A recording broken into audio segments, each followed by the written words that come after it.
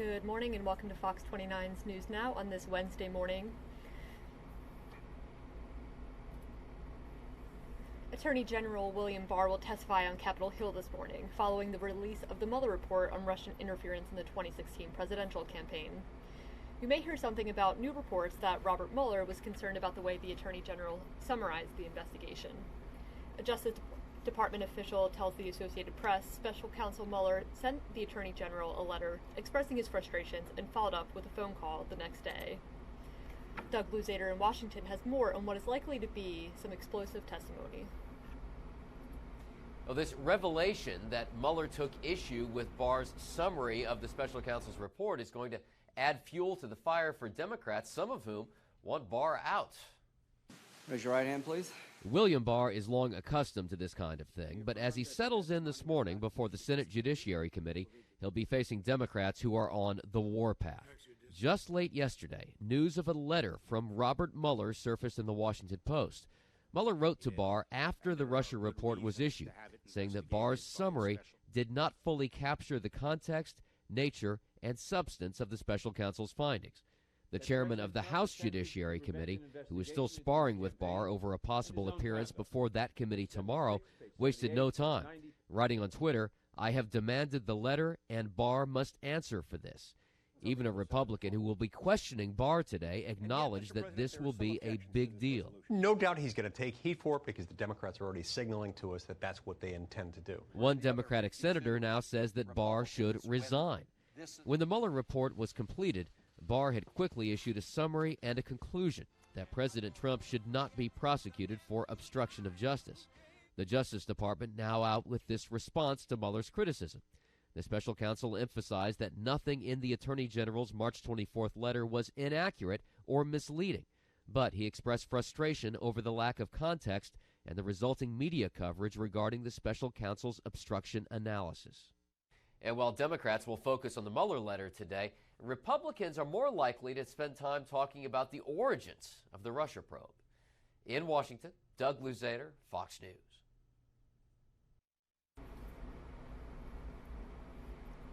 And we're going to move on to Washington now, where the Senate Judiciary Committee is holding a hearing on the Department of Justice's investigation on Russian interference with the 2016 presidential election.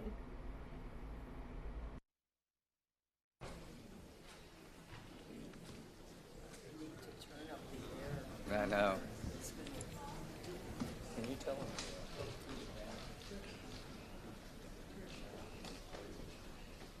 Well, thank you. The hearing will come to order, and the first order of business is to try to cool the room down, so we'll see if we can do that.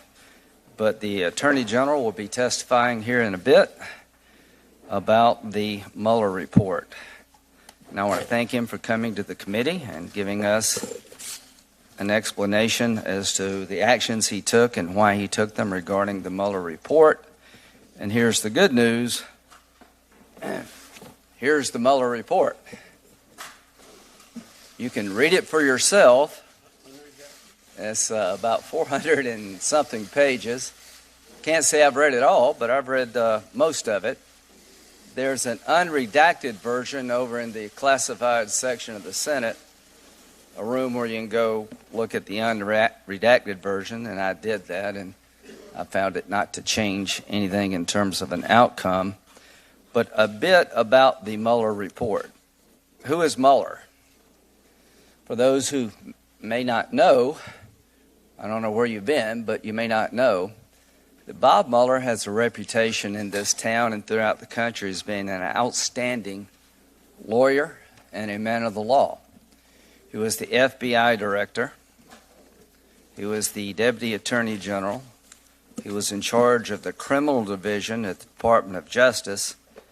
He was a United States Marine, and he has served his country in a variety of circumstances long and well.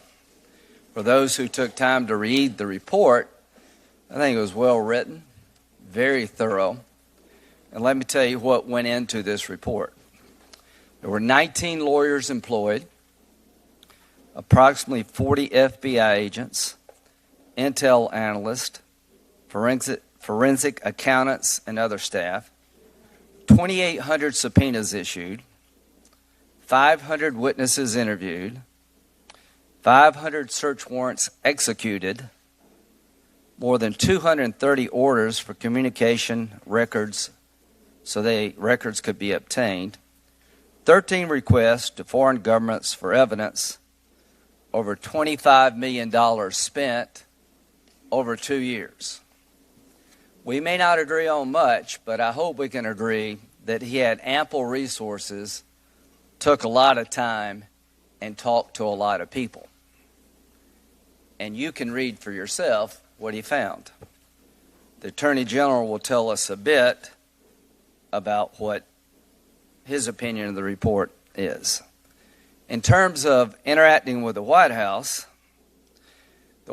turned over to Mr. Mueller 1.4 million documents and records, never asserted executive privilege one time. Over 20 White House staffers, including 8 from the White House counsel's office, were interviewed voluntarily. Don McGahn, chief counsel for the White House, was interviewed for over 30 hours. Everybody that they wanted to talk to from the Trump campaign on the ground, they were able to talk to. The president submitted himself to written interrogatories. So to the American people, Mr. Mueller was the right guy to do this job. I always believed that Attorney General Sessions was conflicted out because he was part of the campaign. He was the right guy with ample resources, and the cooperation he needed to find out what happened was given, in my view. But there were 2 campaigns in 2016, and we'll talk about the second one in a minute. So what have we learned from this report? After all this time and all this money, Mr. Mueller and his team concluded there was no collusion. I didn't know. Like many of you here, on the Republican side, we all agreed that Mr. Mueller should be allowed to do his job without interference. I joined with some colleagues on the other side to introduce legislation to protect the special counsel, that he could only be removed for cause. He was never removed. He was allowed to do his job. So, no collusion, no coordination, no conspiracy between the Trump campaign and the Russian government regarding the 2016 election. As to obstruction of justice, Mr. Mueller left it to Mr. Barr to decide after 2 years and all this time. He said, Mr. Barr, you decide. Mr. Barr did. There are a bunch of lawyers on this committee, and I will tell you the following. You have to have specific intent to obstruct justice. If there's no underlying crime, pretty hard to figure out what intent might be if there was never a crime to begin with. The president never did anything to stop Mueller from doing his job. So I guess the theory goes now, okay, he didn't collude with the Russians and he didn't specifically do anything to stop Mueller, but attempted obstruction of justice of a crime that never occurred, I guess is sort of the new standard around here. We'll see if that makes any sense. To me, it doesn't. Now, there's another campaign. It was the Clinton campaign. What have we learned from this report?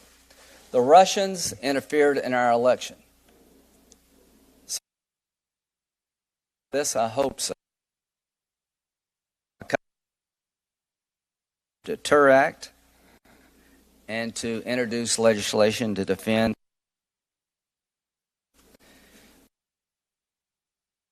would deny anyone admittance into the United States a visa through the immigration system if they were involved in interfering in an American election. Working with Senator Whitehouse and Blumenthal to make sure the election system, even though it's not tied to the internet, that's more to harden our infrastructure because some 400 pounds. It was the Russians, and they're still doing it. And it could be the Chinese, it could be somebody next. So my takeaway from this report is that we've got a lot of work to do to defend democracy. Committee, we will get on with that work, hopefully in a bipartisan fashion. The other campaign.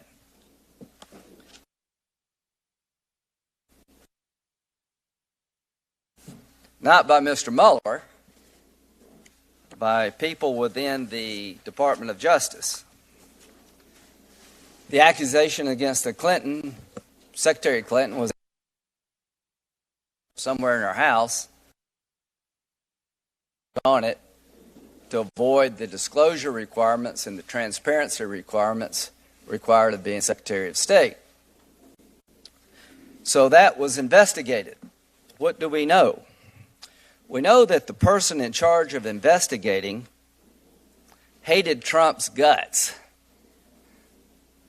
I don't know how Mr. Mueller felt about Trump, but I don't think anybody on our side believes that he had a personal animosity toward the president to the point he couldn't do his job. This is what Strzok said. Now, he's in charge.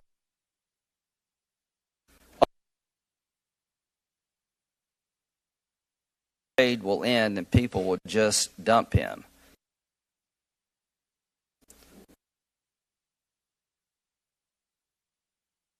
Case.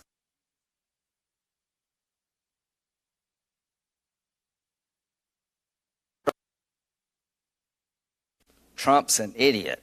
Page, he's awful. Strzok. Compare those two people to Mueller.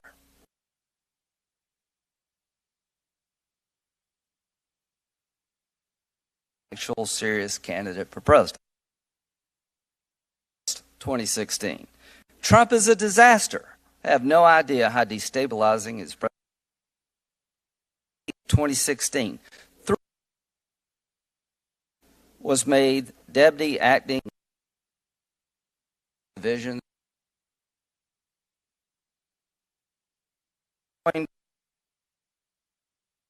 Page to Strzok. No, he won't. We'll stop him. These are the Clinton email situation.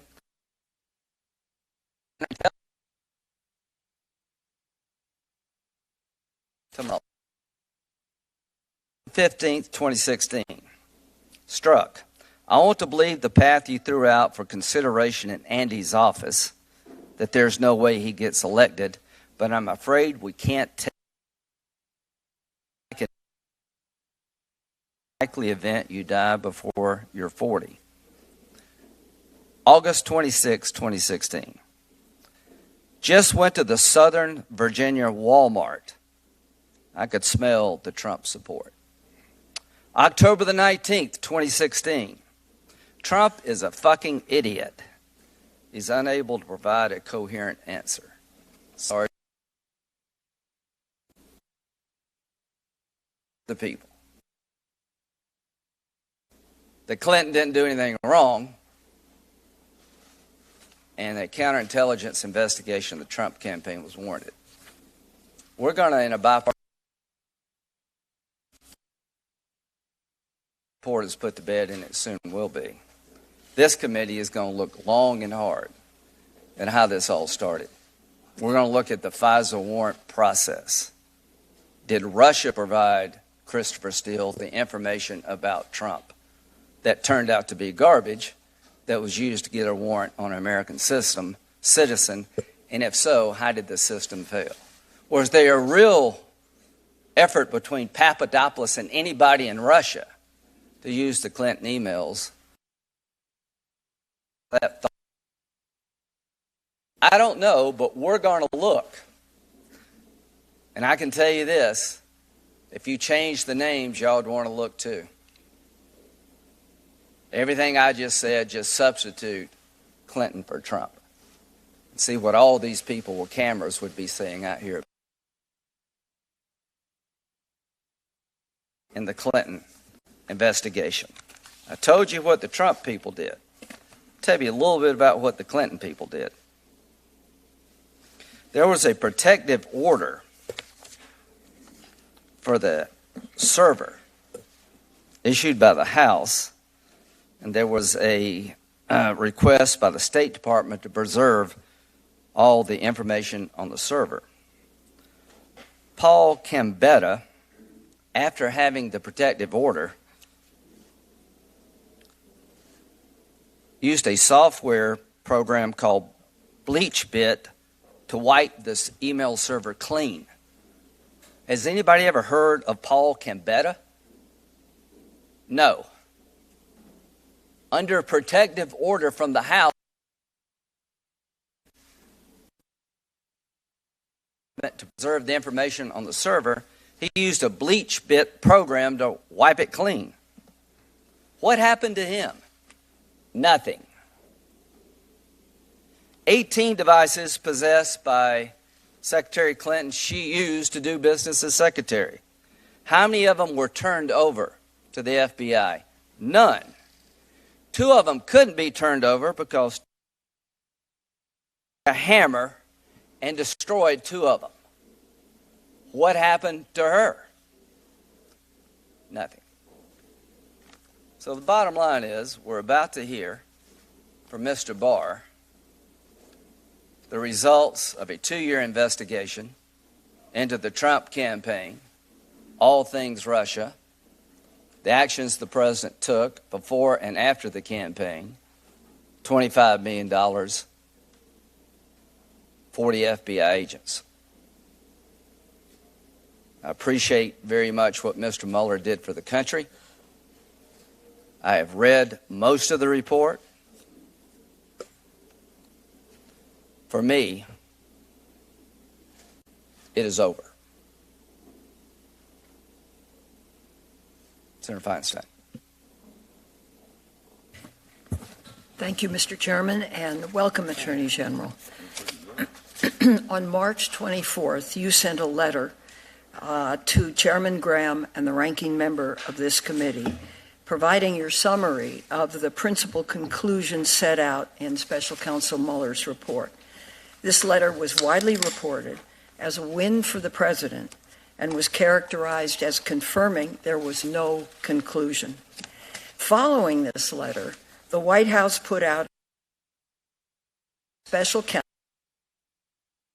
did not find any collusion and did not find any obstruction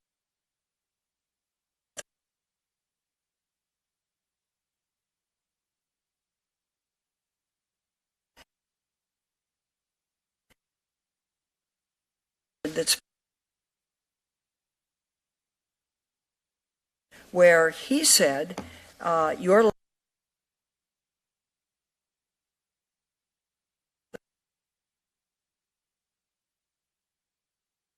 work and that he spoke with you about the concern that the letter threatened to undermine the public confidence. Then on April 18th, you held a press conference where you announced repeatedly that the Mueller report found no collusion and no evidence of a crime. Was provided to the public and the Congress. Why Mueller and the special counsel's report contained substantial evidence of misconduct. First, special implemented a social media campaign to mislead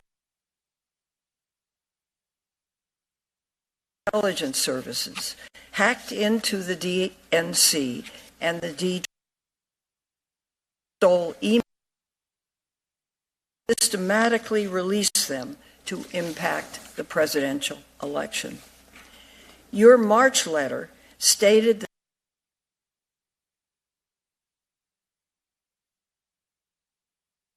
with Russia, end quote. However, the report outlined substantial evidence expected to benefit electorally from Russia's interference in the election. The Mueller report also campaign took steps to gain advantage from Russia's unlawful interference. For example, President Trump's campaign manager, Paul Manafort, passed internal campaign polling data, messaging, and strategy updates to Konstantin Kilimnik, a Russian national with ties to Russian intelligence. The Mueller report exposed Kilimnik in early August of,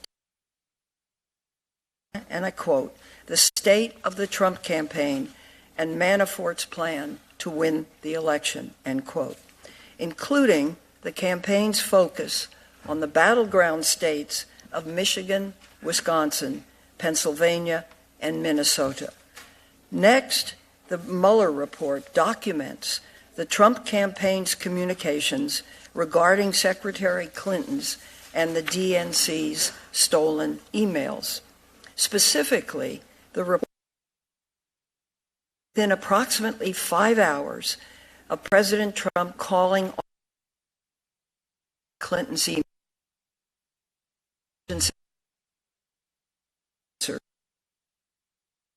for the first time, end quote. The Mueller report also individual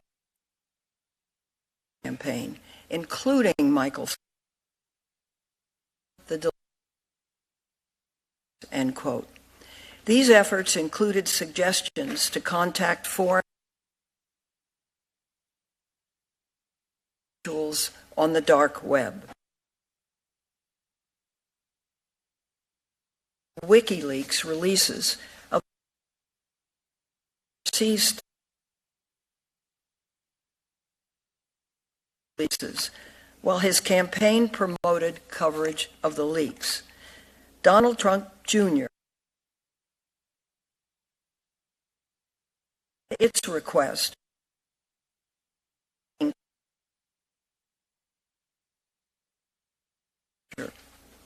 Second, in your March letter to Congress, you concluded, and I quote, that the evidence is not that the President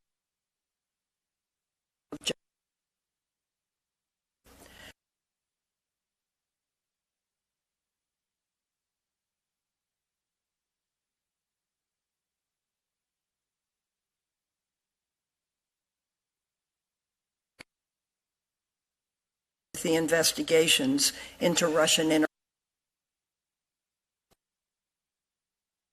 The President repeatedly called White House counsel and directed him to fire Mueller, saying, quote, Mueller has to go. Call me back. Began to release a press statement and write a letter saying the President did not order Mueller fired. The Mueller report also outlines efforts by President Trump to influence witness testimony and deter cooperation with law enforcement. For example, the President's team communicated to witnesses that pardons would be available if they, quote, stayed on message, end quote, and remained, quote, on the team, end quote. In one case, the President sent messages through his personal lawyers to Paul Manafort that he would be taken care of and just, quote, sit tight, end quote. The President then publicly affirmed this communication by stating that Manafort was, quote, a brave man, end quote, for refusing to break. Similarly, the Mueller report stated the President used inducements in the form of positive messages in an effort to get Michael Cohen not to cooperate, and then turned to attacks and intimidation to deter or uncertainty. Finally, while left the impression there were no remaining questions to examine, this report notes several limitations Mueller faced while gathering the facts that Congress needed to examine. More than once, the report documents that legal conclusions were not drawn because witnesses refused to answer questions or failed to recall the events. In addition, numerous witnesses, including but not limited to Jared Kushner, Sarah Sanders, Rudolph Giuliani, Michael Flynn, Steve Bannon, and John Kelly, all stated they could not recall events. The president himself said more than 30 times that he could not recall or remember enough to be able to answer written questions from the special counsel. The special counsel also recounted that, quote, some associated with the Trump campaign deleted relevant communications or communicated during the relevant period using applications that featured encryption or do not provide for long-term retention of data, end quote. Based on these gaps, the Mueller report concluded, and I quote again, the office cannot rule out the possibility that the unavailable information would have shed additional light on or cast a new light on events described in the report, end quote. And contrary to the conclusion that the special counsel's report did not find evidence of communication or coordination between the Trump campaign and Russia, the Mueller report explicitly states, and I quote, a statement that the investigation did not establish particular facts does not mean there was no evidence of those facts. Volume 2, page 2. Let me conclude with this. Congress has both the constitutional duty and the authority to investigate the serious findings contained in the Mueller report. I strongly believe that this committee needs to hear directly from Special Counsel Mueller about his views on the report in his March letter.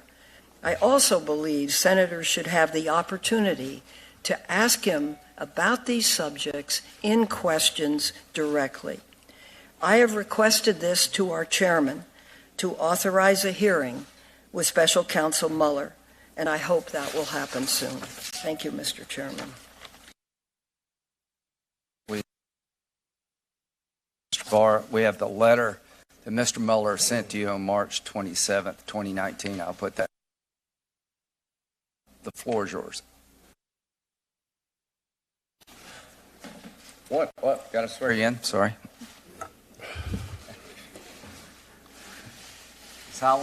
You do solemnly swear the testimony you're about to give this committee is the truth, the whole truth, and nothing but the truth, so help you God. Yes. Sorry about that. Thank you, Mr. Chairman and Ranking Member Feinstein, members of the committee. During my confirmation process, there were two concerns that dominated, as I think you will all agree. The first was whether I would in any way impede or curtail Special Counsel Mueller's investigation, and the second, whether I would make public his final report. As you see, Bob Mueller was allowed to complete his work as he saw fit. And as to the report, even though the applicable regulations require that the report is to be made to the AG and is to remain confidential and not be made public, I told this committee that I intended to exercise whatever discretion I had to make as much of the report available to the public and to congressional leaders as I could, consistent with the law. This has been done. I arrived at the department on February 14th. And shortly thereafter, I asked it to be communicated to Bob Mueller's team that in preparing the report, we requested that they make it so we could readily identify 6E material so we could quickly process the report. Could you tell the public what 6E is? 6E is grand jury material that cannot be made public. It's prohibited by statute. And I wanted that identified so we could redact that material and prepare the report for public release as quickly as we could. When I arrived at the department, I found, and was eventually briefed in on the investigation, I found that the Deputy Attorney General and his principal associate deputy, Ed O'Callahan, were in regular discussions with the counsel's office, had been, and they communicated this request and had discussions about both the timing of the report and the nature of the report. On March 5th, I met with Bob at the suggestion of the deputy and the principal associate deputy, Bob Mueller. I met with Bob Mueller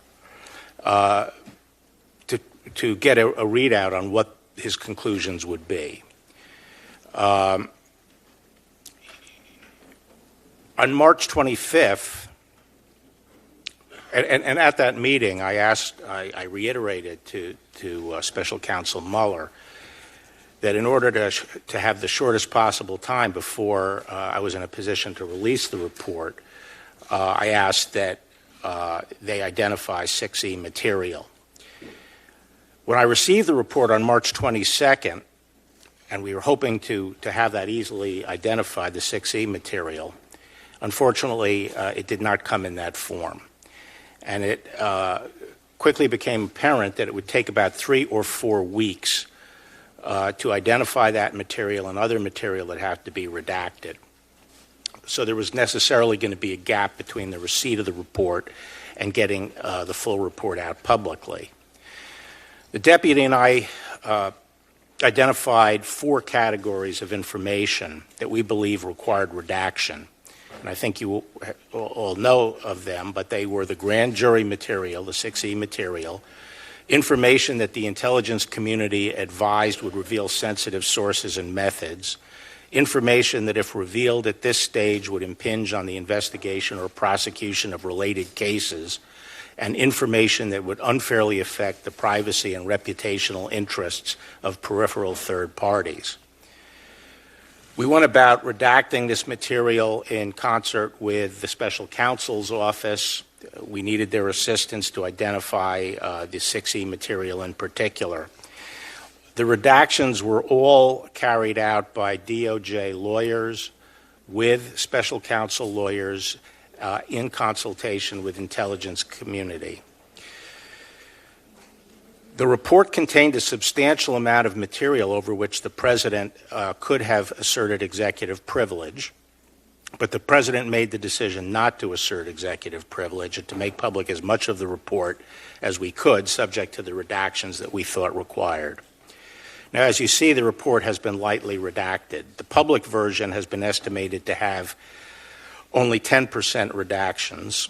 Almost the vast bulk of those redactions are in Volume 1, which is the volume that deals with collusion, and it relates to existing ongoing cases.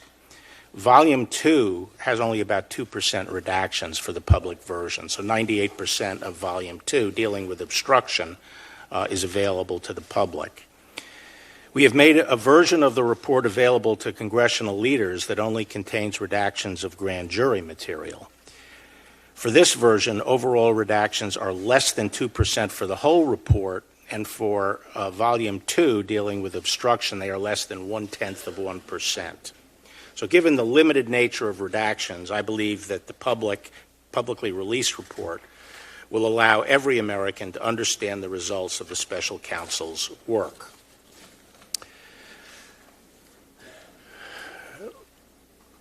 By now, everyone is familiar with the special counsel's bottom line conclusions about Russian attempts to interfere in the election. In Volume 1, the special counsel found that the Russians engaged in 2 distinct schemes. First, the Internet Research Agency, a Russian entity with close ties to the Russian government, conducted a disinformation and social media operation to sow discord among Americans. Second, the GRU, Russian military intelligence, hacked into computers and stole emails from individuals affiliated with the Democratic Party and Hillary Clinton's campaign. The special counsel investigated whether anyone affiliated with President Trump's campaign conspired or coordinated with these criminal schemes. They concluded that there was not sufficient evidence to establish that there had been any conspiracy or coordination with the Russian government or the IRA. As you know, Volume 2 of his report dealt with obstruction, and the special counsel considered whether certain actions of the president could amount to obstruction. He decided not to reach a conclusion. Instead, the report recounts 10 episodes and discusses potential legal theories for connecting the president's actions to elements of obstruction offenses. Now, we first heard that the special counsel's decision not to decide the obstruction issue at the March 5th meeting when he came over to the department, and we were frankly surprised that they were not going to reach a decision on obstruction. And we asked them a lot about the reasoning behind this and the basis for this. Special Counsel Mueller stated 3 times to us in that meeting in response to our questioning that he emphatically was not saying that but for the OLC opinion, he would have found obstruction. He said that in the future, the facts of a case against the president might be such that a special counsel would recommend abandoning the OLC opinion, but this is not such a case. We did not understand exactly why the special counsel was not reaching a decision. And when we pressed him on it, he said that his team was still formulating the explanation. Once we heard that the special counsel was not reaching a conclusion on obstruction, the deputy and I discussed and agreed that the department had to reach a decision. We had the responsibility to assess the evidence as set forth in the report and to make the judgment. I say this because the special counsel was appointed to carry out the investigative and prosecutorial functions of the department and to do it as part of the Department of Justice. The powers he was using, including the power of using a grand jury and using compulsory process, exist for that purpose, the function of the Department of Justice in this arena, which is to determine whether or not there has been criminal conduct. It's a binary decision. Is there enough evidence to show a crime? And do we believe a crime has been committed? We don't conduct criminal investigations just to collect information and put it out to the public. We do so to make a decision. And here we thought there was an additional reason, which is this was a very public investigation. And we had made clear that the results of the investigation were going to be made public. And the deputy and I felt that the evidence developed by the special counsel was not sufficient to establish that the president committed a crime, and therefore it would be irresponsible and unfair for the department to release a report without stating the department's conclusions, and thus leave it hanging as to whether the department considered there had been criminal conduct.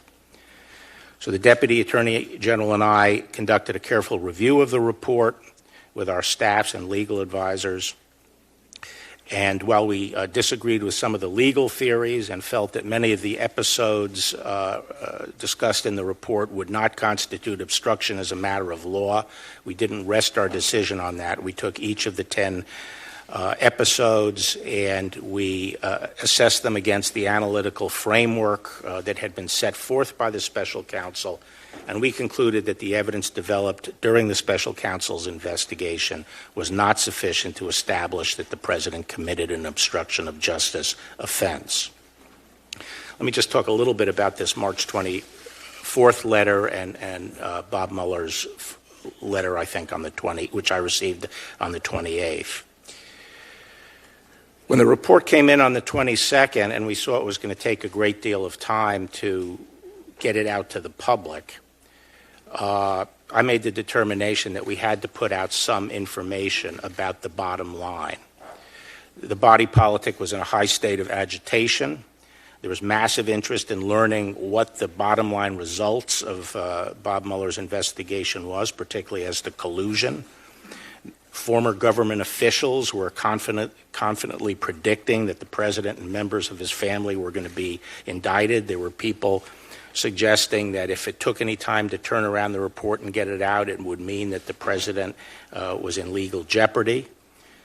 So I didn't feel that it was in the public interest to allow this to go on for several weeks without saying anything. And so I decided to simply state what the bottom line conclusions were, which is what the department normally does, make a binary determination. Is there a crime or isn't there a crime? We prepared the letter for that purpose, to state the bottom line conclusions. We used the language from the report to state those bottom line conclusions. I analogize it to announcing after an extended trial what the verdict of the trial is, pending release of the full transcript. That's what we were trying to do, notify the people as to the bottom line conclusion. We were not trying to summarize the 410 page report. So we released that. I offered Bob Mueller the opportunity to review that letter before it went out, and he declined. On Thursday morning, I received, it probably was received at the department Wednesday night or evening, but on Thursday morning I received a letter from Bob, the letter that's just been put into the record. And I called Bob and said, what's the issue here? And I asked him if he was suggesting that the March 24th letter was inaccurate, and he said no, but that the press reporting had been inaccurate, and that the press was reading too much into it. And I asked him, specifically what his concern was, and he said that his concern focused on his explanation of why he did not reach a conclusion on obstruction, and he wanted more put out on that issue. He argued for putting out summaries of each volume, the executive summaries that had been written by his office, and if not that, then other material that focused on the issue of why he didn't reach the obstruction question. But he was very clear with me that he was not suggesting that we had misrepresented his report. I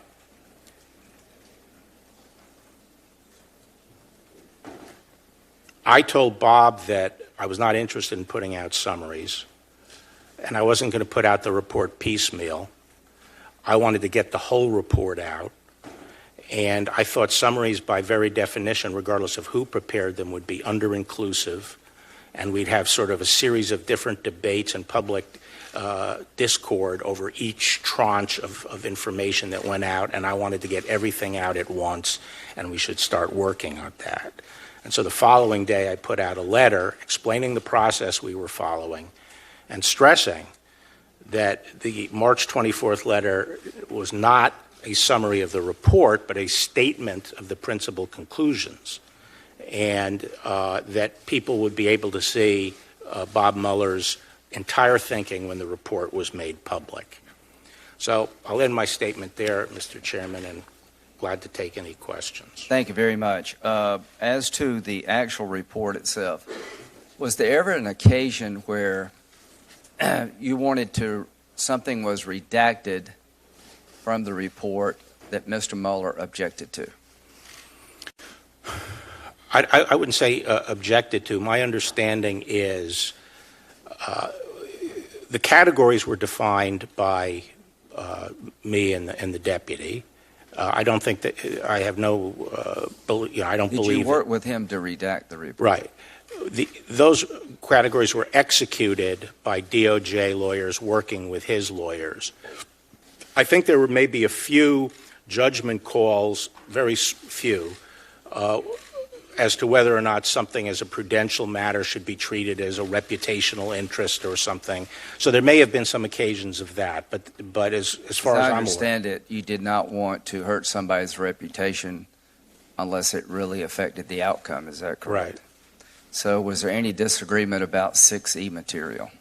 Not that I'm aware of. Any disagreement about classified information? Not that I'm aware of. Okay. So the conclusions in your 4-page summary, you think, accurately reflect his bottom line on collusion. Is that correct? Yes. and you can read it for yourself if you got any doubt. As to obstruction of justice, were you surprised he was going to let you decide? Yes, I was surprised. I think the function he was carrying out, the investigative and prosecutive function, is performed for the purpose of making that How many people did he actually indict? Do you know? I can't remember off the top of my head. It was a lot. Yeah. So he actually has the ability to indict if he wants to. He's used that power during the investigation. Is that correct?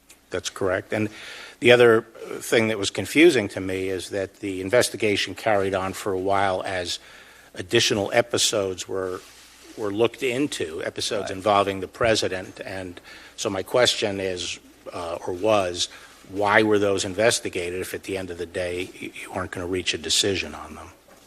So did you consult Deputy Attorney General Rosenstein about the obstruction matter? Constantly, yeah. So was he in agreement with your decision not to proceed forward? Yes. I'm sorry, the agreement what? Not to proceed forward with obstruction. Right. Okay. So very quickly, give us your reasoning why you think it would be inappropriate to proceed forward on obstruction of justice in this case. Well, generally speaking, an obstruction case typically has two aspects to it. One, there's usually an underlying criminality that's Let's stop right there. Yeah. Was there an underlying crime here? No. So Okay. usually there is. Usually. But it's not necessary, but Right. the typical case, sort of the paradigmatic case is Right. there's an underlying crime, and then the person implicated or people implicated are concerned about that criminality being discovered, take an inherently malignant act, as the Supreme Court has said, to obstruct that investigation, So such one as of the destroying examples documents. that people were worried about, that he fired Comey to stop the Russian investigation. That's one of the concerns people had. Let me tell you a little bit about Comey. I do not have confidence in him, Comey, any longer. That was Chuck Schumer, November the 2nd, 2016. I think he, Comey, should take a hard look at what he has done, and I think it would not be a bad thing for the American people if he did step down. Bernie Sanders, January the 15th, 2017. The president ought to fire Comey immediately, and he ought to initiate an investigation. That is Congressman Nadler, November the 14th, 2016. Did you have a problem with the way Comey handled the Clinton email investigation? Yes, I said so at the time. Okay. So, given the fact that a lot of people Comey should be fired, did you find that to be a persuasive act of obstructing justice? No. I think even the report at the end of the day came to the conclusion, if you read the analysis, that a reason that loomed large there for his termination was his refusal to tell the public what he was privately telling the president, which was that the president was not under investigation.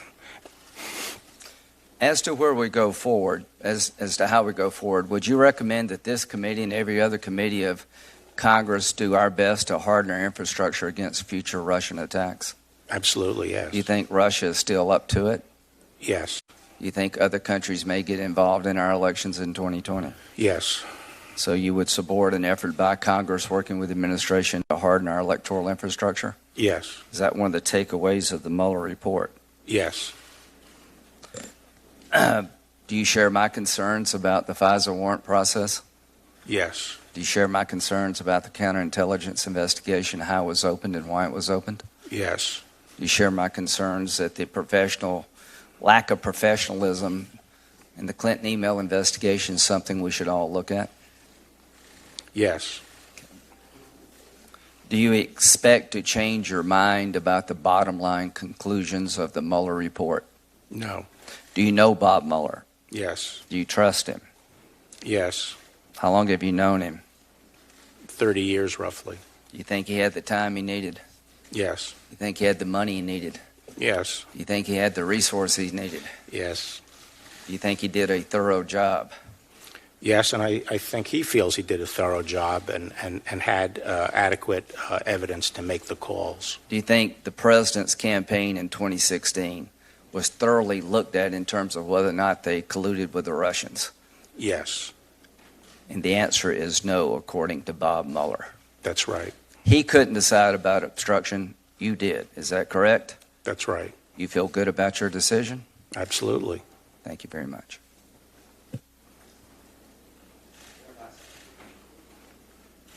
Chairman, Mr. Attorney General, the special counsel's report describes how the president directed White House counsel Don McGahn to fire special counsel Mueller and later told McGahn to write a letter, quote, for our records, end quote, stating that the president had not ordered him to fire Mueller.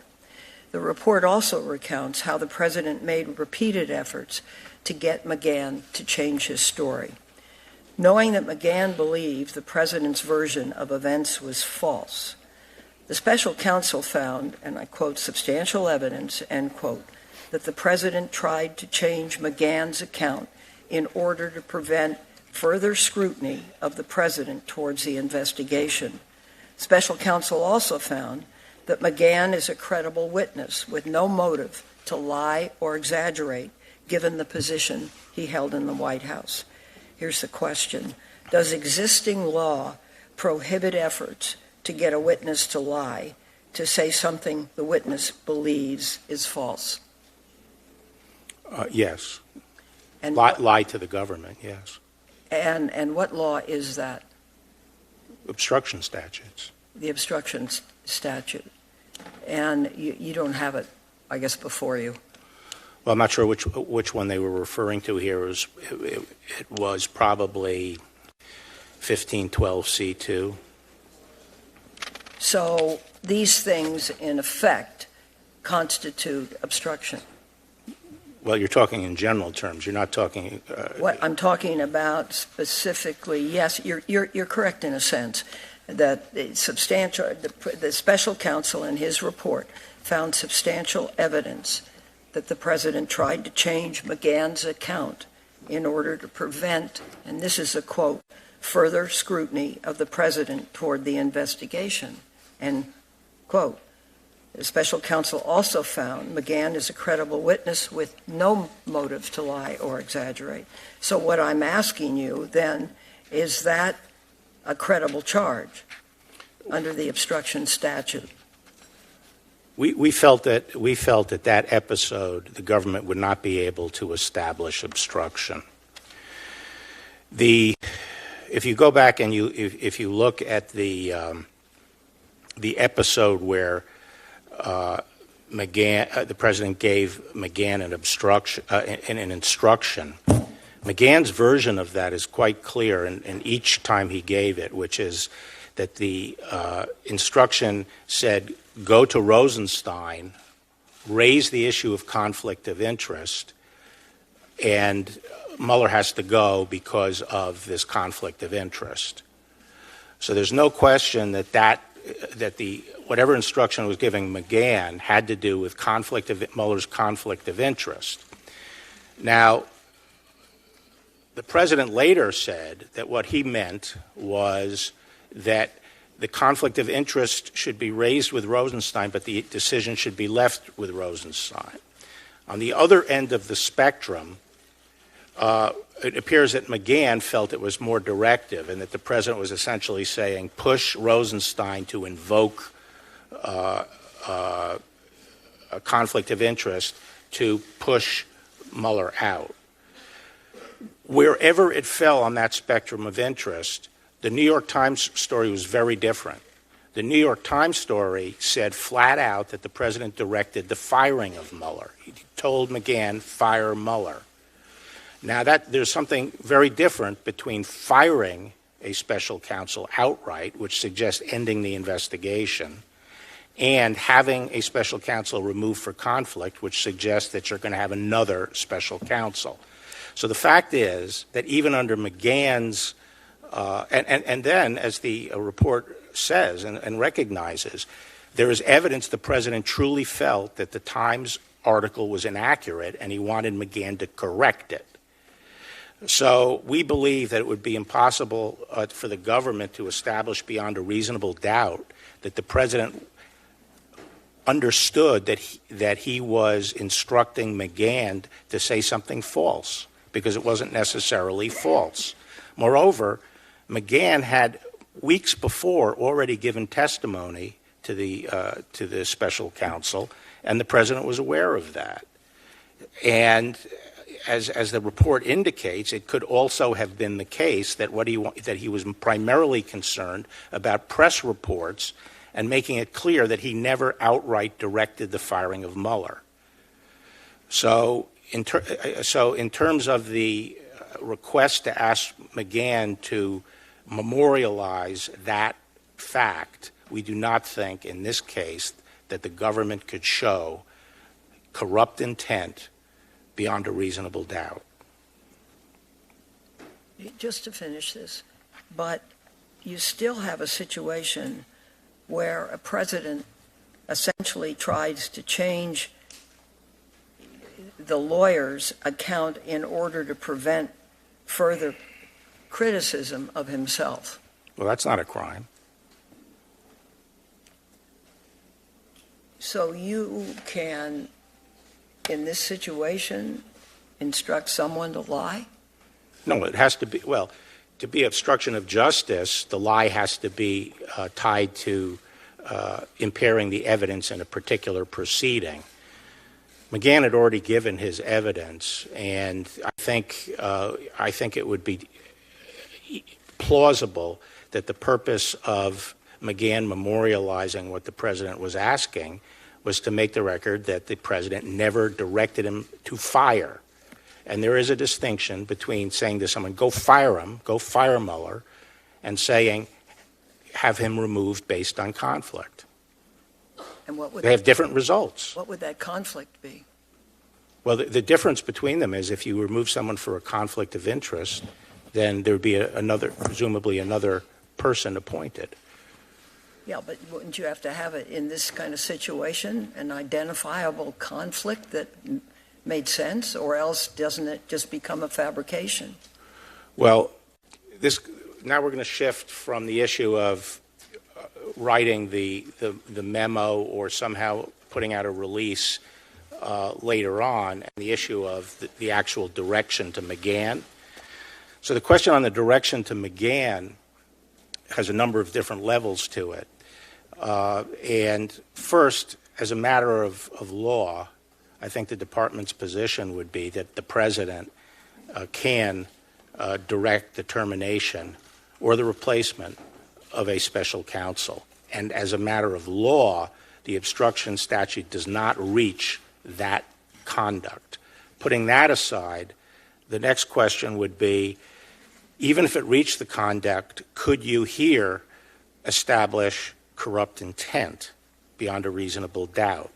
What makes this case very interesting is that when you take away the fact that there was no underlying criminal conduct, and you take away the fact that there was no inherently malign obstructive act, that is, the president was carrying out his constitutional duties, the question is, what is the impact of taking away the underlying crime?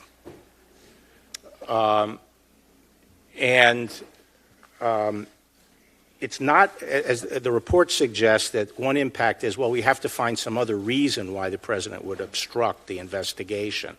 But there's another impact, which is, if the president is being falsely accused, which the evidence now suggests that the accusations against him were false, and he knew they were false, and he felt that this investigation was unfair, propelled by his political opponents, and was hampering his ability to govern, that is not a corrupt motive for replacing an independent counsel. So that's another reason that we would say that the government would have difficulty proving this beyond a reasonable doubt. My time is right. Thank Senator Grass. Senator Johnson and I wrote you about text messages between Peter Strzok and Lisa Page that appear to show the FBI may have tried to use counterintelligence briefings for the Trump transition team as intelligence gathering operations. I hope you will commit to answering the letter in writing, but also providing committees the requested briefing. That's my question. Yes, Senator. Have you already tasked any staff to look into whether spying by the FBI and other agencies on the Trump campaign was properly predicated? And can Congress expect a formal report on your findings? Yes, I do have people in the department helping me review the activities over the summer of 2016. I suppose it depends on what conclusions you come to, but is there any reason why Congress wouldn't be briefed on your conclusions? It's a little early for me to commit completely, but I envision some kind of reporting at the end of this. The Clinton campaign and the Democrat National Committee hired Fusion GPS to do opposition research against candidate Trump. Fusion GPS then hired Christopher Steele, former British intelligence officer, to compile what we all know as the Steele dossier that reportedly used Russian government sources for information. The Steele dossier was central to the now debunked collusion narrative. Now, here's the irony. The Mueller report spent millions investigating and found no collusion between Trump campaign and Russia.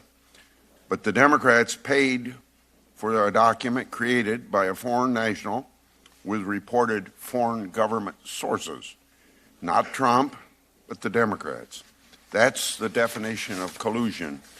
Despite the central status of the Steele dossier to the collusion narrative, the Mueller report failed to analyze whether the dossier was filled with disinformation to mislead U.S. intelligence agencies and the FBI. My question, Mueller spent over 2 years, $30 million investigating Russian interference in the election. In order for a full accounting of Russian interference attempts, shouldn't the special counsel have considered on whether the Steele dossier was part of a Russian disinformation and interference campaign? I don't, Special Counsel Mueller has put out his report, and I have not yet had anyone go through the full scope of his investigation to determine whether he did address or look at all into those issues. One of the things I'm doing in my review is to try to assemble all the existing information out there about it, not only from Hill investigations and the OIG, but also to see what the special counsel looked into. So I really couldn't say what he actually looked into. But you think, in other words, if you had looked at all that information right now, you're telling me you could have said yes or no to my question? If I had looked at it. Yeah. And you're going to Yes. attempt to find Yes. some of this information Yes. if it's available. Yes. Similarly, shouldn't the special counsel have looked into the origins of the FBI's investigation into alleged collusion between the Trump campaign and Russia? The origins of that narrative? Yes. I don't know if he viewed his charter that broadly, and I don't know whether he did or not. That's something that I am reviewing, and again, we'll look at whatever the special counsel has developed on that. Yeah. In Volume 2 of the report, the special counsel declined to make a traditional prosecutorial decision. Instead, the special counsel laid out 200 or so pages relating to a potential obstruction analysis and then dumped that on your desk.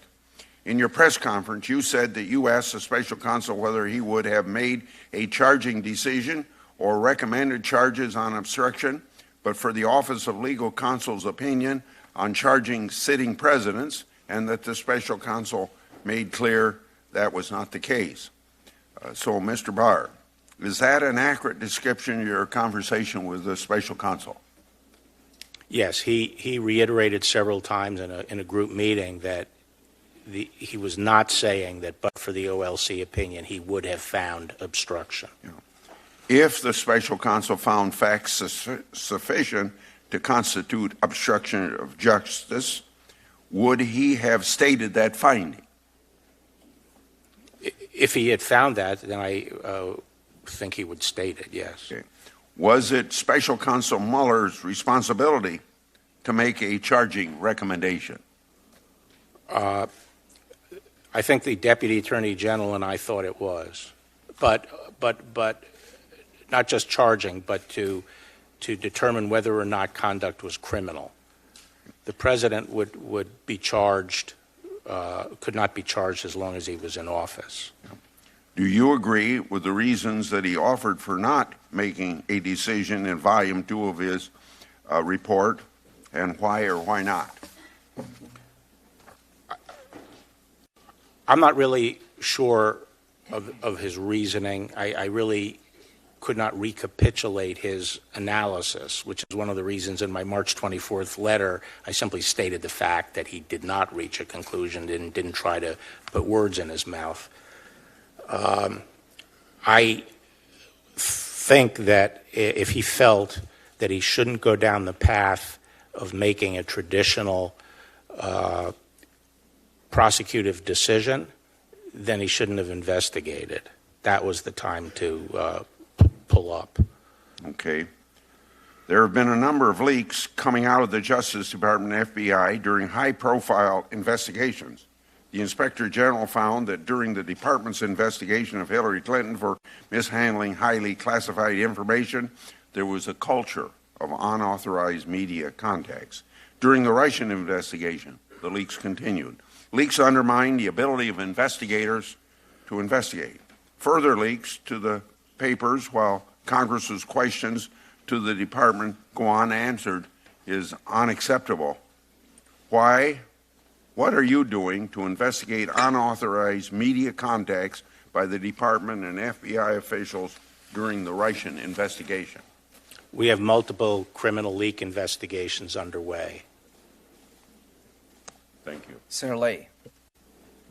Thank you, Attorney General. I'm somewhat troubled by your testimony here and in the other body.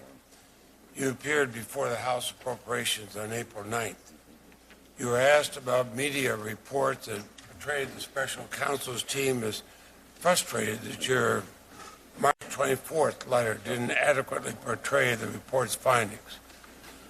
When the congressman, I believe it was Congressman Christ, asked if you knew what those members of the special counsel's team were concerned about, you testified in response, "No, I don't." You then said you merely suspected they would have preferred more information was released with the letter. Now we know, that contrary to what you said on April 9th, that on March 27th, Robert Mueller wrote to you expressing very specific concerns that your March 24th letter, remember you're testifying on April 9th, that your March 24th letter failed to capture to quote Mr. Mueller, the context, nature, and substance, close quote, of his report. And what really struck me, Mr. Mueller wrote that your letter threatened to undermine a central purpose for which the department appointed the special counsel, to assure full public confidence in the outcome of the investigation. Why did you testify on April 9th that you didn't know the concerns being expressed by Mueller's team, when in fact you had heard those concerns directly from Mr. Mueller 2 weeks before? Well, as I said, I talked directly to Bob Mueller about his letter to me and specifically asked him, what exactly are your concerns? Are you saying that the March 24th letter was misleading or inaccurate, or what? He indicated that it was not. He was not saying that, and that what he was concerned about... That wasn't my question. Well, I'm getting to the question, which is the question from Christ was, Reports have emerged recently, press reports, that members of the special counsel's team are frustrated at some level with the limited information included in your March 24th letter, in that they don't adequately or accurately portray the report's findings. I don't know what members he's talking about. I certainly am not aware of any challenge to the accuracy of the findings. Mr. Barr, you seem to have learned the filibuster rules even better than senators do. My question was, why did you say you were not aware of concerns when weeks before your testimony, Mr. Mueller had expressed concerns to you? I mean, that's a fairly simple. Well, I answered a question, and the question was relating to unidentified members who were expressing frustration over the accuracy relating to findings. I don't know what that refers to at all. I talked directly to Bob Mueller, not members of his team. And even though I did not know what was being referred to, and Mueller had never told me that the expression of the findings was inaccurate, but I did then volunteer that I thought they were talking about the desire to have more information put out. But it wasn't my purpose to put out more information. Well, Mr. Barr, I feel your answer was purposely misleading, and I think others do too. Let me ask you another one. You said the president is fully cooperating with an investigation, but his attorney had told a defendant he'd be taken care of if he didn't cooperate with the investigation. Is there a conflict in that? I'm sorry, could you just repeat Both that? Mr. Manafort and Mr. Cohen were told by Trump's personal attorney they'd be taken care of if they did not cooperate. You said that the president was fully cooperating. Is there a conflict there? Yes or no? No. Do you think it's fully cooperating to instruct a former aide to tell the Attorney General to unrecuse himself, shut down the investigation, and declare the president did nothing wrong? I don't think, well, obviously, since I didn't find it was obstruction, I felt that the evidence could not support an obstruction. I'm asking if that's fully cooperating. I'm not asking whether that's obstruction. Is that fully cooperating? Yeah, he fully cooperated. So by instructing a former aide to tell the Attorney General to unrecuse himself, shut down the investigation, and declare the president did nothing wrong, that's fully cooperating. Where is that in the report? That is on Volume 2, page 5. On June 19, 2017, the president dictated a message for Lewandowski to deliver to Sessions. The message said that Sessions should publicly announce that notwithstanding his recusal from the Russian investigation, the investigation is very unfair to the president. The president did nothing wrong. Right. Okay, That's so, cooperating? well, firstly, asking Sessions to unrecuse himself, we do not think is And obstruction. declare the president did nothing wrong. I'm not asking you if it's obstruction. Is it fully cooperating? Well, I don't know if that declares the president did nothing wrong, although the president, in terms of collusion, did nothing wrong. Isn't that correct? Well, collusion is not a crime. It's the obstructing. But is that fully cooperating to say that? Well, I don't see any conflict between that and fully cooperating with the investigation. The president, of course, declared many times publicly in tweets and at campaign rallies and all that he would testify fully. He never did testify, correct? As far as I know. Well, I think you know whether he testified or not. As far as I know, he didn't testify. And Mr. Mueller found the written answers to be inadequate. Is that correct? I think he wanted additional, but he never sought it. And the president never testified. Well, he never pushed it. The president never testified. Does the fact that Mr. Mueller found the Trump campaign was receptive to some of the offers of assistance from Russia, or the fact that the Trump campaign never reported any of this to the FBI, does that trouble you? What would they report to the FBI? That they were receptive to offers of assistance from Russia. What do you mean by receptive? I think the report says, obviously, Well, obviously they were expecting to benefit from whatever the Russians. Page 173, the volume 1 report says, in sum, the investigation established multiple links between Trump campaign officials and individuals tied to the Russian government. Those links included Russian offers of assistance to the campaign, and in some instances, the campaign was receptive to the offer, whereas others they were not.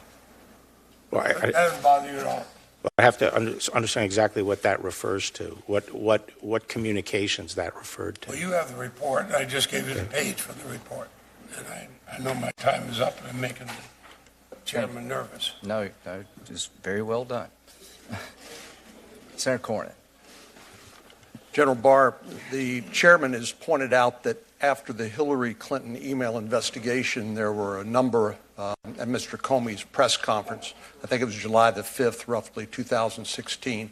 There were a number of prominent Democratic members of the Senate who said that Comey should resign or be fired.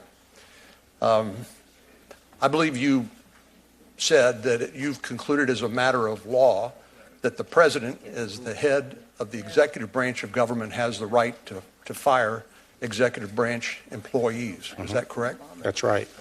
In this case, the president was relying, at least in part, on a recommendation by the Deputy Attorney General, Rod Rosenstein, arising out of Rod Rosenstein's critique of Mr. Comey's conduct in holding that press conference, releasing derogatory information about Secretary Clinton, but then announcing that no reasonable prosecutor would bring charges against her. Is that right? That's right.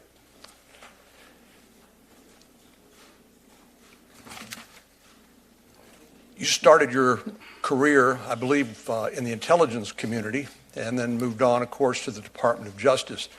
And thank you for agreeing to serve again as Attorney General and help restore the department's reputation as an impartial arbiter of the law and not as a political arm of any administration. I think that's very, very important that you and Director Wray continue your efforts in that regard, and I'm grateful to you for that. But I do believe that we need to ask the question, why didn't the Obama administration do more as early as 2014 in investigating Russian efforts to prepare to undermine and sow dissension in the 2016 election? Mr. Mueller's report does document that the Russian government, through the intelligence, through their intelligence agencies and their internet research, or IRA, I think it's called, began as early as 2014, began their efforts to do so, and we know they met with some success. Is it any surprise to you, based on your experience, that the Russians would try to do everything they can to sow dissension in American political life, including in our elections? No, not at all. I mean, I think the internet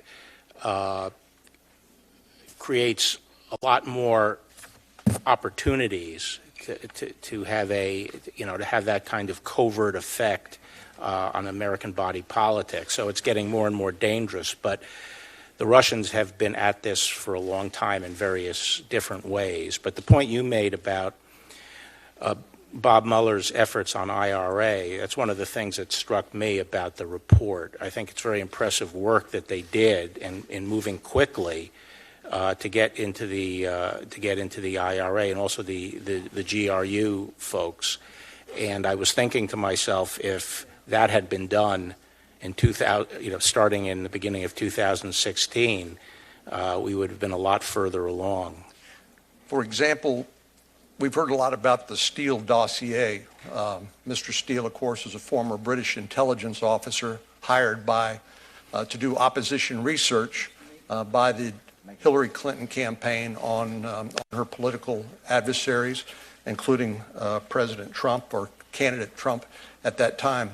How do we know that the Steele dossier is not itself evidence of Russian disinformation campaign, knowing what we know now, that basically the allegations made therein were secondhand, hearsay, or unverified. Can we state with confidence that the Steele dossier was not part of the Russian disinformation campaign? No, I can't state that with confidence, and that is one of the areas that I'm reviewing. I'm concerned about it, and I don't think it's entirely speculative. Well, we know that from published reports that the head of the CIA, Mr. Brennan, went to President Obama and brought his concerns about initial indications of Russian involvement in the campaign as early as the late July 2016.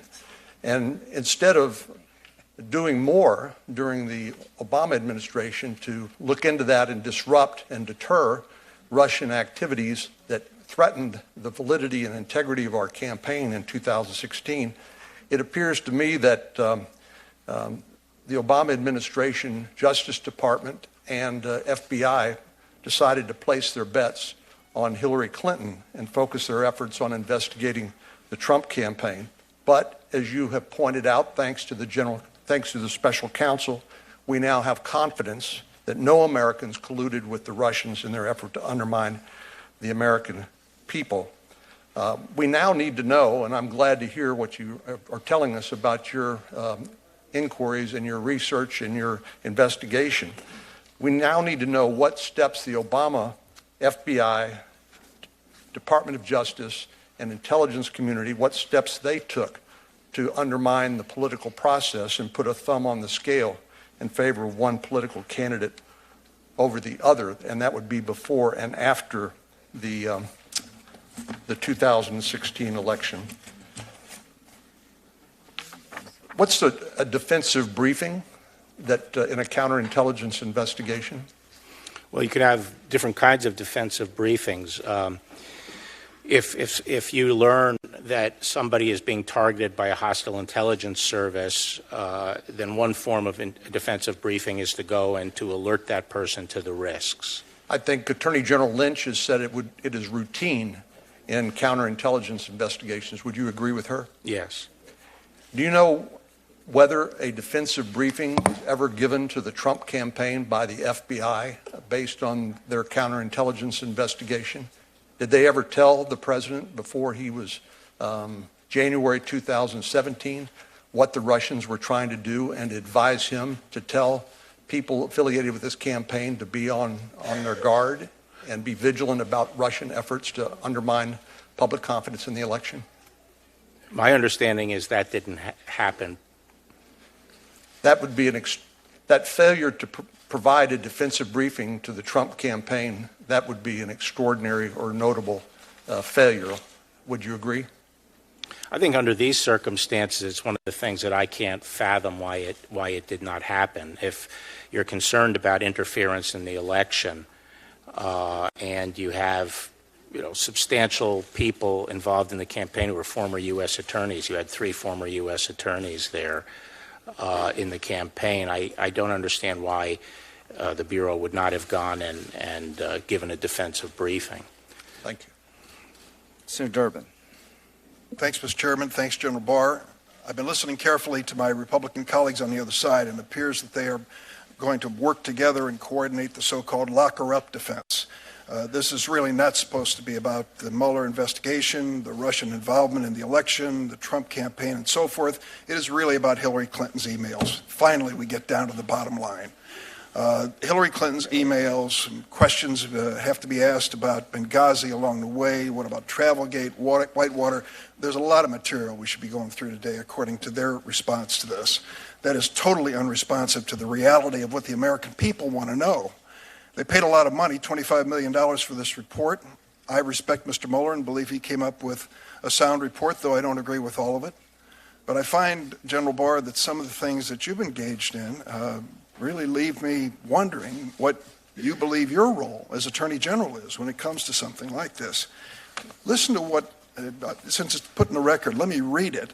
Listen to what you received in a letter on March 27th from Bob Mueller. The summary letter the department sent to Congress and released to public late in the afternoon, March 24th, did not fully capture the context, nature, and substance of the office's work and conclusions. We communicated that concern to the department on the morning of March 25th. There is now public confusion about critical aspects of the results of our investigation. This threatens to undermine a central purpose for which the department appointed the special counsel, to assure full public confidence in the outcome of the investigations. I cannot imagine that you received that letter on March 24th and could not answer Congressman Crist directly when he asked you whether there were concerns about representations being made on these findings by the people working for Bob Mueller. You said, no, I don't know, after you received this letter. What am I missing?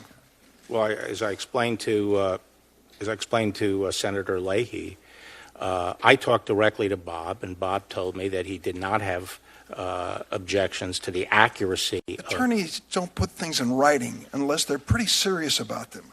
Well, there's an old rule in politics: a good politician doesn't write a letter and doesn't throw one away. Okay. So I've got to ask you, if he puts it in writing of his concerns or your representations on March 24th, you couldn't recall that when Congressman Crist asked you that question a few days later?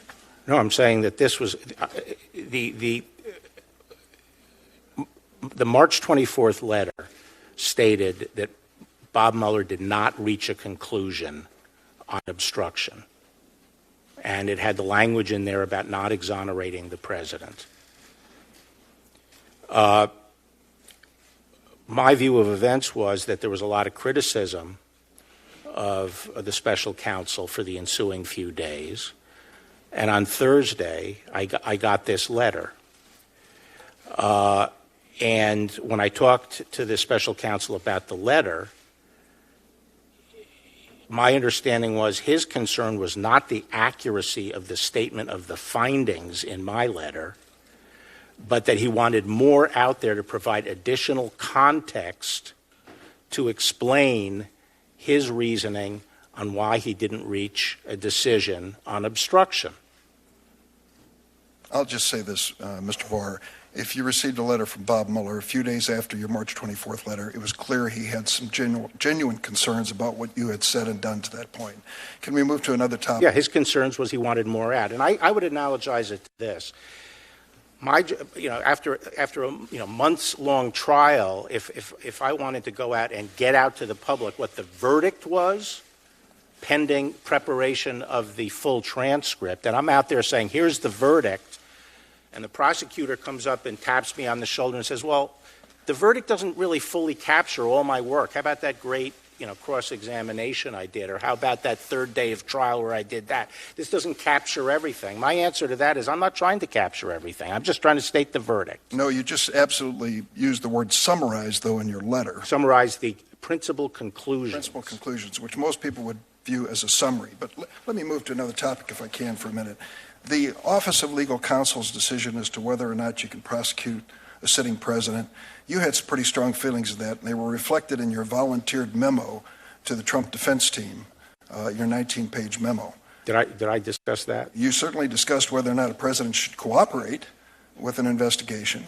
You said at one point in summarizing the findings of Mueller that the White House fully cooperated.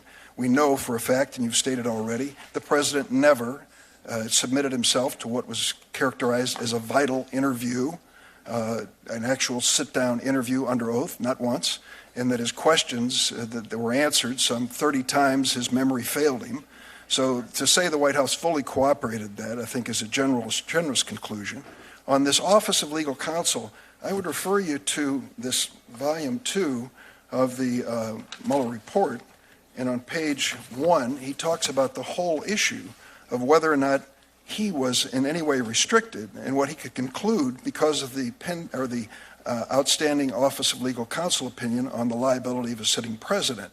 You dismissed that in your opening statement and said we asked him 2 or 3 times. He said that had nothing to do with it. Well, how do you explain on the first page of Volume 2 that he says it had a lot to do with it?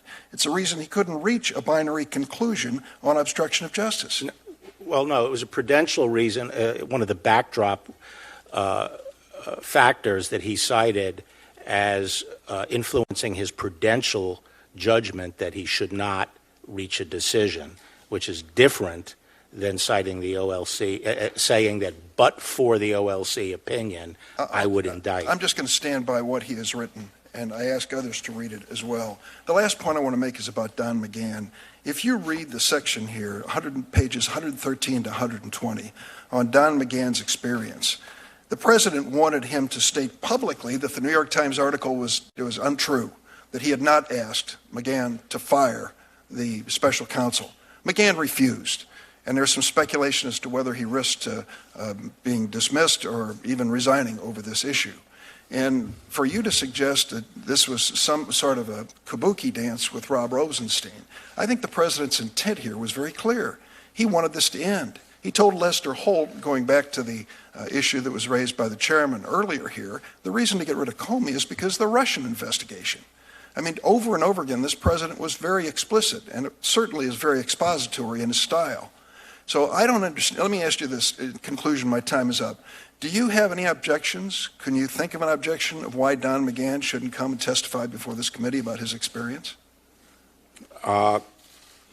Yes, I mean, I think that he's a close advisor to the president. Never, and the president never exerted executive privilege. Excuse me? He may have already waived his. No, we haven't waived the executive privilege. Well, at this point, do you believe you're saying Don? What about Bob Mueller? Should he be allowed to testify before this? I've already said publicly I have no objection to him. And Don McGahn, should he be allowed to testify? Well, that's a call for the president to make.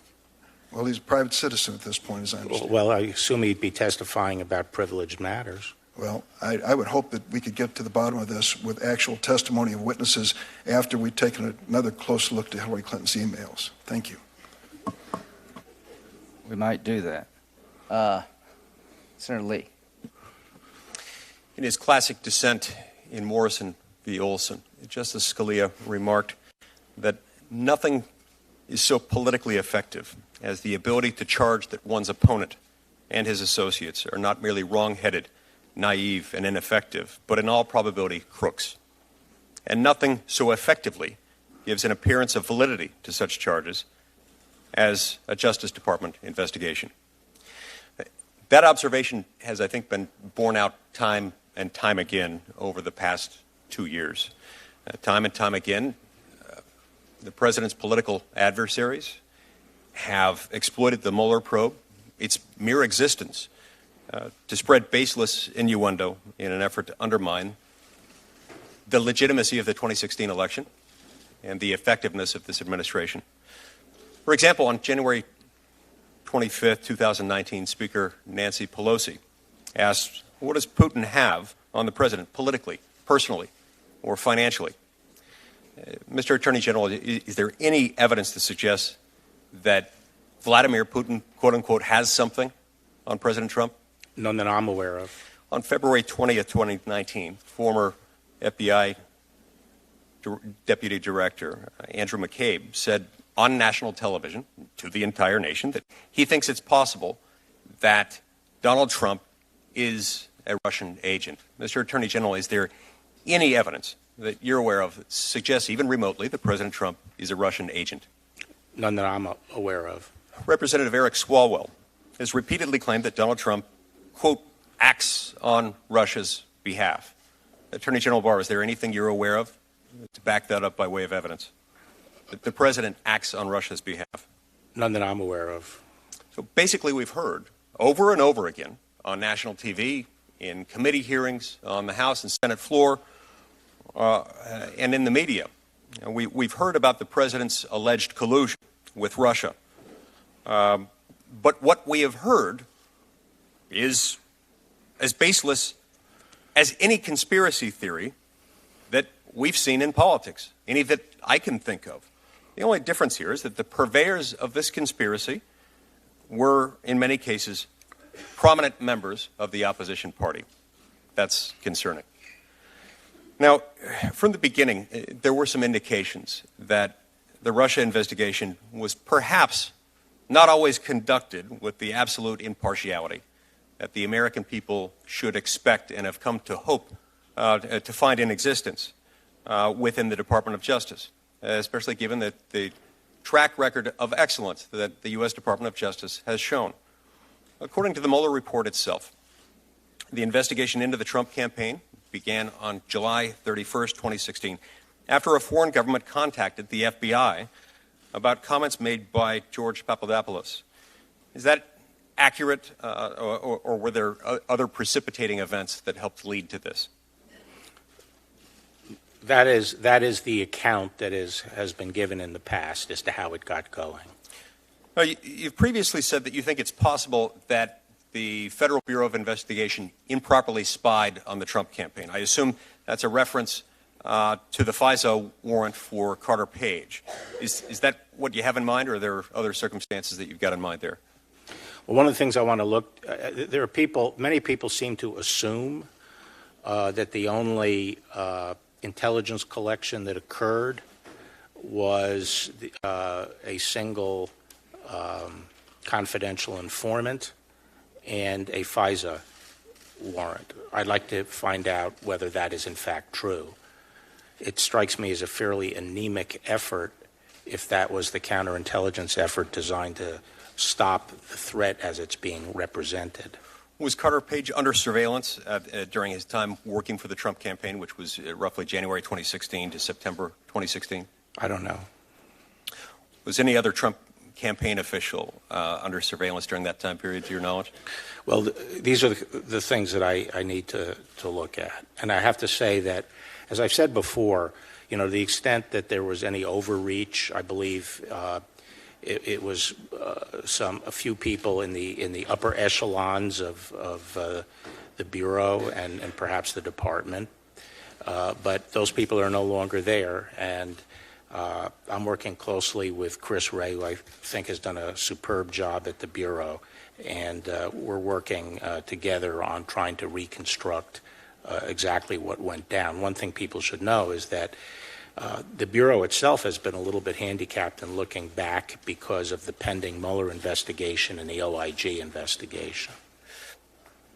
As we know, the FISA warrant for Carter Page was based largely on the so-called Steele dossier, and in particular on two specific facts about Page's trip to Moscow to deliver a speech in July 2016. First, according to the warrant, Page had a secret meeting with Igor Sechin, the president of Rosneft. Does the Mueller report confirm that Page met with Sechin? Met with who? With Mr. Sechin, with Igor Sechin. Yeah, I can't recall, but I don't remember that. Let me just say that I want to stay away from getting too deeply into the FISA issue because that's currently under investigation by the OIG.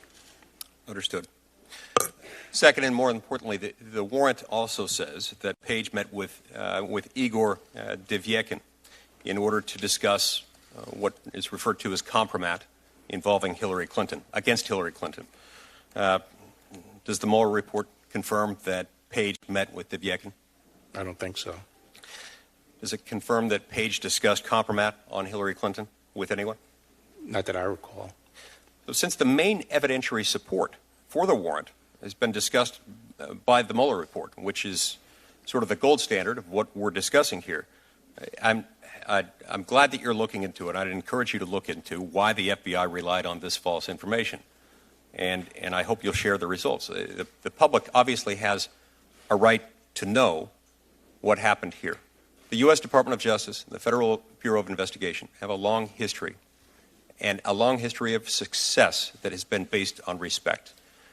They deserve to understand that there's not so much power that's been concentrated in that one agency, that the outcome of an investigation can depend on the whims of who might be assigned to it.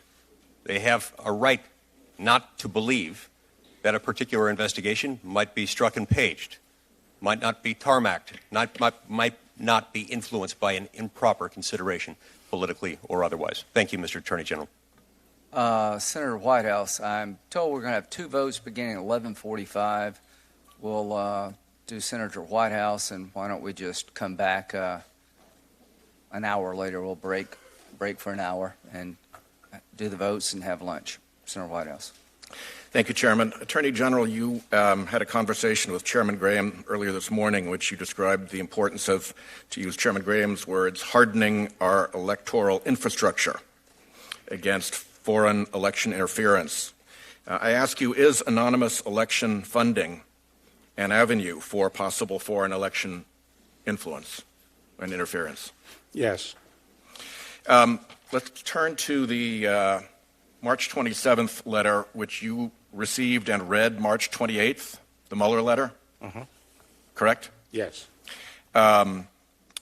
When did you have the conversation with Bob Mueller about that letter that you've referenced? I think it was on the 28th. Same day that you read it? When did you first learn of the New York Times and Washington Post stories that would make the existence of this letter public, the ones that came out last night?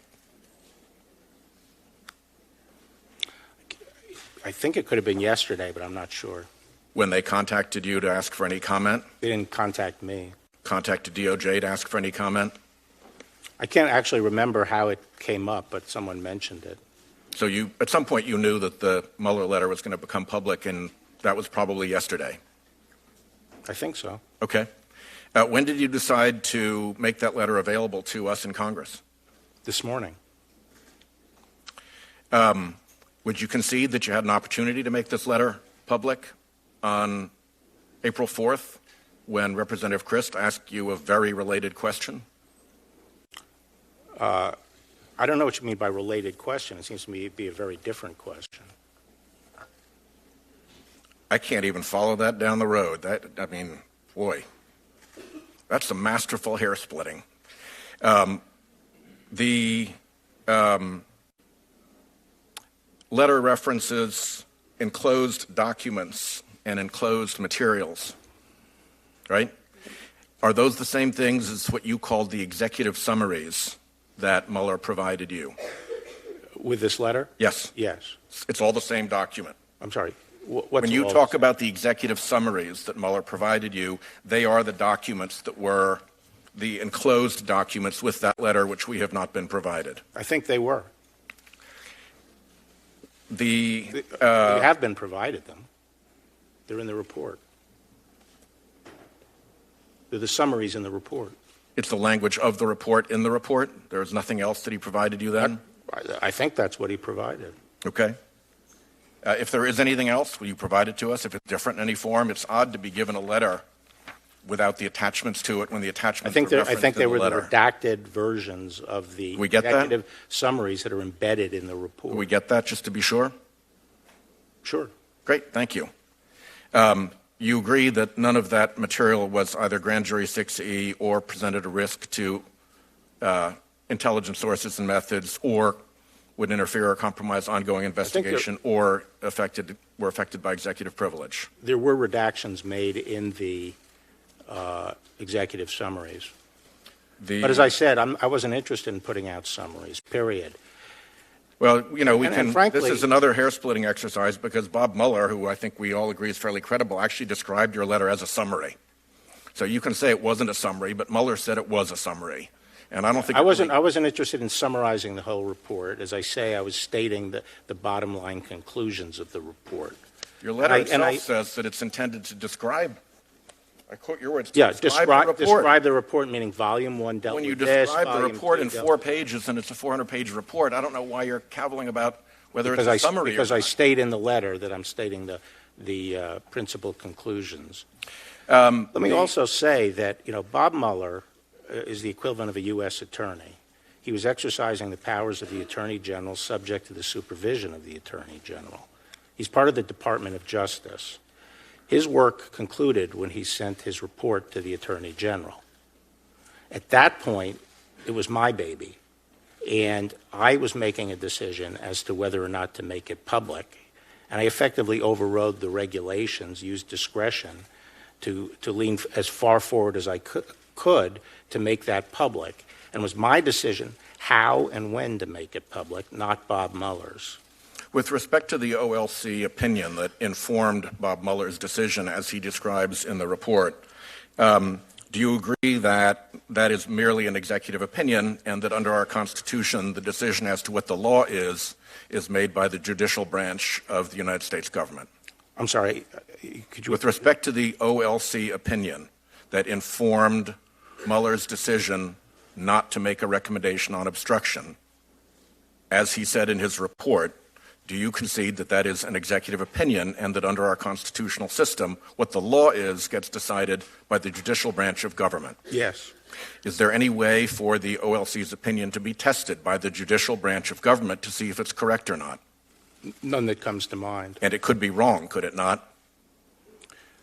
I guess hypothetically it could be wrong. And certainly there are OLC usually gets respected it right. legal minds that disagree with it, correct? Excuse me? There are many respected legal commentators and professors and lawyers who disagree with it, correct? It's very hard to find lawyers that agree to on anything. So the interesting thing to me is that it goes on to say that because of the OLC opinion, we have to give the president an extra benefit of the doubt because he is denied his day in court where he could exonerate himself. That seems like a fallacy to me, because if you are the president of the United States, you can either waive or readily override the OLC opinion and say, I'm ready to go to trial. I want to exonerate myself. Let's go. Could you not? How is this relevant to my decisions? It's relevant because I assumed that there was no OLC opinion. Well, we have a report in front of us that says that this influenced the outcome. And in particular, it says it influenced the outcome because it deprived the president of his ability to have his day in court. And my point to you is that the president could easily have his day in court by simply waiving or overriding this OLC opinion that has no judicial basis. Correct? Well, I don't think that there was anything to have a day in court on. I think that the government did not have a prosecutable case. But Mueller obviously didn't agree because he left that up to you. Well, he said that he could neither confirm nor deny that there was a prosecutable case here. He left that to you. And when he did, he said, and you apparently have agreed, that this OLC opinion bears on it and that it would be unfair to the president to put him to the burden of being indicted and not having the ability to be charged. I don't want to characterize how Bob's thought process on this. I'm not asking you to characterize it. It's in his report. He's put it in writing. I'm not sure what he means by that in the report. With respect to the word, can I have a minute? I just want to nail down, you used the word spying about authorized DOJ investigative activities. Are you talking about my testimony before the House Appropriations? Yes. Okay. In the entirety of your previous career in the Department of Justice, including as Attorney General, have you ever referred to authorized department investigative activities officially or publicly as spying? I'm not asking for private conversation. No, I'm not going to abjure the use of the word spying. I think, my first job was in CIA, and I don't think the word spying has any pejorative connotation at all. To me, the question is always whether or not it's authorized and adequately predicated spying. I think spying is a good English word that, in fact, doesn't have synonyms because it is the broadest word incorporating really all forms of covert intelligence collection. So I'm not going to back off the word spying, except I will say I'm not suggesting any pejorative, and I use it frequently, as do media. When did you decide to use it? Was it off the cuff in the hearing that day, or did you go into that hearing intending to use the word spying? It was actually off the cuff, to tell you the truth, and when the senator, the Congressman probably? Well, from Schatz from Hawaii. Who was here? Shaheen? No. Whoever it was, go ahead. Yeah, when he challenged me and said, "You want to change your language?" I was actually thinking, like, what's the issue? I don't consider it a pejorative. But frankly, we went back and looked at press usage, and up until all the FAW outrage a couple of weeks ago, it's commonly used in the press to refer to authorized activities, such as referring to the FISA court as the spy court. But it's not commonly used by the department. What? It is not commonly used by the department. My time is commonly used by me. Thank you very much. We'll come back at 10 till 1. Thank you.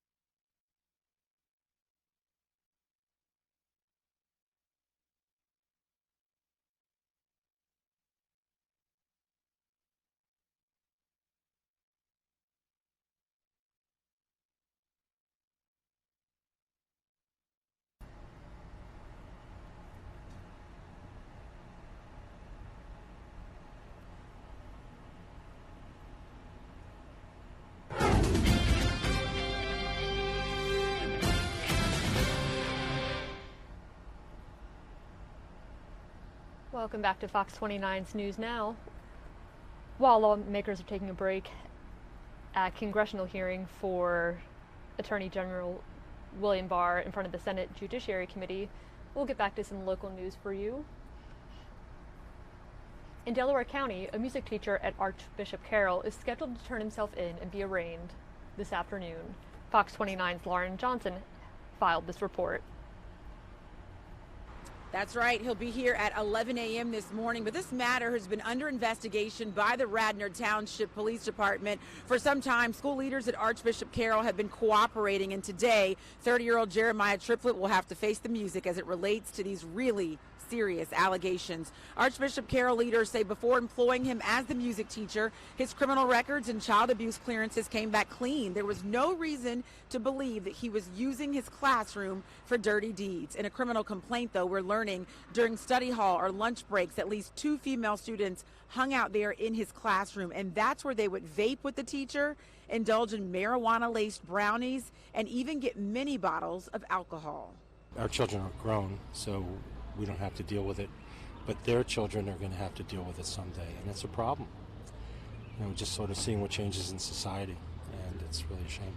The charges now: institutional sexual assault, unlawful contact with a minor, 2 counts of both endangering the welfare of a child and corruption of minors. It's a combination of both felonies and misdemeanors. So Triplett has been suspended of his role since March 26th.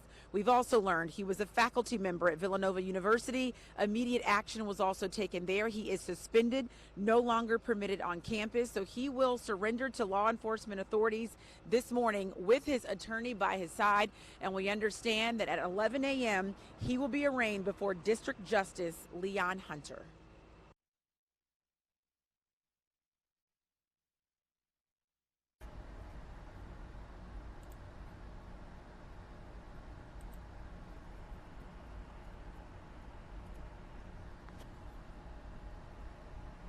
And more in local news this morning. In Southwest Philadelphia, a 13-year-old boy is in critical condition after being shot inside a corner store. Fox 29's Steve Keeley filed this report. Watch as a 13-year-old boy comes out of this 24-hour corner supermarket just past midnight. That's his bicycle leaning against the doorway.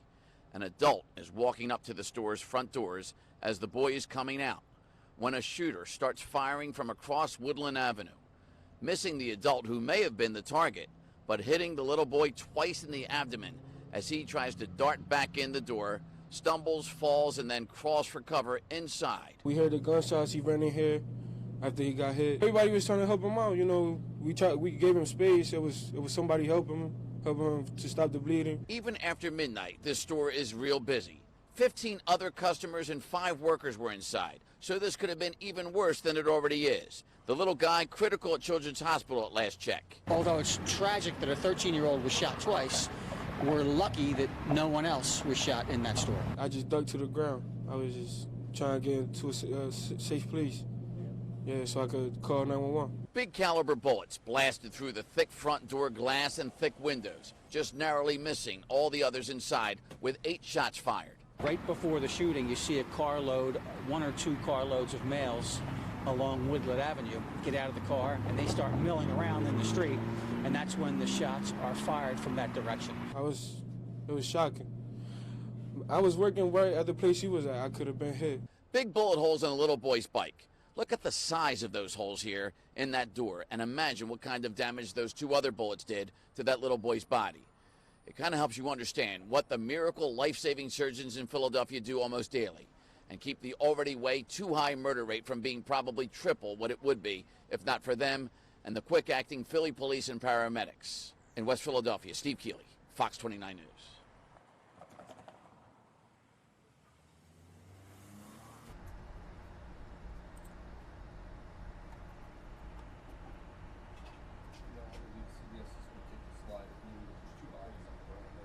And more in Delaware County this morning. Police are investigating a person struck and killed by a SEPTA train. They say it happened just before 11 p.m. on Tuesday. A man was walking on the tracks of SEPTA's Norristown high-speed line near the Township Line station. Service has since resumed in time for the morning commute. SEPTA says 35 passengers were on board at the time. No one else was injured. And police have arrested a man for a deadly 6-car crash on Easter Sunday. Camden County Police found Shiraz Mamakaloft, at Cooper University Hospital in Camden. They arrested him, then handed him over to Philadelphia police. Police say the 25-year-old was speeding Easter Sunday in a Chevy Camaro on Bustleton Avenue when he hit 2 vehicles at Red Lion Road. Those cars then collided with 3 other vehicles, killing Juan Rivera and Carmen Ruiz.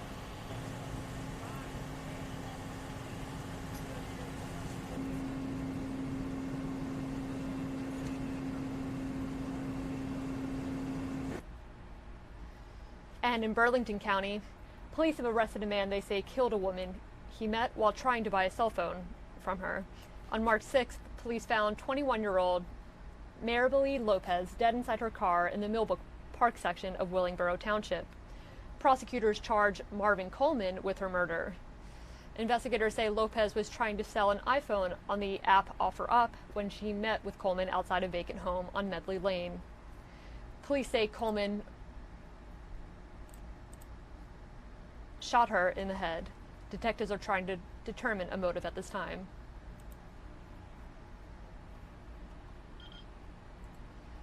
And new video this morning of a Monday night shooting that left a man in critical condition. It shows a man driving along North Broad Street in the city's Nicetown neighborhood when he suddenly takes a bullet to the face. Police say someone fired 2 shots at a car, one of them striking the 28-year-old driver. Surveillance video shows his car rolling to the intersection of North Broad and Roosevelt Boulevard after he was shot. The man then gets out of his car and falls to the ground. Police arrived within minutes. Police don't yet know who pulled the trigger. If you know anything, give them a call.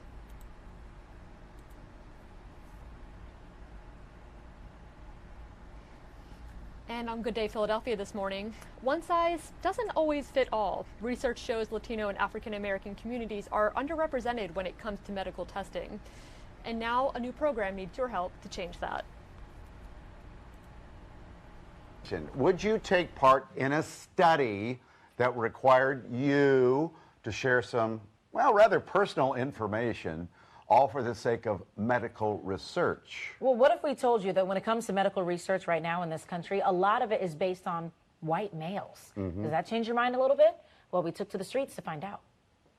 I think it depends on what exactly they're asking me to do. Is it a questionnaire? Am I taking pills? Questionnaire, maybe. You know what I mean? If I'm asked questions about my medical history, my experiences with doctors and things like that, because as we all know, it's totally different across different sides of the spectrum. I think it's a good strategy as long as the research is done and is extensive. I think it's a good strategy. Because the reason they're doing this, they're saying, is there isn't right now all of the research that's out here, medical research, remedies and things like that, is based on research they've done on white males. And they said that they're trying to address different or target different racial groups so that they can get more information to help solve whatever our ills are. So when you put it like that, maybe I would want to, volunteer, but just not everything. Still not everything. But did you see the look on her face? I think a lot of people don't realize this, that a lot of it is based on white males. So we have Francisco Huizar, who's the field director of the All of Us research program. And the goal is to get 1 million volunteers, all of us, to be a part of when it comes to medical research.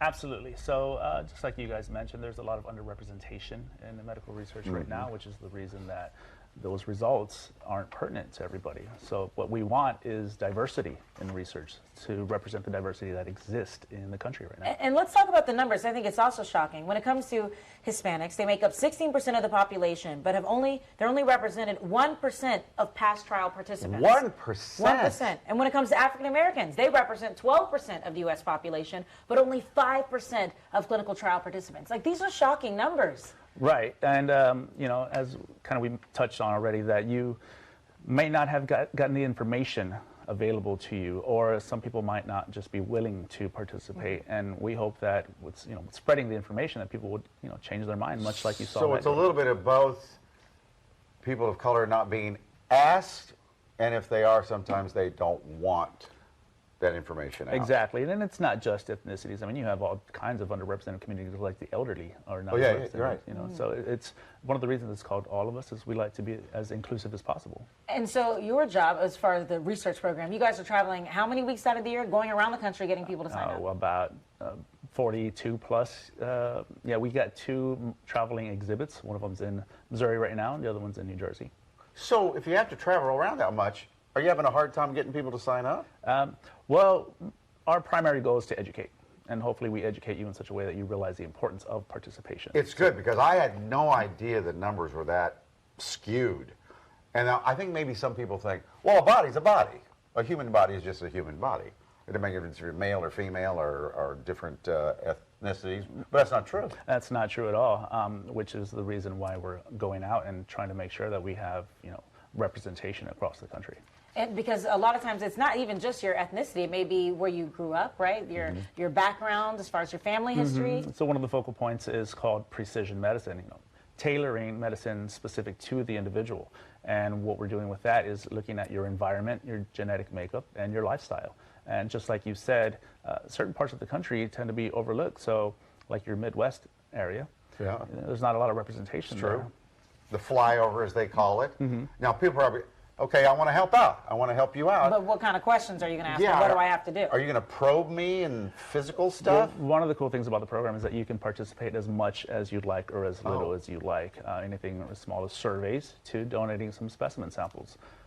And with those specimen samples, what we're doing is going through a process of de-identification with those samples. So personal identifiers, such as name, address, phone number, etc., are actually removed from those samples once they get to the researcher. So you're just participant number 1, 2, 3. So it'll be like my blood and urine and that kind of thing? Okay. Now, if I wanted to access this, so no one has access to my information or my profile once I give it to you guys? Right. So you actually have access to it through a participant portal that you can log on to on joinallofus.org. Which may help it for my doctor if I need information. Absolutely, yes. And we also even have applications for iOS and Android. All right. Okay. So let's go. Where can I go do this? In person or... So we have many partners all over the country, and you can get a list of those partners on joinallofus.org. Or if you see us out and about, like I said, our 2 traveling exhibits are constantly on the move. So come and join us and come and visit us. And what we do, like I said, is just try to educate you as much as possible about the importance of research. It was interesting because you guys spoke at my church on Sunday, and that's when I first heard about it. But my mother had already signed up. She said that someone in Texas came to her about a month or so ago. So you guys are really on the move. Absolutely. Yeah, it's nonstop. Well, the easiest way to do it probably is to go to our website, fox29.com. We will link you to yours. Perfect. Okay. And really quickly, are you guys a nonprofit? Are you with the government? We're sponsored by the National Institutes of Health. Okay. Wonderful. Well, thank you so much. Thank you. Good to meet you. It's important information. We're coming right back. And we're going to take a quick break at Fox 29's News Now while we wait for the Senate Judiciary Committee to return with the congressional testimony of Attorney General William Barr following the conclusion of Special Counsel Robert Mueller's Trump-Russia probe. Stay with us.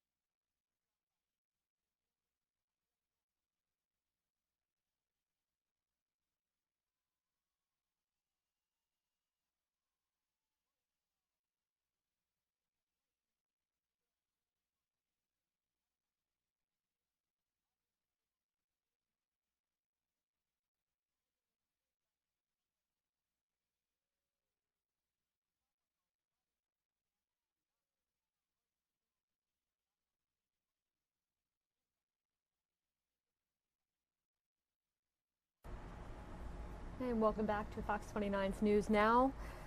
We're going to get started in a couple minutes. The Senate Judiciary Committee is holding a hearing the testimony of Attorney General William Barr following the conclusion of Special Counsel Robert Mueller's Trump-Russia report. Stay with us.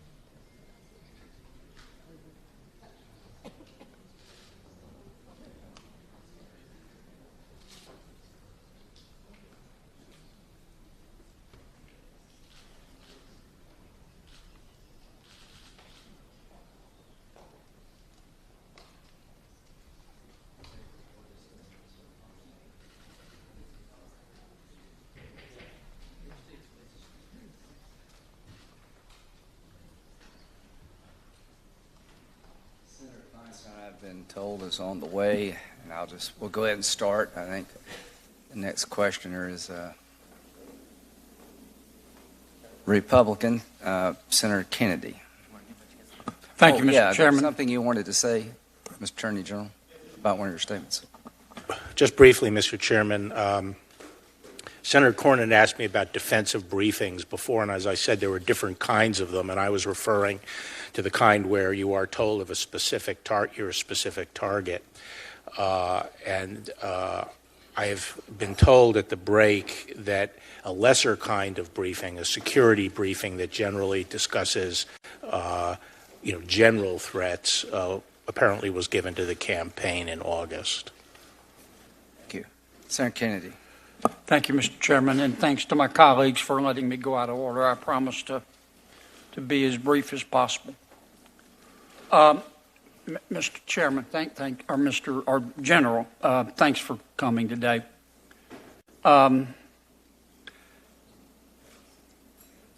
Humans have a universal need, I think, to be listened to be understood, and to be validated. I think we all share that. I have listened to the Mueller team. I validate them, but I want to be sure I understand them.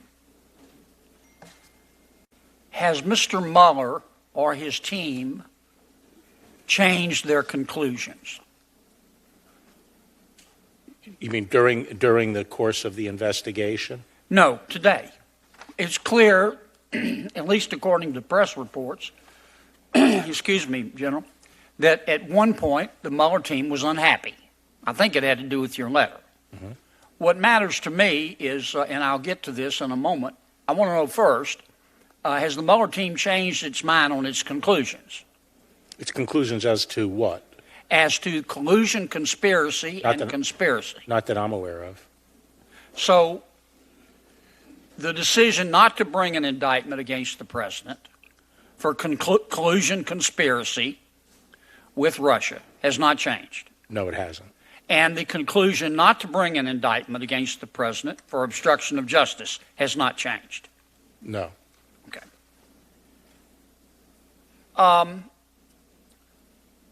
I take it from your testimony that the Mueller team was unhappy when you received the letter from Mr. Mueller.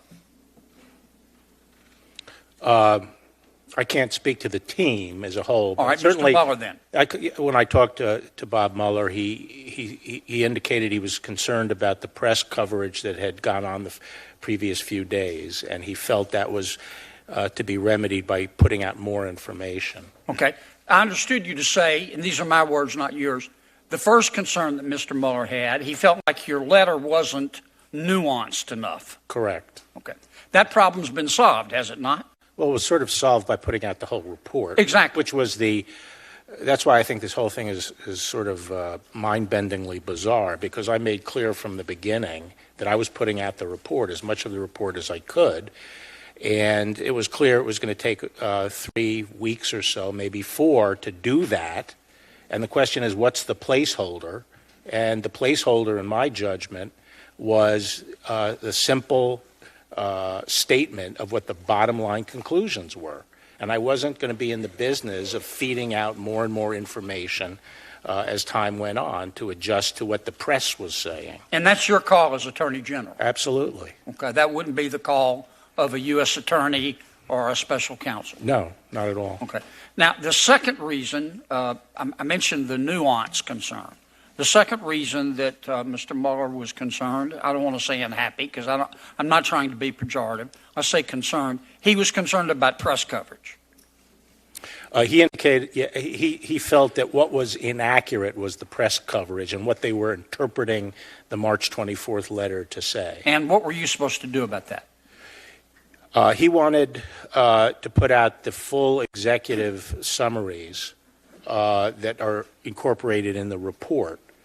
And I said to him I wasn't interested. And by the way, those summaries, even when he sent them, apparently, they actually required later more redaction because of the intelligence community. So the fact is we didn't have readily available summaries that had been fully vetted. But I made it clear to him I was not in the business of putting out periodic summaries, because a summary would start a whole public debate. It's by definition under-inclusive, and I thought what we should do is focus on getting the full report out as quickly as possible, which we did. And that's your call as Attorney General. Of course. Okay. And the news coverage issue, well, none of us can control what the news publishes or prints, except the media.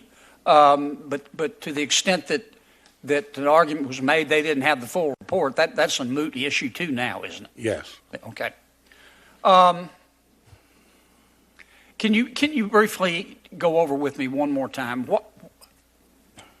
I find it curious that the Mueller team spent all this time investigating obstruction of justice and then reached no conclusion.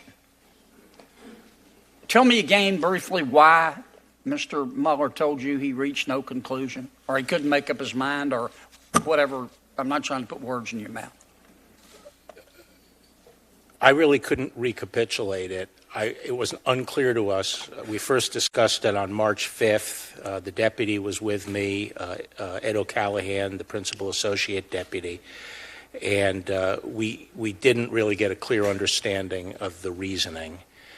And the report, I'm not sure exactly what the full line of reasoning is, and that's one of the reasons I didn't want to try to put words in Bob Mueller's mouth. But he did not choose to bring an indictment. We know that much. Right. Regardless of the reason. Right. I'm going to repeat quickly in less than 1 minute what we talked about the last time you were here. This is one person's opinion. As I told you before, I think the FBI is the premier law enforcement agency in all of human history, and I believe that. I do think there were a handful of people, maybe some are still there, who decided in 2016 to act on their political beliefs. There were two investigations here. One was an investigation of Donald Trump. There was another investigation of Hillary Clinton. I'd like to know how that one started, too.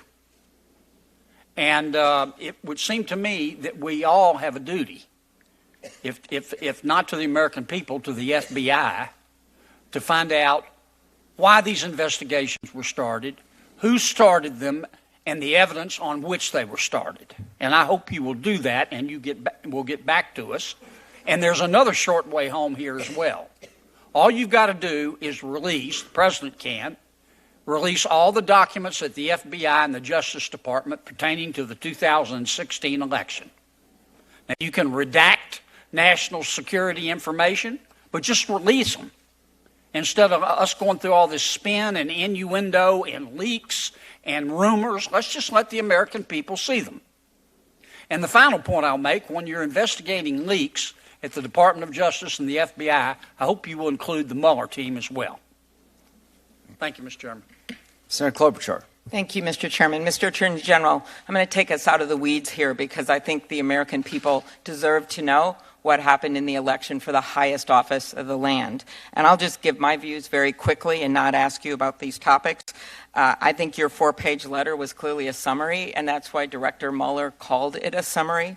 I think when Senator Van Hollen and Representative Crist asked you if the special counsel disagreed with you under oath, you had to go out of your way not to at least mention the fact that he had sent you this letter, but you didn't mention it. And then finally, I would say that we must hear from Director Mueller, because in response to some of my colleagues' questions, you have said that you didn't know what he meant or why he said it, and I believe we need to hear from him. So I want to first start with Russia. Special Counsel Mueller's report found that the Russian government interfered in the 2016 presidential election in a sweeping and systematic fashion. Later, Director Wray has informed us that 2018 was a dress rehearsal for the big show in 2020. Director Coates, the president's intelligence advisor, has told us that the Russians are getting bolder. Yet for the last 2 years, Senator Langford and I, on a bipartisan bill with support from the ranking and the head of the Intelligence Committee, have been trying to get the Secure Elections Act passed. This would require backup paper ballots. If anyone gets federal funding for an election, it would require audits, and it would require better cooperation. Yet, the White House, just as we were on the verge of getting a markup in the Rules Committee, getting it to the floor where I think we would get the vast majority of senators, the White House made calls to stop this. Were you aware of that? No. Okay, well, that happened. So what I would like to know from you as our nation's chief law enforcement officer, if you will work with Senator Langford and I to get this bill done, because otherwise we are not going to have any clout to get backup paper ballots if something goes wrong in this election. Well, I will work with you to enhance the security of our election, and I'll take a look at what you're proposing. I'm not familiar with it. Okay, well, it is the bipartisan bill. It has Senator Burr and Senator Warner. Its support from Senator Graham was on the bill. Senator Harris is on the bill. And the leads are Senator Langford and myself. And it had significant support in the House as well. The GRU, the Russian Military Intelligence Agency, targeted the U.S. state and local agencies along with private firms that are responsible for electronic polling and voter registration.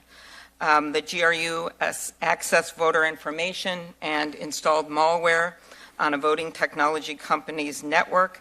I understand the FBI will brief U.S. Senator Rick Scott and Florida Governor DeSantis on efforts by Russian hackers to gain access to Florida election data. Will you commit to have the FBI provide a briefing to all senators on this? Just on the Florida situation? On the entire Russia situation, sure, including the Florida situation. Sure. Okay, that will be helpful. Again, Senator Langford and I are trying to get our bill passed, and I think if everyone hears about this, it may help. Also, according to the report, the IRA purchased over 3,500 ads on Facebook to undermine our democracy. As the chairman has pointed out, contrary to what we heard from a high-ranking official at the White House, this was not just a few Facebook ads. I am pleased that Chairman Graham has agreed to be the lead Republican on the Honest Ads Act that I introduced last year with Senator McCain.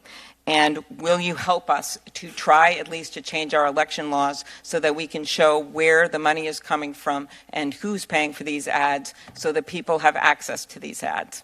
In concept, yes. Okay, very good. Thank you. We need that support.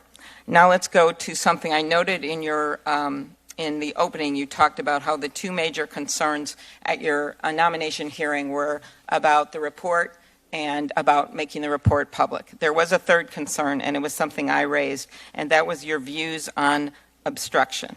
I asked you if a president or any person convincing a witness to change testimony would be obstruction of justice, and you said yes. The report found that Michael Cohen's testimony to the House before it, that the president repeatedly implied that Cohen's family members had committed crimes. Do you consider that evidence to be an attempt to convince a witness to change testimony? No. I don't think that could pass muster. Those public statements he was making could pass muster as subordination of perjury. But this is a man in the highest office, in the most powerful job in our country, and he is basically, I'm trying to think how someone would react, any of my colleagues here, if the President of the United States is implying, getting out there that your family members have committed a crime. So you don't consider that any attempt to change testimony? Well, you have two different things. You have the question of whether it's an obstructive act, and then also whether or not it is a corrupt intent. I don't think general public statements like that we could show that they would have sufficiently probable effect to constitute. Okay, well then let's go to some private statements. The report found that the president's personal counsel told Paul Manafort that he would be, quote, taken care of. This is in volume 2, page 123 to 24. That you don't consider obstruction of justice? No, not standing alone, on both the same reasons. And I think that is my point here. What? You look at the totality of the evidence. That's what I learned when I was in law school. You look at the totality of the evidence and the pattern here. Look at this. The report found that the president's personal counsel told Michael Cohen that if he stayed on message about the Trump Tower Moscow project, the president had his back. That's volume 2, page 140. Right, but I think that the counsel acknowledged that it's unclear whether he was reflecting the president's statements on that. Okay, the report found that after Manafort was convicted, the president himself called him a brave man for refusing to break. Yes. And that is not obstruction, because the president's the evidence, I think what the president's lawyers would say, if this were ever actually joined, is that the president's statements about flipping are quite clear and express and uniformly the same, which is by flipping, he meant succumbing to pressure on unrelated cases to lie and compose in order to get lenient treatment on other cases. That is not, so discouraging flipping in that sense is not obstruction. Okay, well, look at the pattern here. The report found that after Cohen's residence and office were searched by the FBI, the president told Cohen to hang in there and stay strong. The report found that after National Security Advisor Michael Flynn resigned, the president made public positive comments about him, and then when he cooperated, he changed his tune. During your confirmation hearing, I asked you whether a president deliberately impairing the integrity or availability of evidence would be obstruction.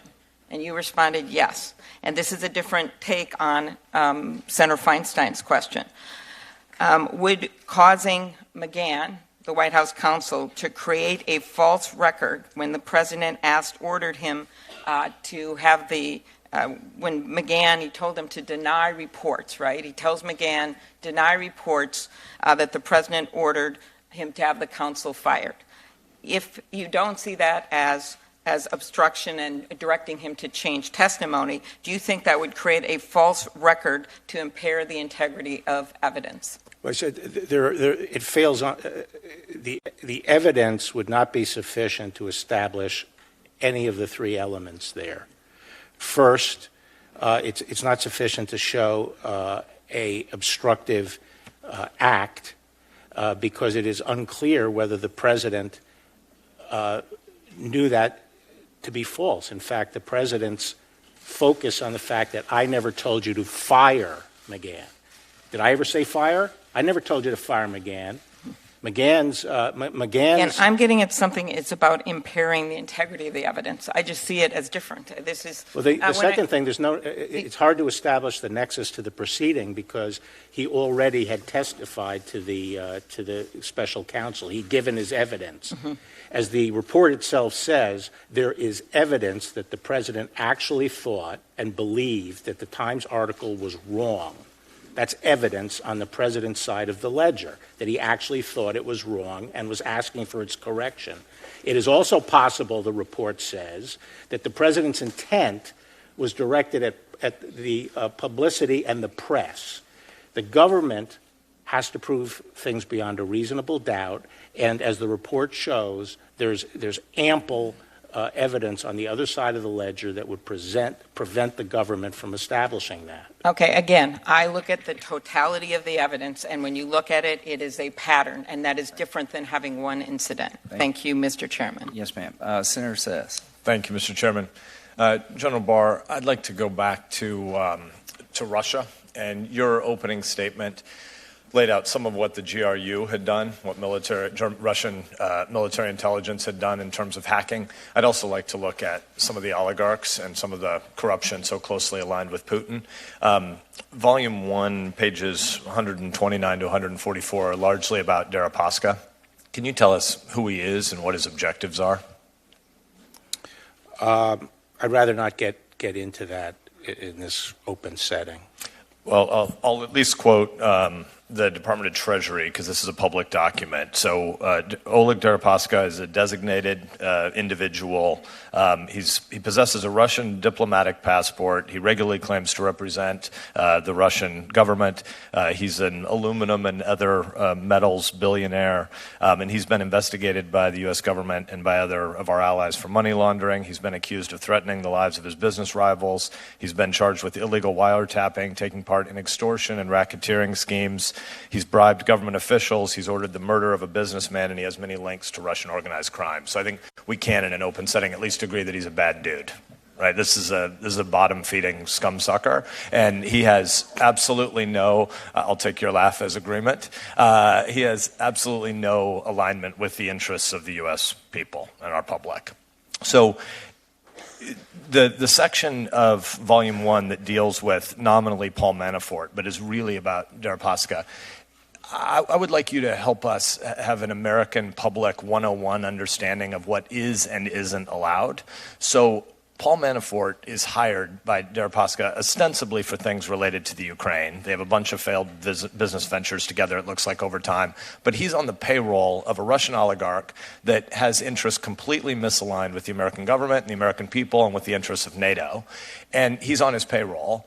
Is it permissible for someone to be paid by somebody who's basically an enemy of the United States, and then could that individual just volunteer and start to donate their time and talent and expertise to a campaign in the U.S.? And I mean this, let me interrupt for a second and say one of the things that I think is painfully tragic about a hearing like this, I think the vast majority of the American people are going to tune it out, and those that pay attention are going to think the only two takeaways you need to know is a bunch of people were pro-Trump before they came, and they stayed pro-Trump, and a bunch of people were anti-Trump before they came, and they stayed anti-Trump, and we didn't dig into any of what the report actually says. I think these 448 pages say a whole bunch of really important things about intelligence operations against the United States people and our public and our government and our public trust, and I think it isn't just about 2016. There are important questions about 2016. Chairman Graham summarized at the beginning how much money and time was available to the special counsel and his team to do their work. So there are a bunch of factual matters about 2016 that matter. But if one of the most important things we take away from this isn't that we're going to be, it needs to be that we're going to be under attack again in 2020. And it isn't just going to be Russia, who's pretty dang clunky at this stuff, but it's also over time likely going to be China, who's going to be much more sophisticated about this stuff. Can you help us understand what is legal and illegal about foreign intelligence services being involved in U.S. elections? And what should American people and the American public, and especially American campaign operatives, know about what's appropriate and not appropriate to take in the form of help from foreign intelligence agencies? I mean, that's a very broad topic. What is legal and illegal? I mean, could you refine it a little bit? You're talking about what kind of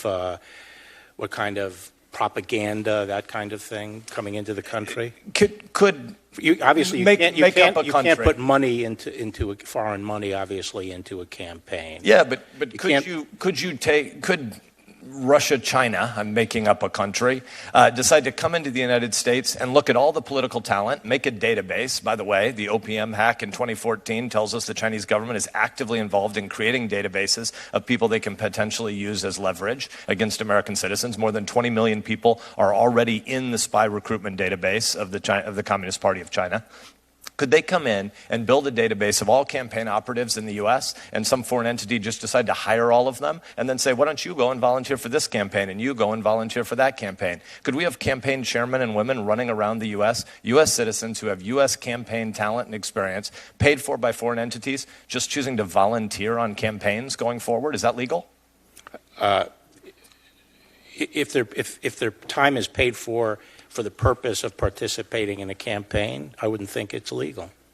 But given how sleazy so much of the city is, and a whole bunch of people live on retainers of $15,000 and $20,000 and $30,000 a month, is it always obvious what you're paid for versus what you do? So some Russian oligarch just decides to start putting American campaign personnel on retainer payments and say, we may need you to lobby for something somewhere in the future. They've got views about oil pipelines and natural gas pipelines into Germany. We just hold you on retainer. And by the way, the fact that you're a person who likes to work for specific campaigns and certain parties and causes, feel free to go and avocationally do whatever the heck you want whenever you want. Is that a place we should head? Is that allowed under U.S. law today? Well, I mean, it depends on the specific circumstances, the nature of the agreement, who the person is representing. Are they representing the interests of a foreign government? Are they a foreign agent? Are they registered? I mean, it's a slippery area, and we could sit here all day and without specifics. I only have 7 minutes. I don't get all day, but you're the chief law enforcement officer of the United States government, and I think it would be helpful for us to have a shared understanding as we head toward the 2020 election of what campaign operatives should well understand is beyond the pale. So if the Chinese government decides to start hacking into 2020 campaigns, I would hope there's clarity from the Department of Justice about whether or not Democratic presidential campaigns and whether or not the Trump re-election campaign are allowed to say, hey, we're interested in this hacked material going forward. I think we need to have clarity about a question like that. And I think as somebody who sits not just on Judiciary but on the Intelligence Committee, I think there are a bunch of counterintelligence investigations happening right now in the United States where campaigns don't really understand what the laws are. And I think we need a lot more clarity about it. Because I'm nearly at time, let me at least give it to you as this version as a precise question. Under the Presidential Transitions Act, once you have a Democratic nominee for president and a Republican nominee for president, one of the things that we do is we start to brief them on, in the event that you would become the president-elect, you will need to know where we are in different national security issues. Should we be adding to the Presidential Transition Act counterintelligence briefings for campaigns as they become the nominee in a much more detailed way than the response you had about the Bureau's efforts when Senator Cornyn asked if defensive briefings were given? Should we, the Congress, be thinking very intentionally about authorizing the ability of the Bureau, and in a shared broader IC context, but with the Bureau or Homeland Security probably being the interface entity, should nominees for the highest office in the land heading into 2020 be receiving regular counterintelligence briefings on the fact that foreign intelligence services are going to surround people that are likely going to be people of influence and principal officers of the United States government should they win?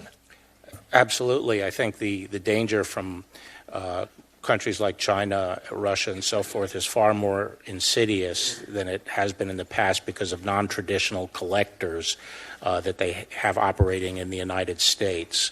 And I think most people are unaware of how pervasive it is and what the risk level is. And I think it actually should go far beyond even campaigns. More people involved in government have to be educated on this. Thank you. I'm at time, but I would love to work with you in the broader intelligence community on that more. I think there are a number of members of the SISI, of the Senate Intelligence Committee, who know what you're saying, particularly about the Chinese government and their attempt to encircle lots of people who are going to have influence in the future. And I think we, not just a whole of government effort, but as a whole of society effort, have to become much more sophisticated about what foreign intelligence services, and especially the Chinese, are plotting for the future. Yeah, if I could just say that, the pattern is whenever there is an election, foreign governments and their operatives frequently descend on the people who they think could have a shot at winning, and it's common. And the most typical scenario is that they do try to make contacts and so forth. So. And in a digital cyber era, you don't need a bar and a hooker anymore. You can surround people digitally much easier, and we know that we're going to be having these kinds of attacks in the future, and we need to up our game. Thanks. Minus the bar and the hooker, we'll have hearings about all this stuff. Senator Coons. Thank you, Chairman Graham. Thank you, Attorney General Barr. And I want to follow up on some of that line of questioning from Senator Sass and Klobuchar. The special counsel was appointed first to investigate Russia's attack on our 2016 election and potential coordination with the Trump campaign. And I'm glad the chairman started this hearing by recognizing we need to focus on that demonstrable assault on our democracy and to protect our elections going forward. And I look forward to working with my colleagues, whether it's on sanctions bills or it's on the Lankford-Klobuchar bill. But we genuinely need leadership from you, Mr. Attorney General, and from the White House and our president to make sure that we are doing everything we can to protect our next election. But frankly, we also can't ignore Volume 2 of this report, which I think details unacceptable conduct by the president and his campaign. And that includes trying to fire the special counsel without cause. I appreciated the leadership of Senators Graham and Tillis, Booker, and I in a bill to try and protect the special counsel, something I think is still worth doing for future special counsels. We were told by many of our colleagues there was nothing to worry about because the president wasn't going to fire the special counsel, but I was particularly struck by some reports in the second volume that the president attempted to do exactly that. And I frankly, Mr. Attorney General, have concerns that your March 24 letter obscured that conduct and as a result worked to protect the president for several weeks rather than give the full truth to the American people, as I now believe Special Counsel Mueller was urging you to do, as reflected in the letter we just received today. So I'm going to ask you some questions about the report, but the bottom line is that I think we need to hear more about the Special Counsel's work from the Special Counsel. According to Special Counsel Mueller's report, in June of 2017, President Trump called White House Counsel McGahn and directed him to have the Special Counsel removed. And I quote, and this is from about page 85, 86. McGahn recalled the president called him at home twice, and on both occasions directed him to call Rosenstein and say that Mueller had conflicts and could no longer serve as special counsel. There were no credible conflicts. McGahn testified that he had shared that these conflicts were silly, were not real, and Chris Christie advised President Trump about the same time there were no substantive bases, no good cause to fire the special counsel. In one call, the president said, call Rod, tell Rod Mueller has conflicts, can't be the special counsel, quote, Mueller has to go. And I assume he didn't mean go to Cleveland or go to Seattle. He meant go, be fired. Call me back when you do it. I think the president's demands to fire Mueller without cause are alarming and unacceptable. And Mr. Attorney General, not one bit of what I just described was in your March 24th letter to this committee, was it? No. But I wasn't But speaking. it was in the summaries that were offered to you by Special Counsel Mueller and his team, which you chose not to release. Is that correct? They were in complete form in the final report, which I was striving to make public and which I did make public. Which I respect and appreciate. But a critical 3 weeks passed between when you delivered the letter with the focus on the principal conclusions and when we ultimately got the redacted report. And what I take from the Mueller letter to you... Why were they critical? Well, I think that the Volume 2 summary would have revealed to the general public a whole range of inappropriate actions by the president and his core team. I'll go to a second episode that I think is important. On February 5th of 2018, over a week after the story broke publicly that the president ordered his White House counsel to fire the special counsel investigating the president demanded that McGahn create a false record, saying the president never directed McGahn to fire the special counsel. The president wasn't looking for a press statement here. He wasn't looking to correct the record. He wanted a fraudulent record for White House records, a letter that wasn't true. McGahn refused to do it. Again, there's nothing about the president's request to create a false record in your March 24th letter, is there? Well, that's your characterization of it, and I've been through it a couple of times, and I think it would be difficult for the government to prove that beyond a reasonable doubt. I think, and an important point here is there are very plausible alternative explanations, but what I was trying to get out was the final report and have one issuance of the complete report. I made it clear in the March 24th letter that Bob Mueller didn't make a decision, but that he felt he could not exonerate the president. That's right. I wasn't hiding the ball on where Mueller was, and that he was presenting both sides of the issue, all the evidence, but he was not making a call, but he felt he couldn't exonerate the president. And then I briefly described the process we went through to make a judgment internal into the Department of Justice. And as I say, from the public interest standpoint, I felt there should be only one thing issued, and it should be the complete report, as complete as it could be. And I know we differ in our conclusions about what that meant, but my concern is that that gave President Trump and his folks more than 3 weeks of an open field to say, I was completely exonerated, when had you released the summaries of it, the first and second volume, we would have been more motivated than ever, based on the first volume, to work cooperatively to protect our next election, and more concerned than ever about misdeeds, about inappropriate actions by the president and by some of his core team as a result of the summary of the second volume. And at the end of the day, you've had a number of exchanges with colleagues where you've said, I can't tell you why Mueller chose not to charge. I want to hear that from Bob Mueller. I think we should hear from Special Counsel Mueller. Let me move on to a point that Senator Sass was just asking, but that I think is worth revisiting. about foreign intelligence and their role in our elections. The reason we had this investigation in the first place was George Papadopoulos was told the Russians had dirt on Hillary Clinton. The Russians had a direct contact to Donald Trump Jr. and offered to give dirt about his father's opponent. Donald Trump Jr. said, "I love it," and invited the campaign chairman and president's son-in-law the campaign chairman to a meeting with the Russians to get it. Who did you say offered it? Who did you say offered it? In the second instance, it was Russians made an offer to Donald Trump. I have 30 seconds. Okay. Let me get to a question if I could.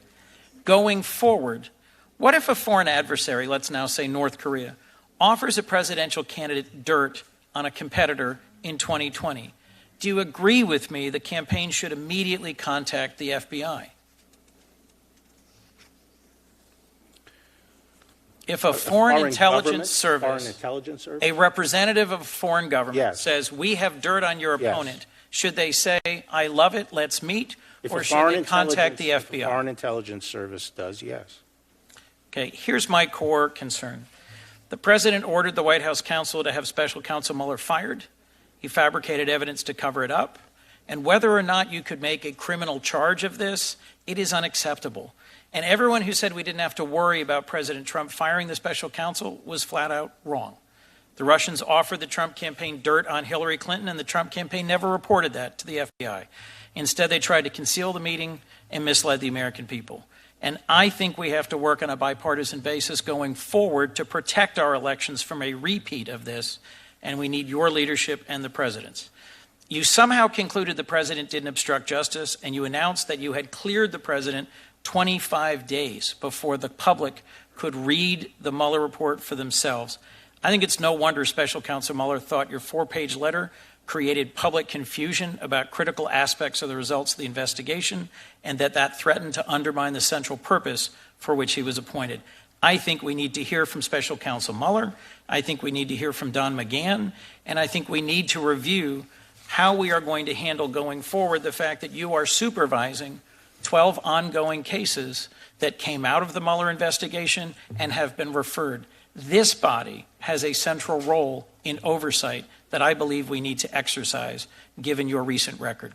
Thank you, Mr. Chairman. Senator Hawley. Thank you, Mr. Chairman. General Barr, I commend your candor in calling what happened in 2016 what it is, which is spying the Trump campaign and spying on the President of the United States. I'd like to talk a little bit more about spying.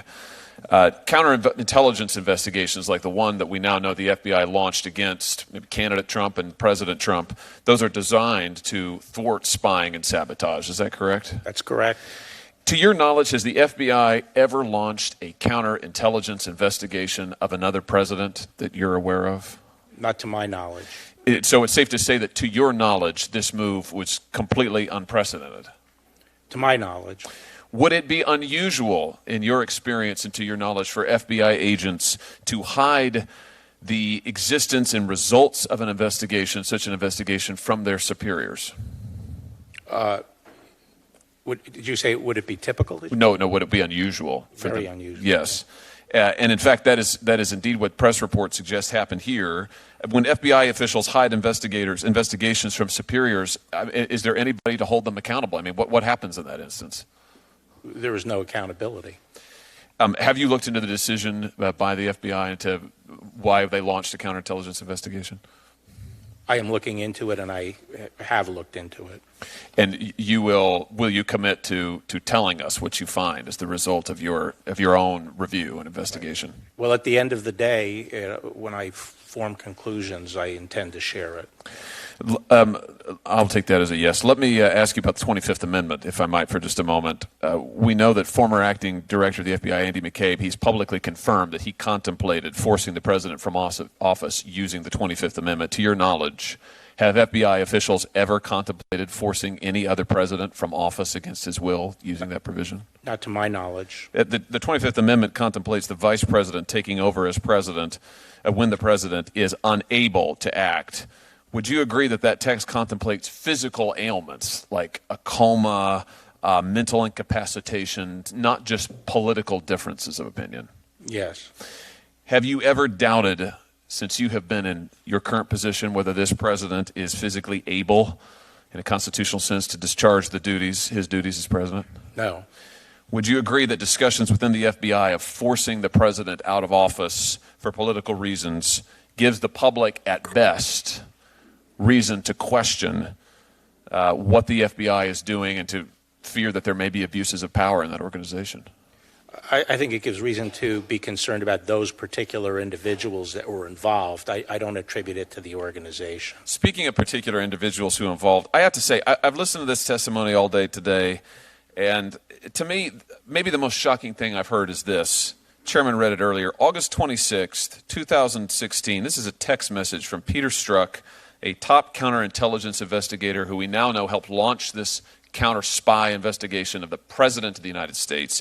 Peter Strzok says, just went to a Southern Virginia Walmart.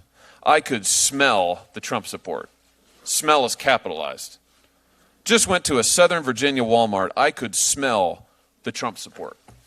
My view, you want to know what's really going on here? You want to know why the counterintelligence investigation really happened? You want to know why we're all really sitting here today? That's why, right there, is because an unelected bureaucrat, an unelected official in this government who clearly has open disdain, if not outright hatred, for Trump voters, like the people of my state, for instance. I could smell the Trump support, then tried to overturn the results of a Democratic election. That's what's really gone on here. That's the story. That's why we're here today.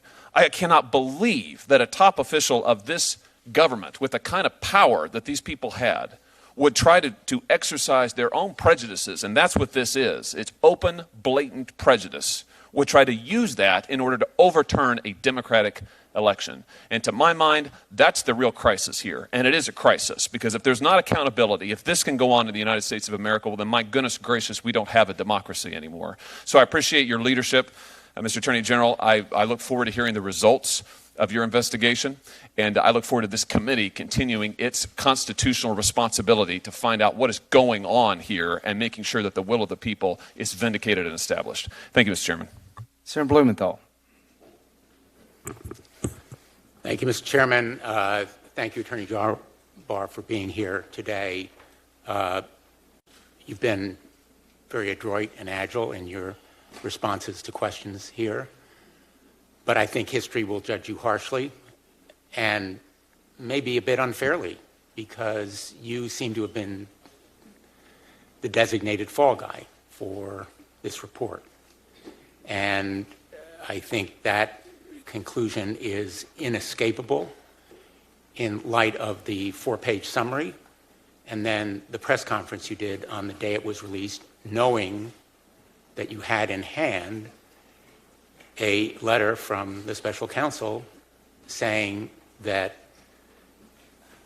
he felt that you mischaracterized his report. And you were asked by one of my colleagues, Senator Van Hollen, whether you knew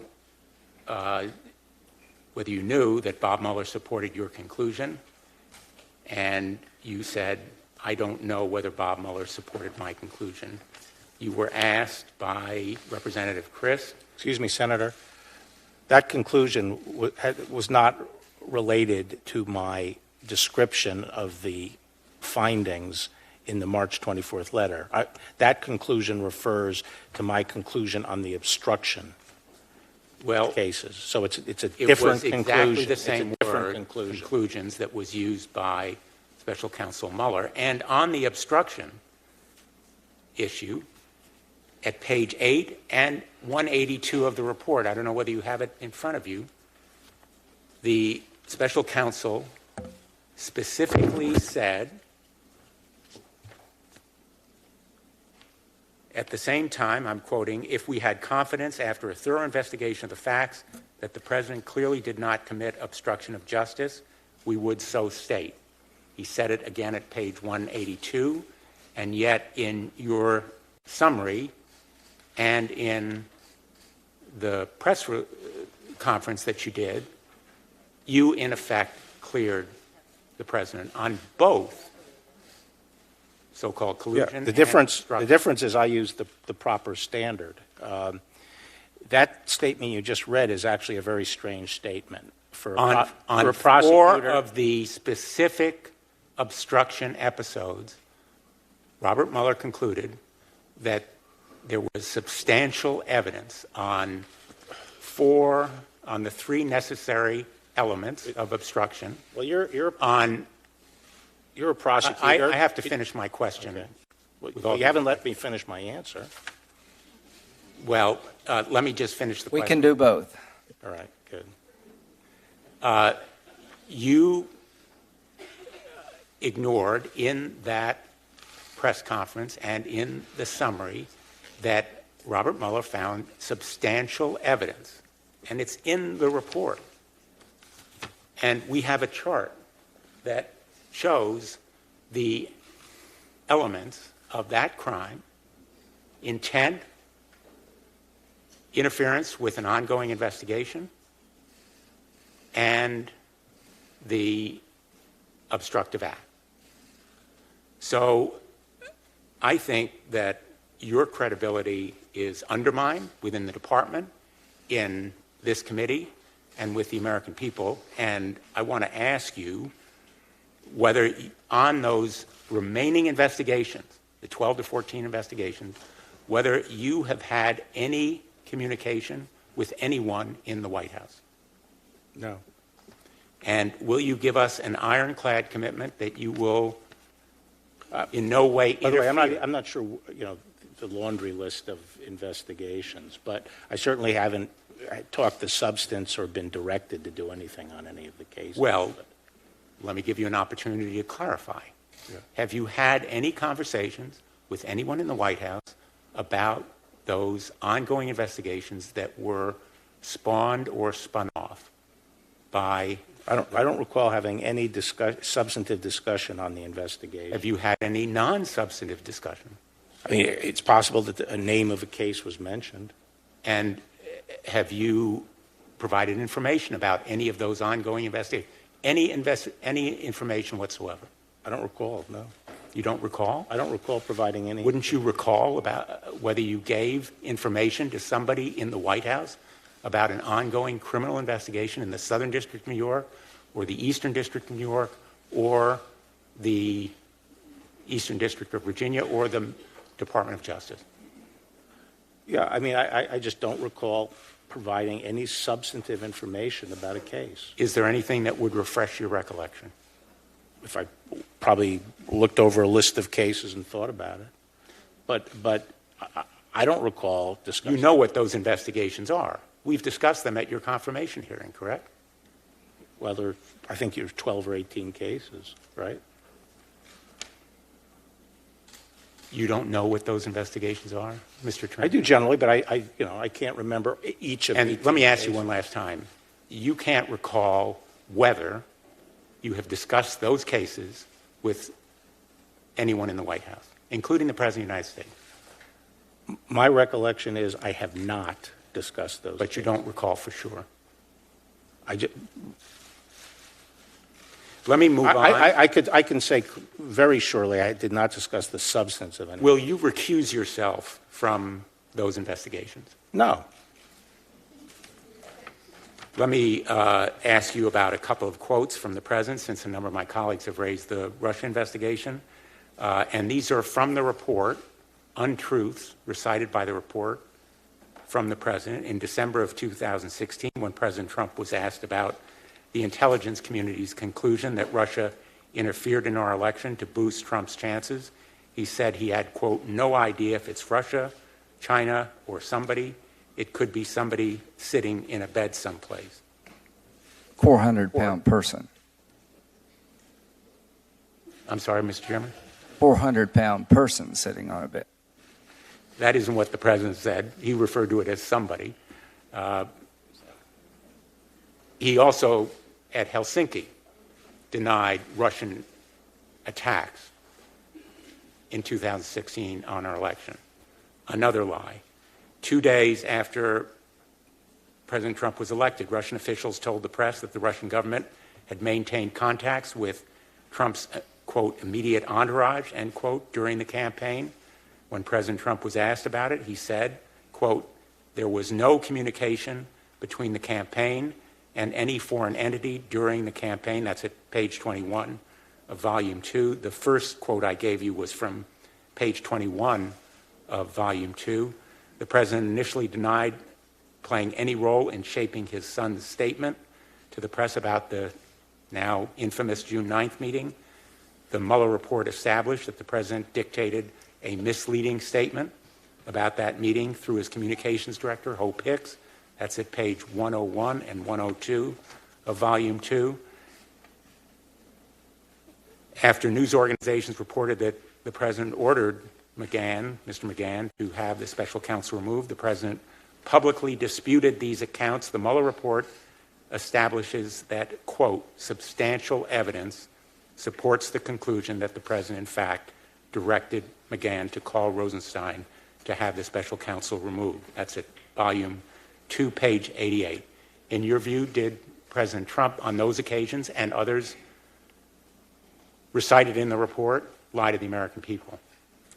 Well, I'm not in the business of determining when lies are told to the American people. I'm in the business of determining whether a crime has been committed. So he may have lied. But I'd like an opportunity to answer some of these questions, okay? You started by citing this thing in Volume 2 about how the report says that they could not be sure that they could clearly say that he did not violate the law. As you know, that's not the standard we use in the criminal justice system. It's presumed that someone is innocent, and the government has to prove that they clearly violated the law.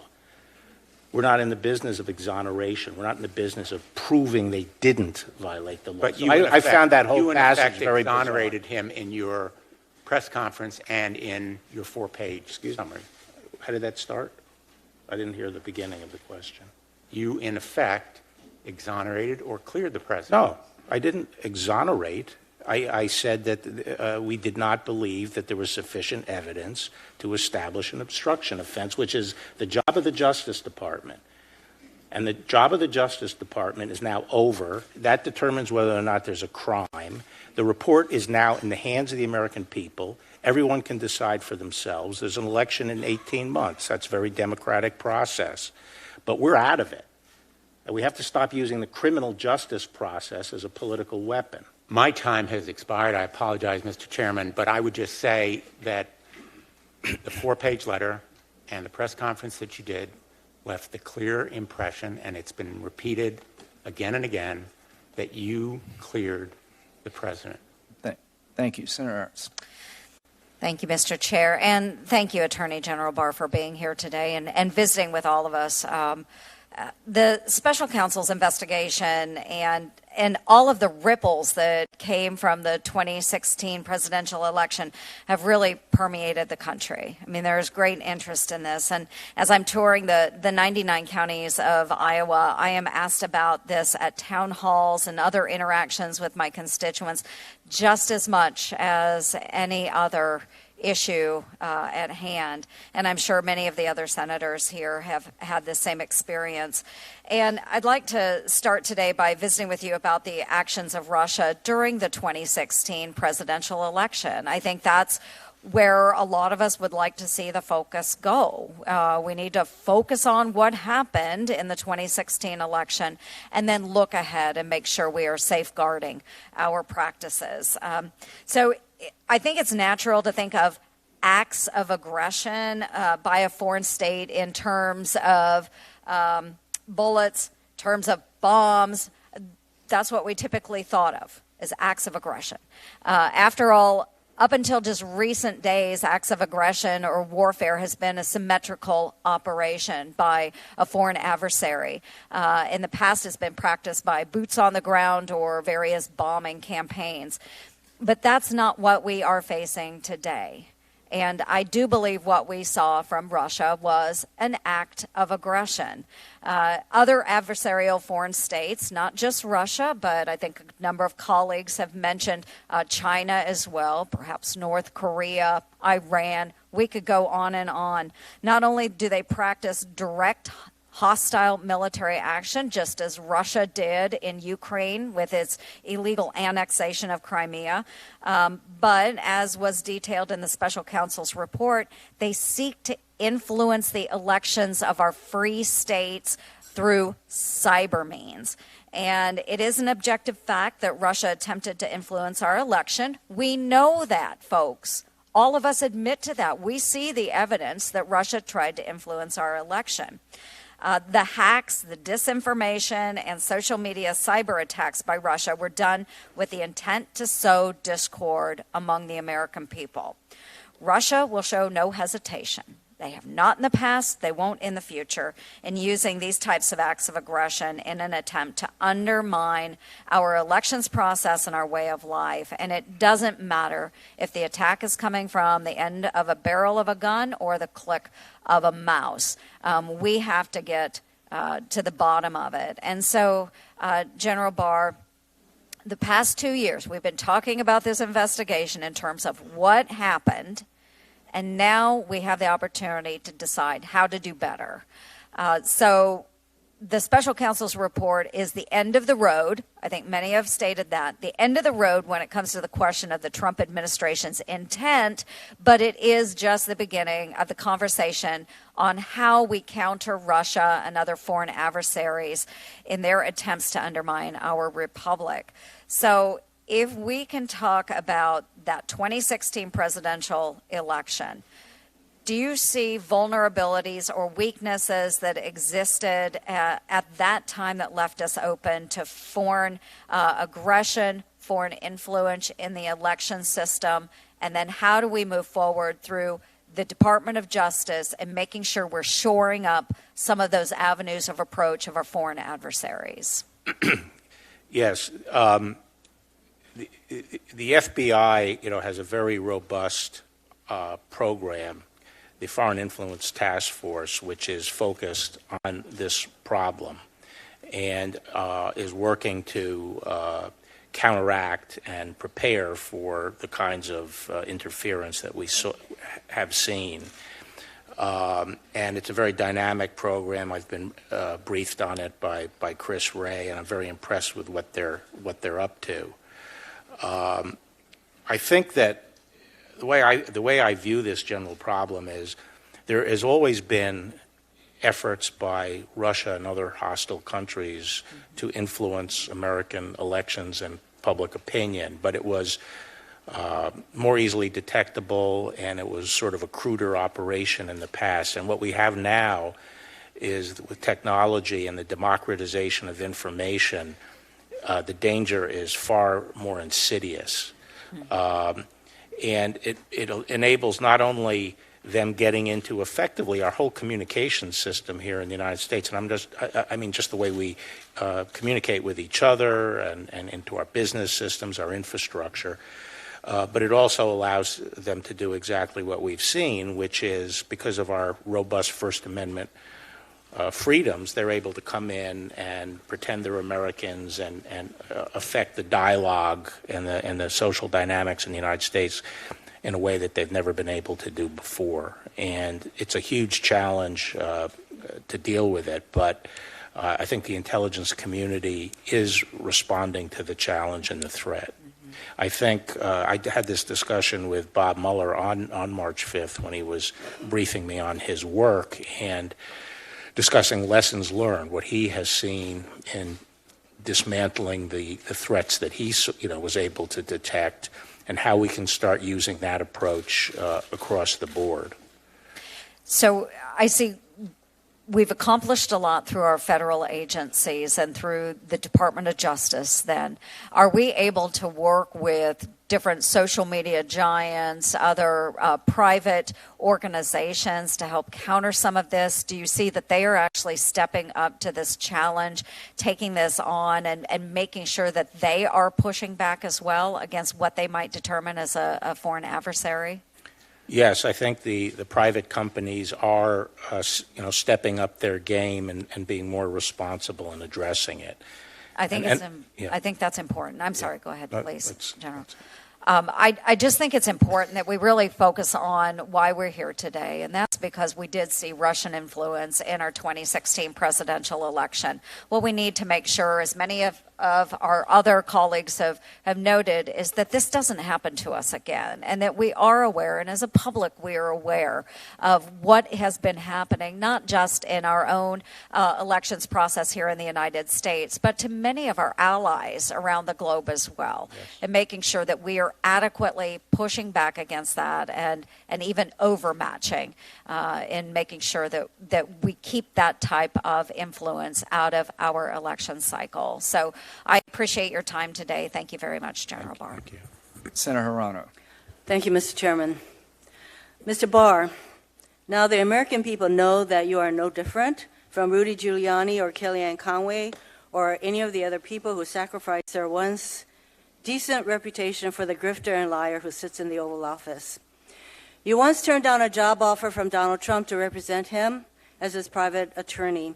At your confirmation hearing, you told Senator Feinstein that, quote, the job of Attorney General is not the same as representing, end quote, the president. So you know the difference, but you've chosen to be the president's lawyer and side with him over the interests of the American people. To start with, you should never have been involved in supervising the Robert Mueller investigation. You wrote a 19-page unsolicited memo, which you admit was not based on any facts, attacking the premise of half of the investigation. And you also should have insisted that Deputy Attorney General Rob Rosenstein recuse himself. He wasn't just a witness to some of the president's obstructive behavior.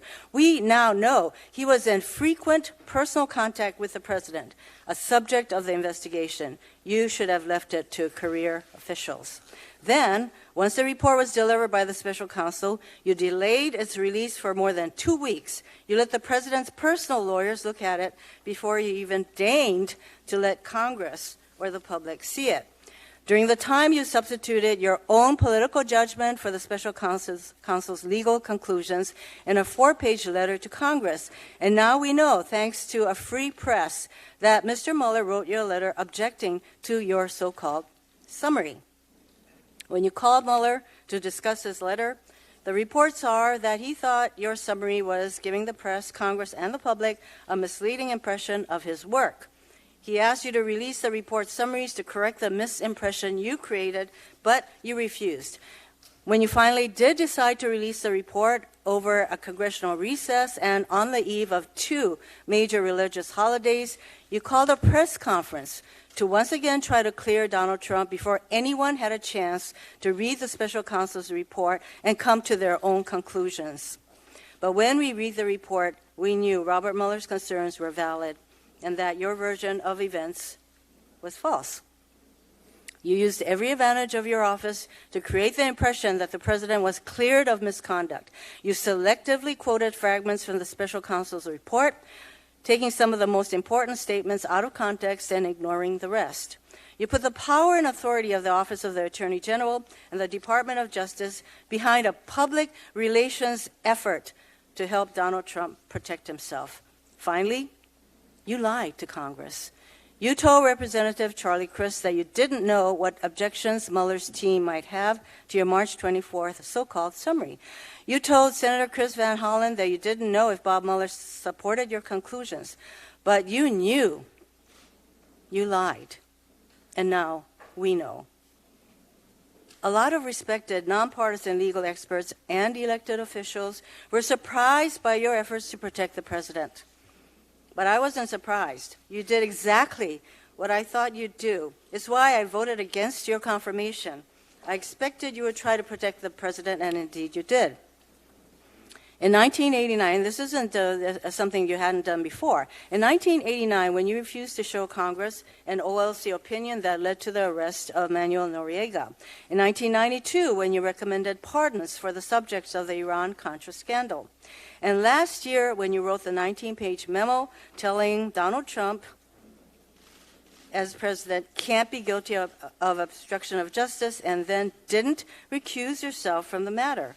From the beginning, you were addressing an audience of one, that person being Donald Trump. That's why, before the bombshell news of yesterday evening, 11 of my Senate colleagues and I called on the Department of Justice Inspector General and Office of Professional Responsibility to investigate the way you have handled the Mueller report. I wanted them to determine whether your actions complied with the department's policies and practices and whether you have demonstrated sufficient impartiality to continue to oversee the 14 other criminal matters that the special counsel referred to in other parts of the Department of Justice. But now we know more about your deep involvement in trying to cover up for Donald Trump. Being Attorney General of the United States is a sacred trust. You have betrayed that trust. America deserves better. You should resign. I have some questions for you. Is the White House exerting any influence on your decision whether to allow Special Counsel Mueller to testify in Congress and when? No.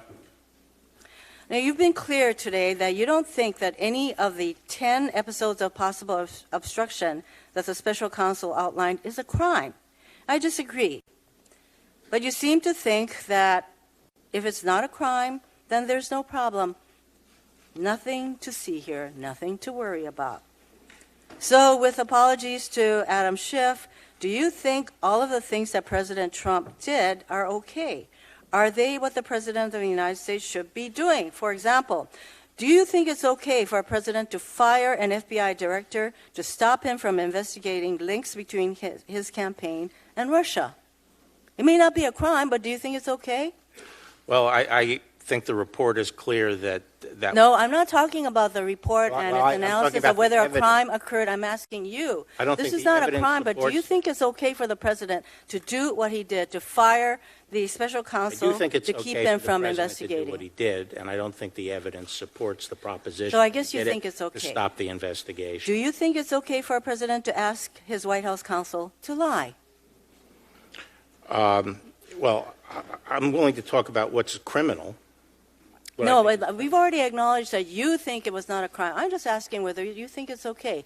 Even if it's not a crime, do you think it's okay for the president to ask his White House counsel to lie? Which Look, event- if you're just going to go back to whether No, or which not it's event a are you crime, you're talking telling me about? that Which it's event okay. are Let you me ask talking you about? the last question that I have in 17 seconds. Do you think it's okay for a president to offer pardons to people who don't testify against him, to threaten the family of someone who does? Is that okay? When did he offer a pardon to someone? I think in you order know not to what I'm talking about. truth? Please, What do you mean, please, Mr. Attorney General, give us some credit for knowing what the hell is going on around here with you. Not really. To this line of questioning. So, listen, you've slandered this man. Yeah, what I sort of Every want to way know you is can how do we get to this point? I do not think that how do I'm we get to the slandering point where anyone. All I can say, Mr. Chairman, I am done. Thank you very much. and you slandered this man from top to bottom. So if you want more of this, you're not going to get it. If you want to ask him questions, you can't. Certainly have your opinion. Thank you, and I have Mr. mine. Chairman. Thank you, General Barr, for being here today. We really appreciate your time. I want to talk with you just a little bit about some of your bottom line conclusions, because I think there's one that we need to kind of circle back to a little bit. And as I've listened to a lot of the conversation here today, one of the things we've not discussed is what seems to be the culture at DOJ and the FBI. And I know there are a lot of good people that work there, and we're grateful for their service. But every organization has a culture. And whether it's a corporate culture or a church or schools or whatever. And what seems to have happened at the FBI is there is a seedy, cynical, political culture within a group that developed. And these individuals collectively seem to think that they could work within the power of their jobs and their roles with the federal government. There was an elitism and an arrogance there, and it speaks to a very unhealthy work culture within that agency. And I will tell you this, when I talk to Tennesseans, they talk a lot about what they want to see with the Department of Justice and the FBI post all of this, and a restoration of trust and integrity and accountability. And really in Tennessee, they'll talk to me about four things. They talk a lot about health care, jobs in the economy.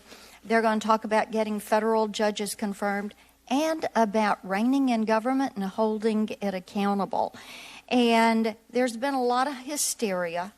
This is something that grew within the ranks of the FBI. What are you doing and what is your plan for rebuilding that trust and integrity so that the American people can say, when the FBI does its job, when the DOJ does its job, we know that is a job done right? I don't think there is a bad culture in the FBI, and I don't think the problems that manifested themselves during the 2016 election are endemic to the institution. I think the FBI is doing its job. I mean, just this recent case out in California where they interdicted this, would-be bomber. They do great work around the country every day, and I agree with Senator Kennedy, who said, it's the premier law enforcement institution in the world. I believe that, and I say to the extent there was overreach, I don't want to judge people's motives and come to a conclusion on that, but to the extent there was overreach, what we have to be concerned about is a few people at the top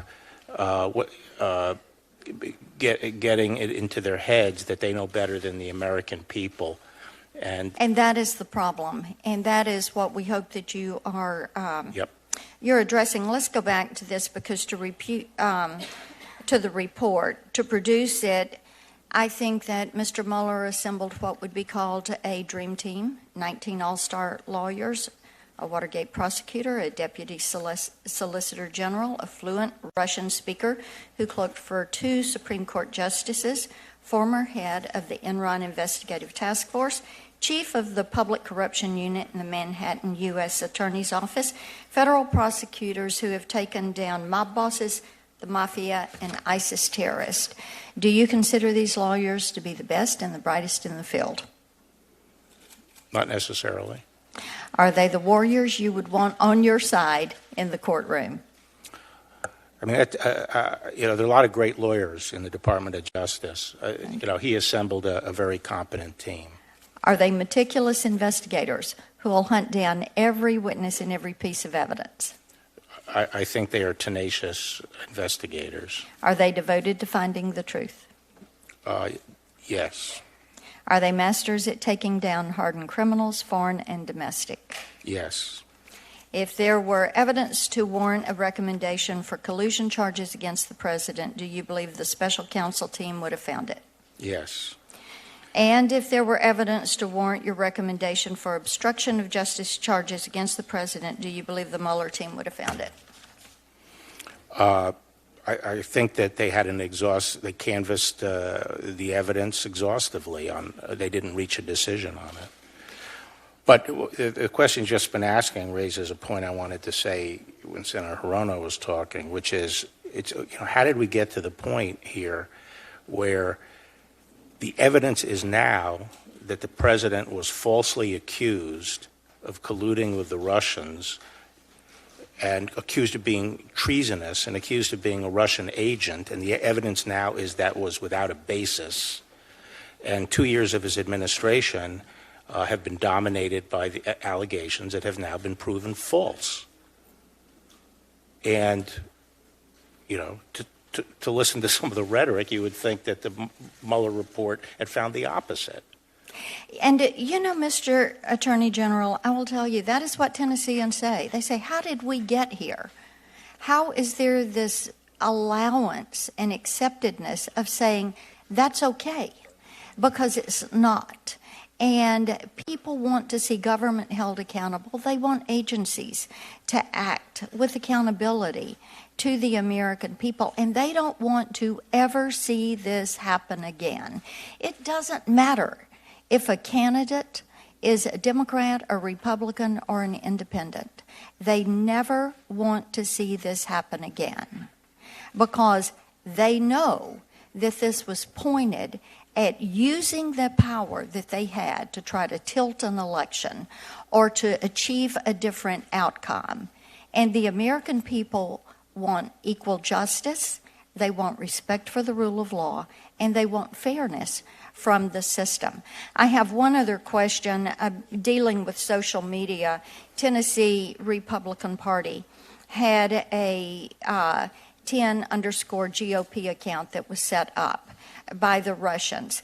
And, either, I think as we look at social media, either they were willing to turn a blind eye and allow these accounts to go up because they knew they were being paid in rubles on some of these accounts, or there was just negligence.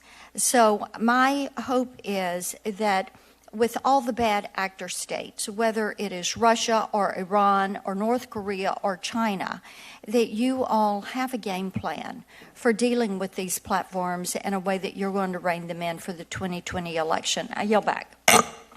Thank you. Senator Booker. Thank you, Mr. Chairman.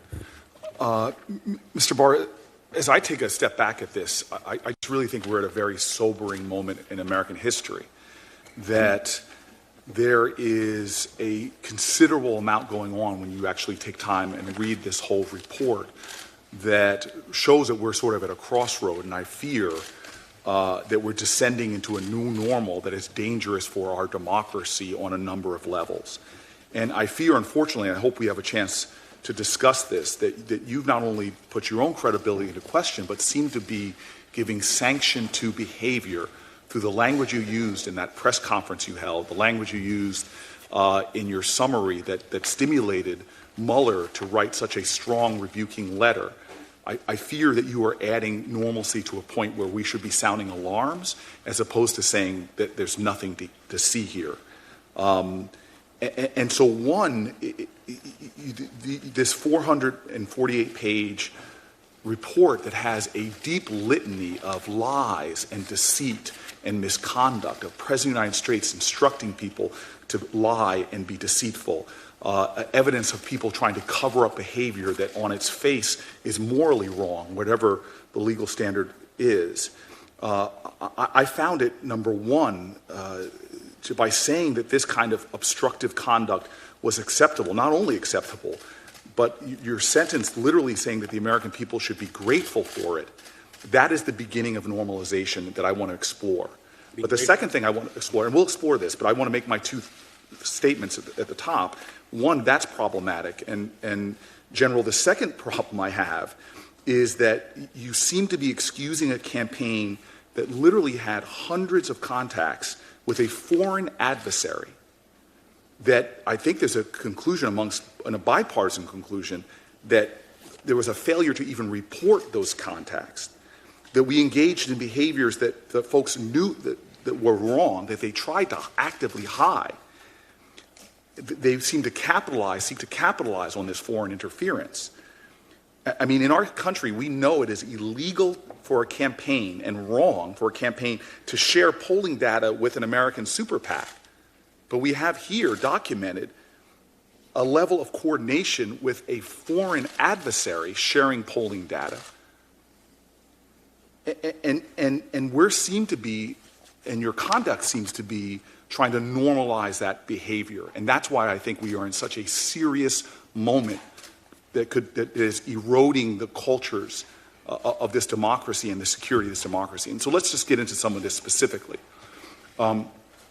You said, quote, "We know that the Russian operatives who perpetrated these schemes did not have the cooperation of President Trump or the Trump campaign. That is something that all Americans can and should be grateful to have confirmed." The things I just mentioned, a willingness to meet with Russian operatives in order to capitalize on information, I don't think that's something that should be grateful. I find your choice of words alarming. I think it calls into question your objectivity when you look at the actual context of the report. And so should the American people really be grateful that a candidate for president sought to benefit from material and information that was stolen by a foreign power in an effort to influence an election? Well, I'm not sure what you mean by seek to benefit. There's no indication that they engaged in either the conspiracy to hack or that they engaged in any action with respect to the dissemination that was criminal. Well, again, sir, you're using the word conspiracy, which is a legal term. In that press conference, you used President Trump's words, obstruction, over and over again. Obstruction's a legal term. Well, sir, you pulled into his words, and I'm asking you specifically. I'm sorry, collusion was the word I was looking for. You used the word no collusion over and over again. And you said the American people should be grateful that the president sought to benefit from material and information. But you know they did seek to benefit from that material. Donald Trump Jr. in his own email seemed to celebrate that he might have access to information from a foreign adversary. Is that correct? Is that something the American people should be grateful for? Apparently, according to the report, he was...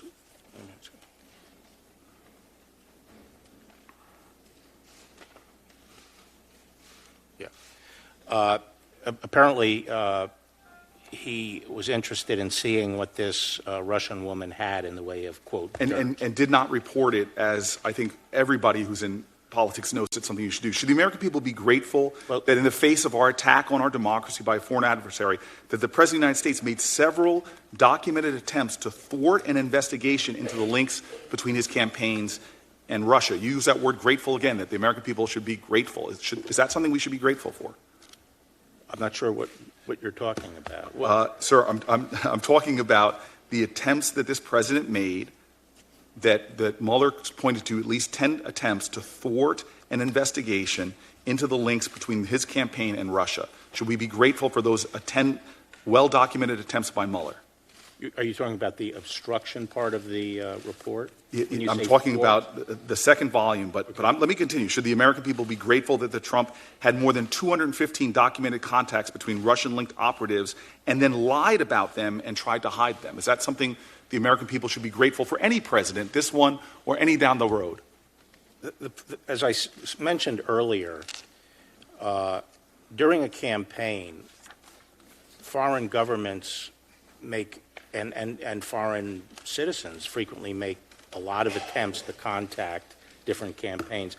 If we were right now to go and look at, for example, Hillary Clinton's campaign during the same time frame, then you would see a lot of foreign governments, like Chinese, trying to establish. And that's, I guess, what I'm trying to say to you, sir, is that we right now have a new normal in our country. We have a document that shows over 200 connections between a presidential campaign and a foreign adversary, sharing information that would be illegal if you did it with a super PAC. We know that. But what information was shared?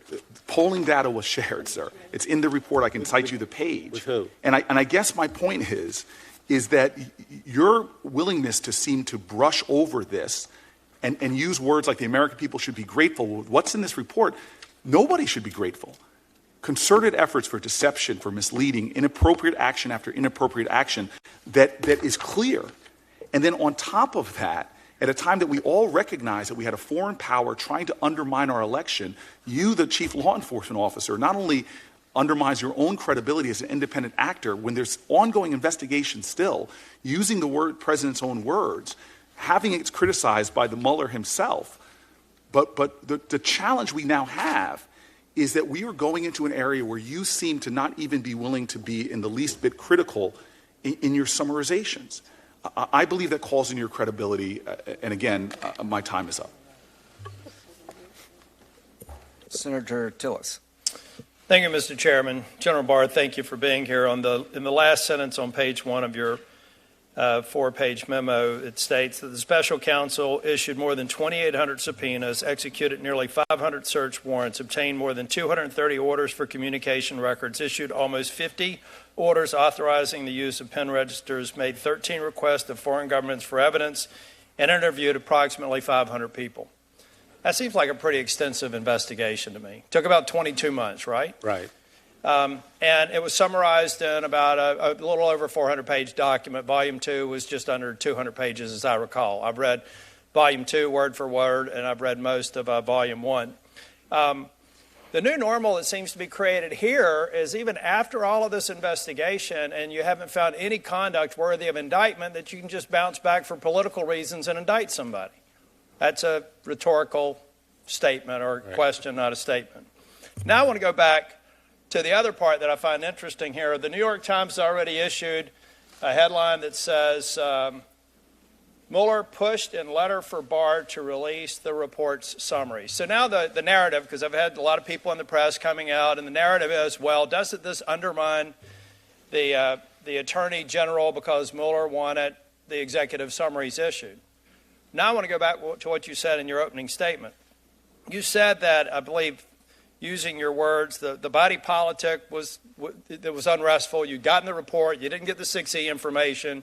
You had to do the redacting. You knew that was going to take time. It would have been helpful if you'd gotten that when the report was transmitted to you, and it took however long it took. You issued the summary. You used the analogy of announcing the verdict and waiting for the transcript. Mm-hmm. Did you ever at any point say, you know, what I really want to do is issue this letter and then let the news media play with it for 3 or 4 weeks and then we'll get the redacted version out? Did that ever cross your mind? No, we were pushing to get it done as soon as possible. To get the report out as soon as possible. And at any point in time when the president had the opportunity to issue their own advice on redactions or assert executive privilege over the course of the weeks that you were doing the review of the report, did you ever get advice from the president or from anybody in the White House to assert executive privilege or to redact any portion of the document? No. None. And so the narrative between the letter and the redaction process was, we're going to get a report that's 80% redacted. Now, would you give me the numbers again on the version that's available to the leadership of Congress? The numbers again. I think you said 1/10 of 1%.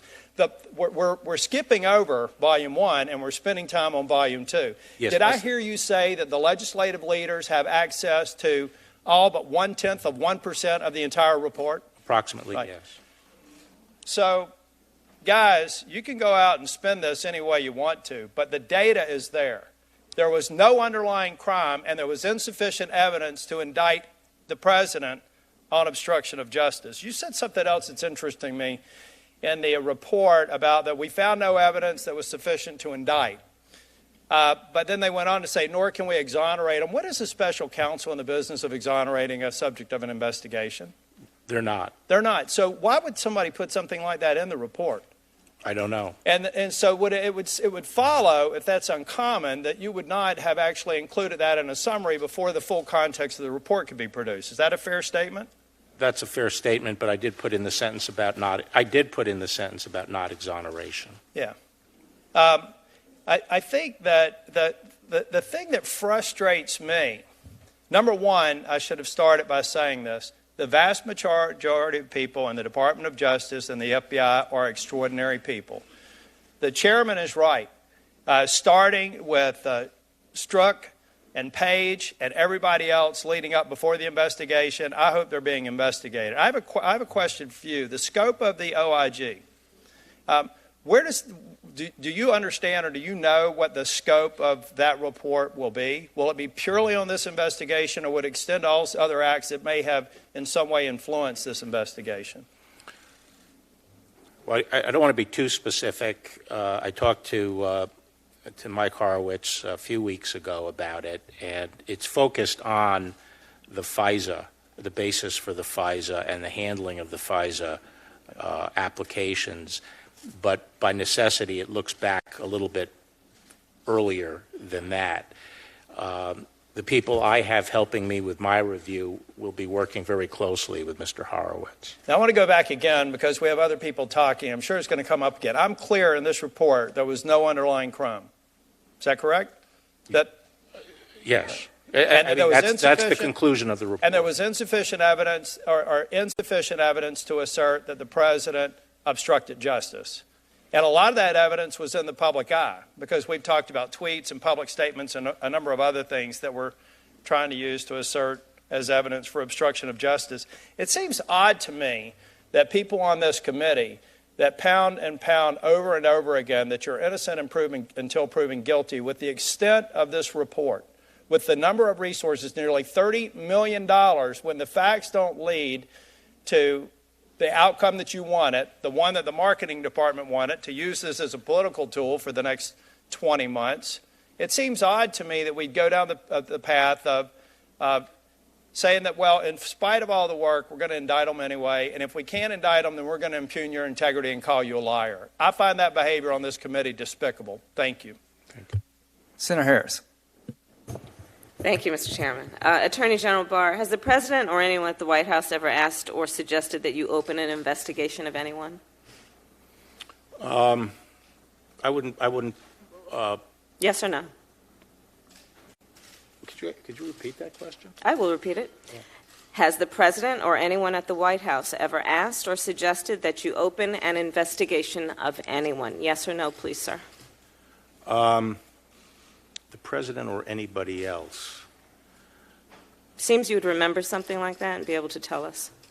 Yeah, but I'm trying to grapple with the word suggest. I mean, there have been discussions of matters out there that they have not asked me to open an investigation, but Perhaps they've suggested? I don't know. I wouldn't say suggest. Hinted? I don't know. Inferred? You don't know. Okay. In your March 24th summary, you wrote that, quote, after reviewing the special counsel's final report. But I will say that no one. Sir, I'm asking a question.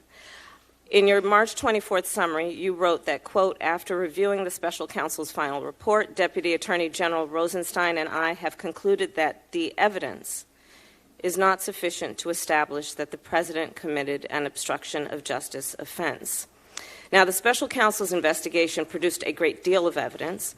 I'm led to believe it included witnesses' notes and emails, witnesses' congressional testimony, witnesses' interviews, which were summarized in the FBI 302 forms, former FBI Director Comey's memos, and the President's public statements. My question is, in reaching your conclusion, did you personally review all of the underlying evidence?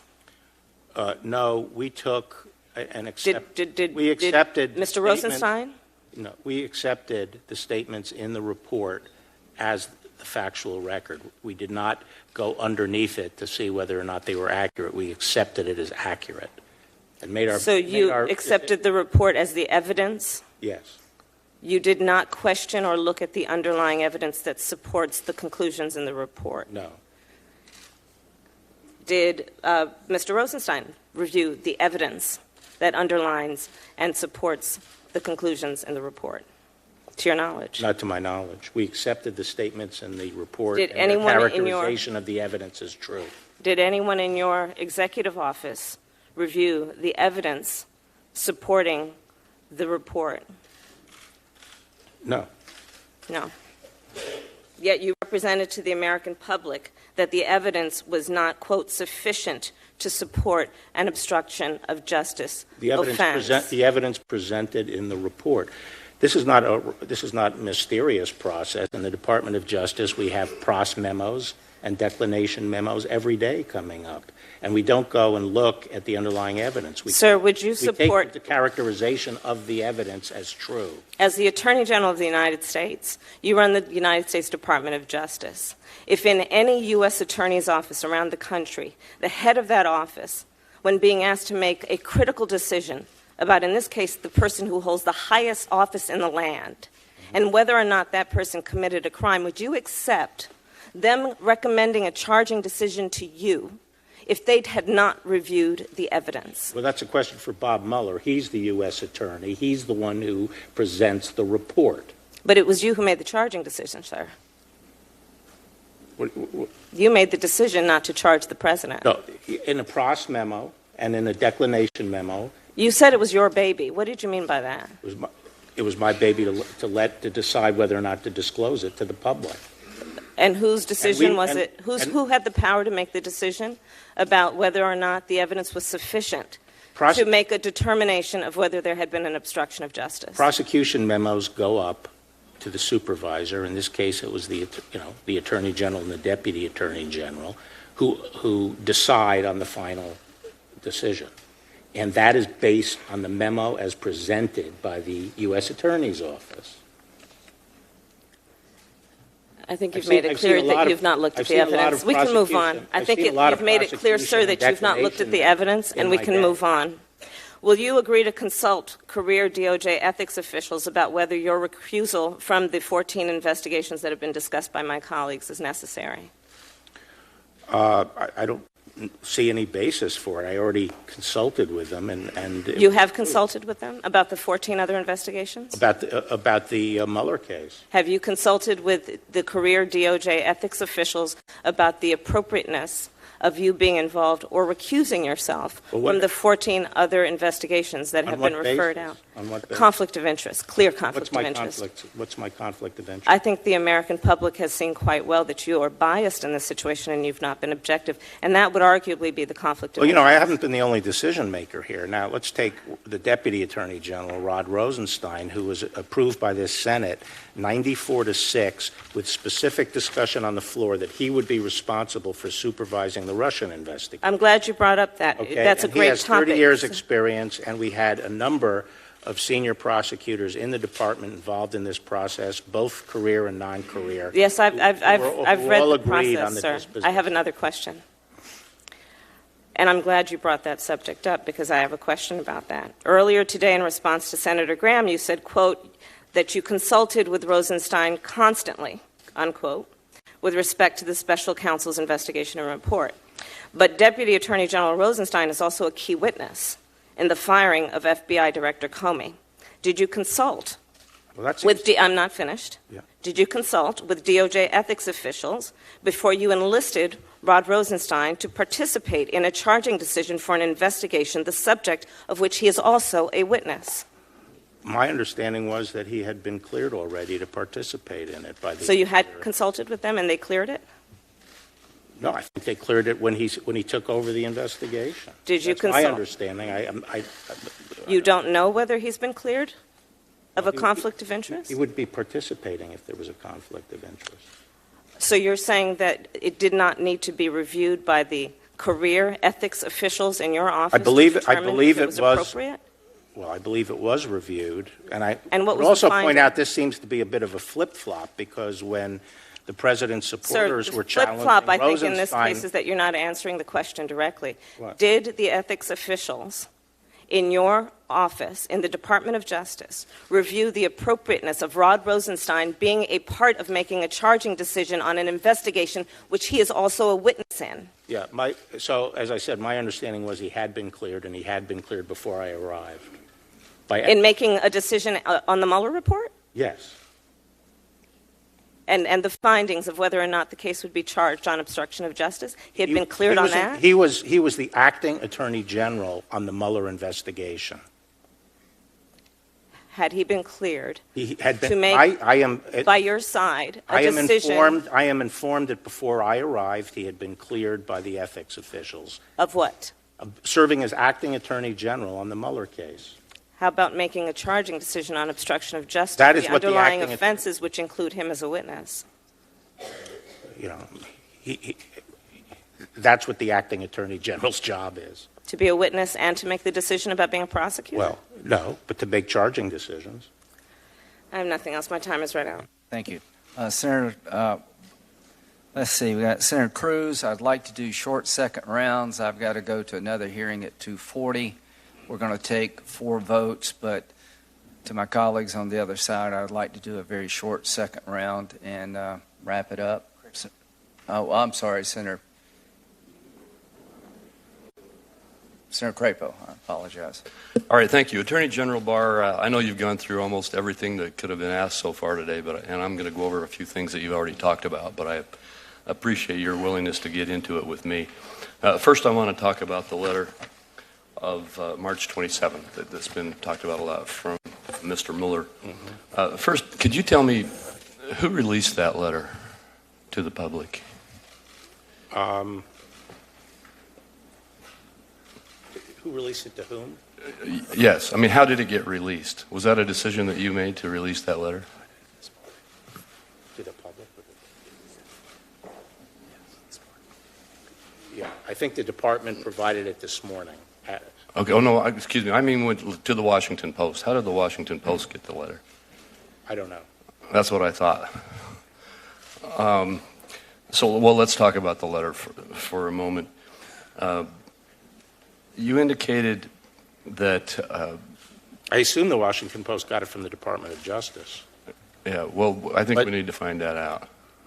But we can get into that later. If you're not aware, then let's move on to other aspects of the issue.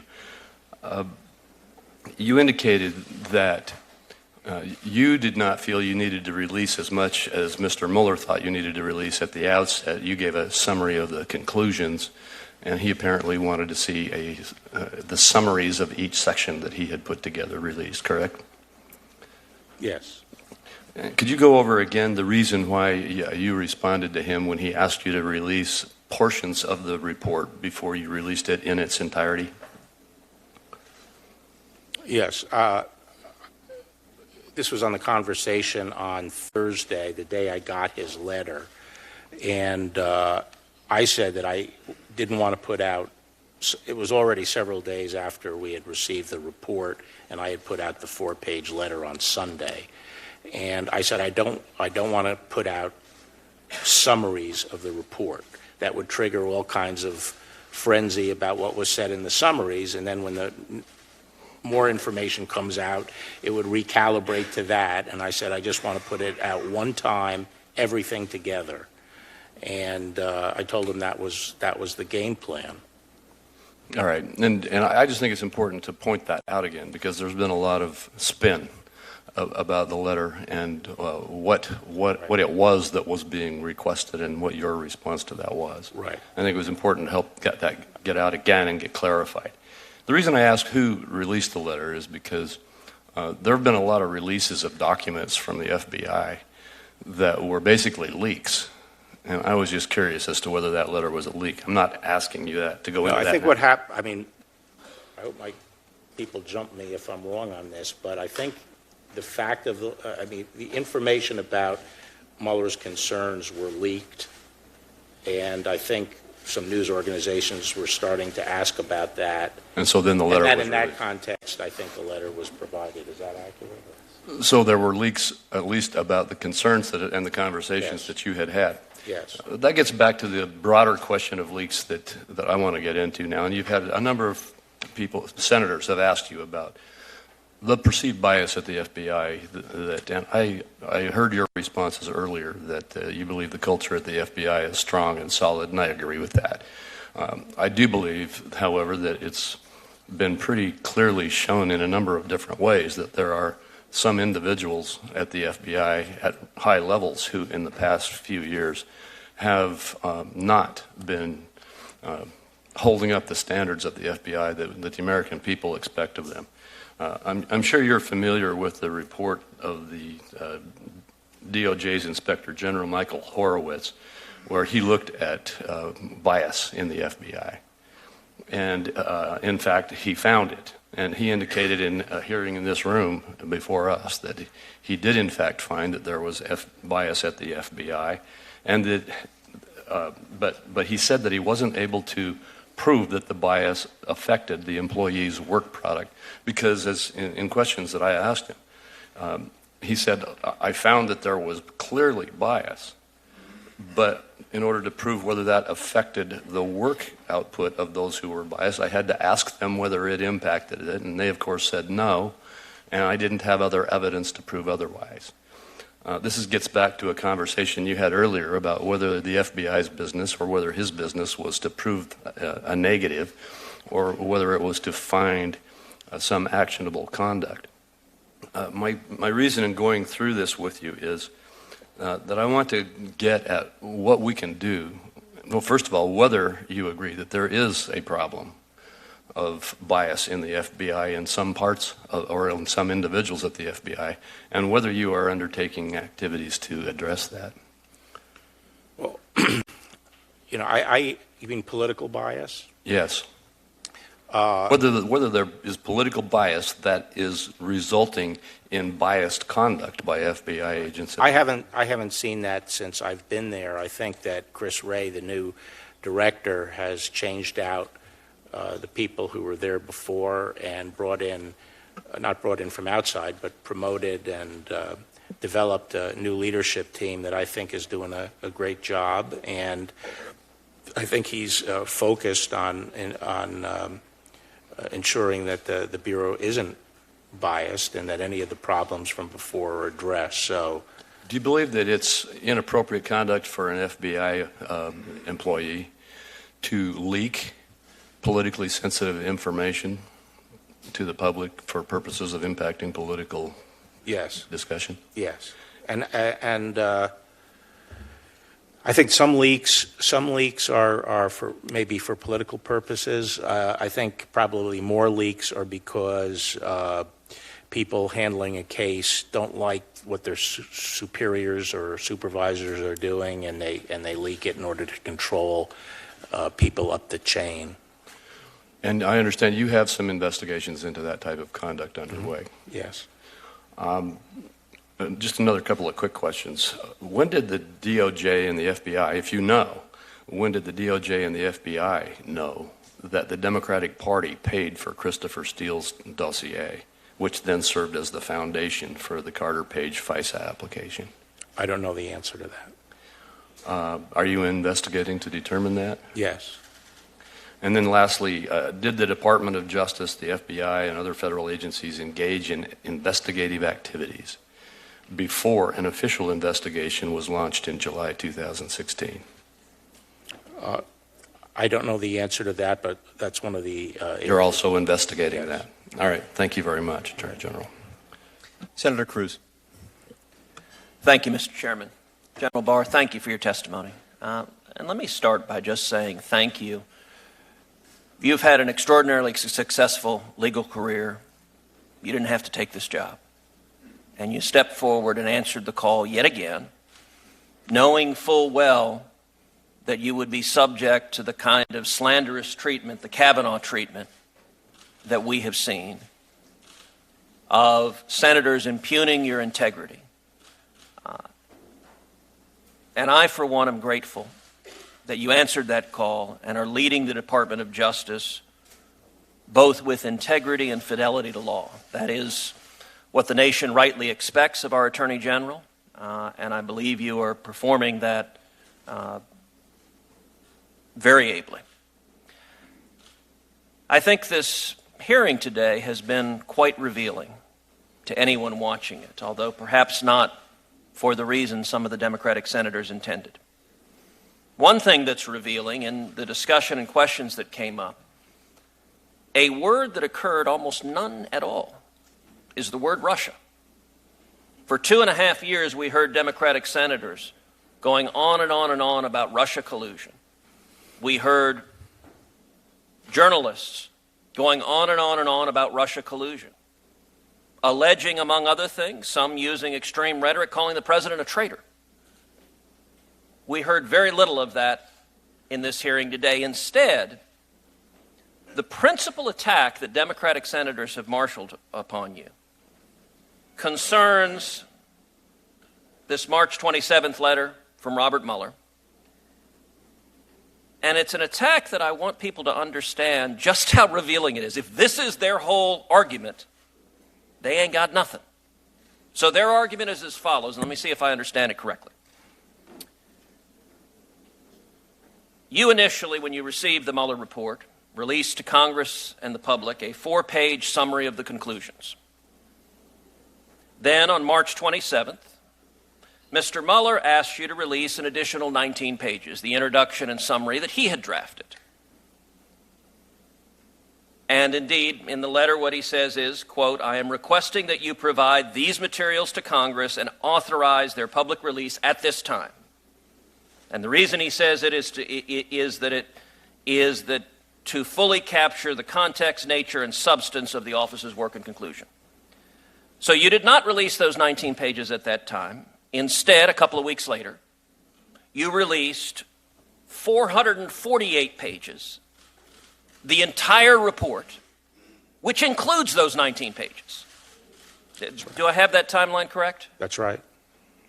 So their entire argument is, General Barr, you suppressed the 19 pages that are entirely public, that we have, that we can read, that they know every word of it. And their complaint is it was delayed a few weeks. And that was because of your decision not to release the report piecemeal, but rather to release those 19 pages along with the entire 448 pages produced by the special counsel. Yes. If that is their argument, I have to say that is an exceptionally weak argument. Because if you're hiding something, I'll tell you right now, General Barr, you're doing a very lousy job of hiding it. Because the thing that they're suggesting you hid, you released to Congress and the American people. And so if anyone wants to know what's in those 19 pages that are being so breathlessly, oh, Bob Mueller said release the 19 pages. You did. You did it a couple of weeks later. But we can read every word of the 19 pages along with the full report. In your judgment, was the Mueller report thorough? Yes. Did they expend enormous time, energy, and resources investigating and producing that report? Yes. And the Mueller report concluded flat out on the question of Russian collusion, the evidence did not support criminal charges. That's right. And indeed, the Mueller report, if I have these stats right, was compiled by 19 lawyers who were on the team, approximately 40 FBI agents, intelligence analysts, forensic accountants, and professional staff. The special counsel issued more than 2,800 subpoenas, nearly 500 search warrants, more than 230 orders for communication records, almost 50 orders authorizing the use of pen registers, 13 requests to foreign government for evidence, and interviewed approximately 500 witnesses. Is that correct? That's right. So, we have investigated over and over and over again, and the substance of the accusations that have been leveled at the president for 2.5 years have magically disappeared. Instead, the complaint is the 19 pages that we can all read that is entirely public, could have been released a few weeks earlier. Oh, the calamity.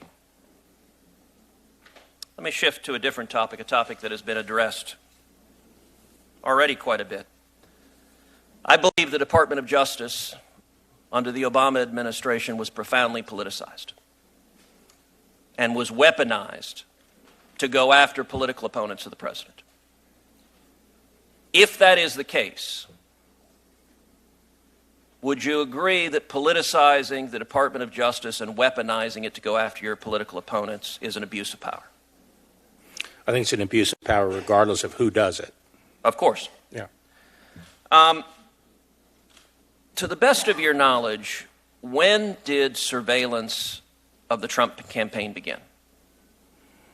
The position today appears to be that it began in July, but I do not know the answer to the question. It is an unusual thing, is it not, for the Department of Justice to be investigating a candidate for president, particularly a candidate from the opposing party of the party in power? Yes. Do we know if the Obama administration investigated any other candidates running for president? I don't know. Do we know if they wiretapped any other? I guess they were investigating Hillary Clinton for the email. Do we know if there were wiretaps? I don't know. Do we know if there were efforts to send investigators in wearing a wire? I don't know. So, General Barr, I would urge, you have had remarkable transparency. You promised this committee you would with regard to the Mueller report. You promised this committee and the American people you would release the Mueller report publicly. You have released the report. Anyone can read it. It's right here. I appreciate that transparency. I would ask you to bring the same transparency to this line of questioning about whether and the extent to which the previous administration politicized the Department of Justice, targeted their political rivals, and used law enforcement and intelligence assets to surveil them improperly. Thank you. So that's the end of the first round. We have votes, I think, at 3. I think there are 4 votes. But what I'd like to do is just, can you go for a few more minutes here? You're okay? Mm-hmm. You all right? Yes. Okay, good. Senator Leahy, you're next. We'll do 3-minute second rounds.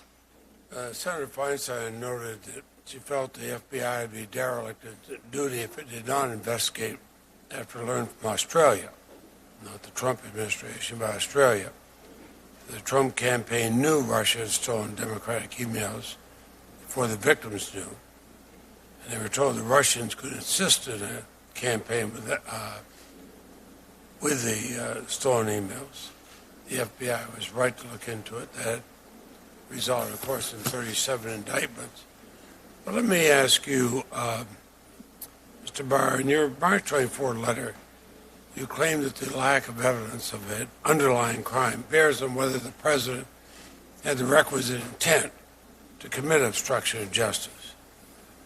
Well, there are numerous reasons why somebody might interfere with investigations. Most critically, an interference may prevent the discovery of an underlying crime. So interfering, you might not know if there's a crime. But the special counsel did uncover evidence of underlying crimes here, including one that directly implicated the president. And didn't we learn due to the special counsel's investigation that Donald Trump is known as Individual One in the Southern District of New York, directing hush payments as part of a criminal scheme to violate campaign finance laws? That matter was discovered by a special counsel referred to the Southern District of New York. Is that correct? Yes. Thank you. And we have the Mueller report references a dozen ongoing investigations stemming from the special counsel's investigation. Will you commit that you will not interfere with those investigations? Can you say? Do you commit that you will not interfere with the dozen ongoing investigations? I will supervise those investigations as Attorney General. We let them reach natural conclusions without interference from the White House. Let me put it that way, then. Yes. Thank you. Did you, yeah. As I said when I was up for confirmation, part of my responsibility is to make sure there is no political interference in cases. Well, and you've testified a number of things, and that's why I'm double-checking you. In the Appropriations Committee, I asked you whether Mr. Mueller expressed any expectation or interest in leaving the obstruction decision to Congress, and you testified he didn't say that to you. Actually, as you said, he didn't say that to me. Right. But then he has numerous references in his report to Congress playing a role in deciding whether the president committed obstruction of justice. So I know you testified many times, but that testimony was not correct. That's not correct. I think it is correct. I mean, he has not said that he conducted the investigation in order to turn it over to Congress. That would be very inappropriate. That's not what the Justice Department does. He included numerous references in his report to Congress playing a role in it. Volume 2, page 8, conclusion that Congress may apply the obstruction laws to the president's corrupt exercise of the powers of office in accordance with our constitutional system of justice. Yeah, I don't think Bob Mueller was suggesting that the next step here was for him to turn this stuff over to Congress to act upon. That's not why we conduct grand jury investigations. And President Trump, I am correct in my earlier statement, never allowed anybody to interview him directly under oath. Is that correct? I think that's correct. Even though he said he was ready to testify. Thank you. Well, could I? Sure. A point you raised about the absence of a underlying crime.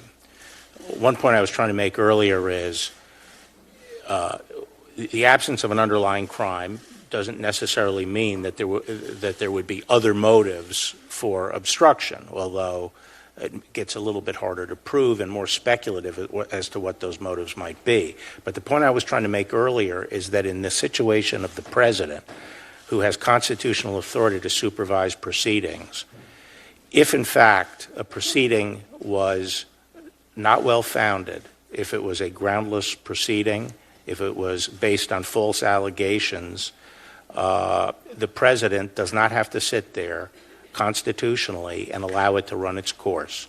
The president could terminate that proceeding, and it would not be a corrupt intent because he was being falsely accused, and he would be worried about the impact on his administration.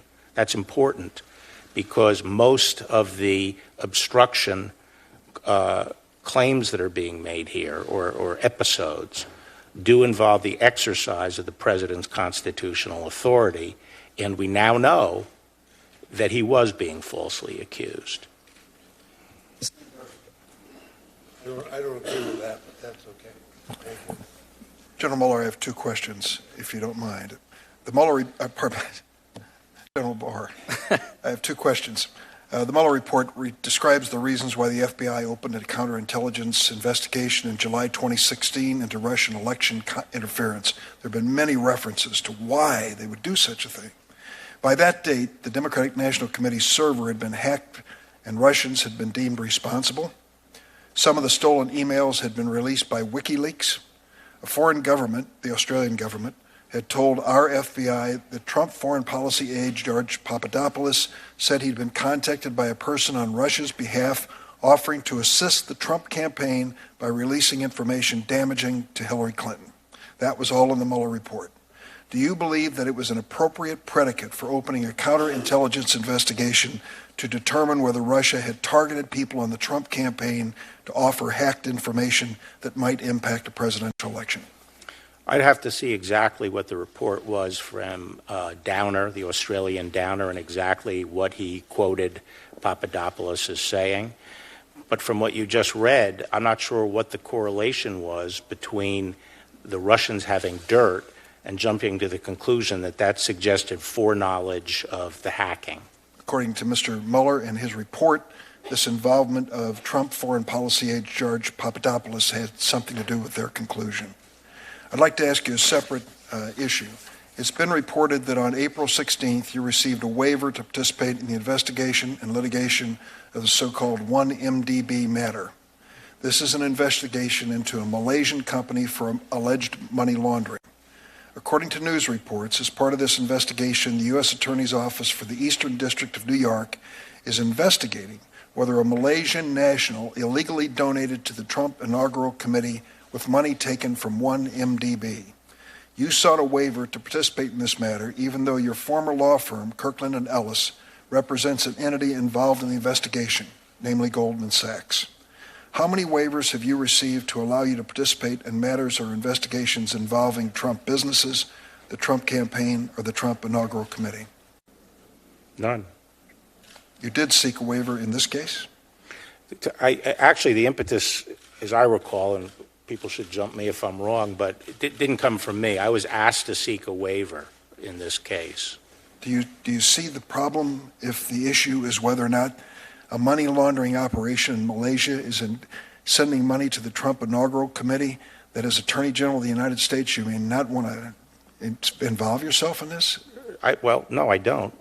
I don't. Because I was not involved with the inaugural. Why would you seek a waiver then to participate in this? The waiver was, I guess the conflict was not because of any relationship I had to the inaugural committee, which I didn't. No, it's to Goldman Sachs, your former client. No, it's Kirkland Ellis, the law firm. Right, and their client, Goldman Sachs.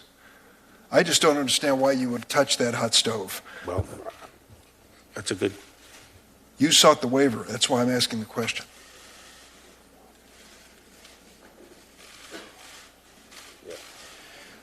The criminal division actually asked me to get a waiver because of the importance of this investigation overall. I was requested by the criminal division. I didn't seek it. The impetus did not come from me. And who would that be that made that recommendation to you? I am told it was the criminal division. Mr. Benchkowski?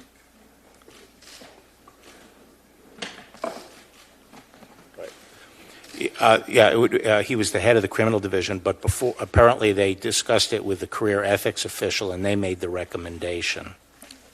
Thank you. Senator Whitehouse. Mr. Barr, a couple of timing questions. You said that on March 5th, Mr. Mueller came to you and said that he was going to not make a decision on obstruction, leave that to you. He didn't say he was leaving it to me. That he was not going to make an obstruction. Right. On March 24th, you set out the letter describing your decision.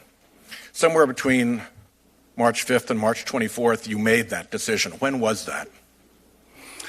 We started talking about it on March 5th, and there had already been a lot of discussions prior to March 5th involving the deputy, the principal associate deputy, and the Office of Legal Counsel that had dealings with the special counsel's office. So they had knowledge of a number of the episodes and some of the thinking of the special counsel's office. So right after March 5th, we started discussing what the implications of this were and how we would view, how we. And you made the decision when?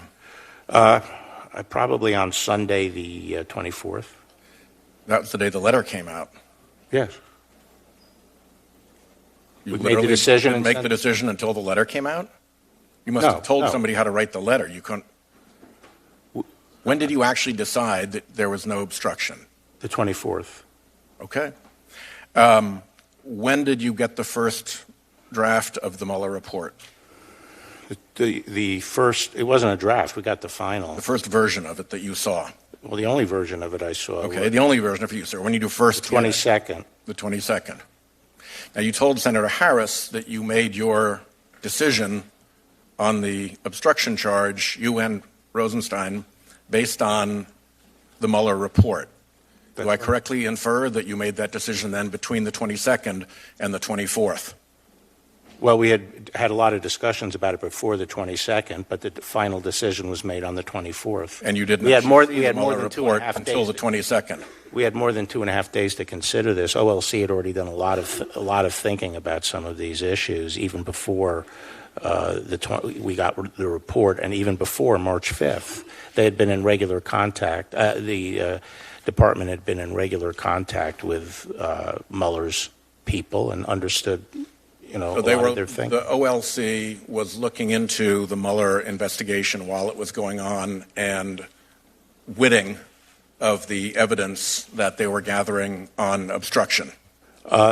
Before you saw the Mueller. My understanding, I wasn't there, okay, but my understanding is that the deputy and the what we call the PADAG, the principal associate deputy, were in regular contact with the Mueller's team, and we're getting briefings on evidence and some of their thinking and some of the issues. Did they know enough to know? And OLC was brought into some of those discussions. Did they know enough to know it might need to be redacted before they saw the 322 No. report? The problem we had is we could not identify the 6E material when the report came over. We needed the help of Bob Mueller's team to do that. And lastly, can you assure me that nothing related to obstruction or the Mueller report was discussed at your Office of Legal Counsel brown bag lunch on June 27th?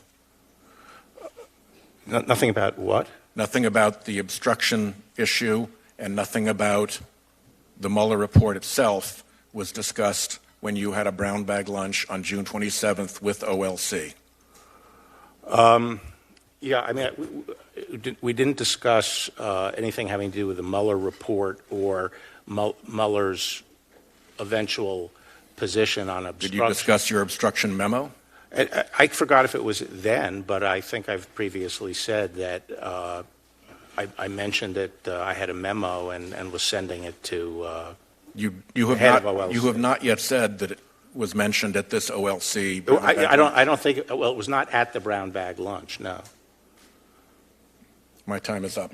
Okay, the vote has started. We're going to split the time between Senator Klobuchar and Senator Blumenthal. We'll try to go. They won't hold the vote open too long, but let's start with Senator Klobuchar and see if we can do this. Thank you. Mr. Attorney General, on April 27th, President Trump stated, Mueller, I assume, for $35 million, he checked my taxes and he checked my financials. Is that accurate? Did the special counsel review the president's taxes and the Trump organization's financial statements? I don't know. Can you find out if I ask later in a written question? Yes, or you could ask Bob Mueller when he comes here. Okay, well, I'll do that too, but I think I'll also ask you. And then obviously we would want to see them as underlying information. During my earlier questions, we went through a number of actions by the president that the special counsel looked into. My point was that we should be looking into the totality of the evidence and the pattern that the report develops.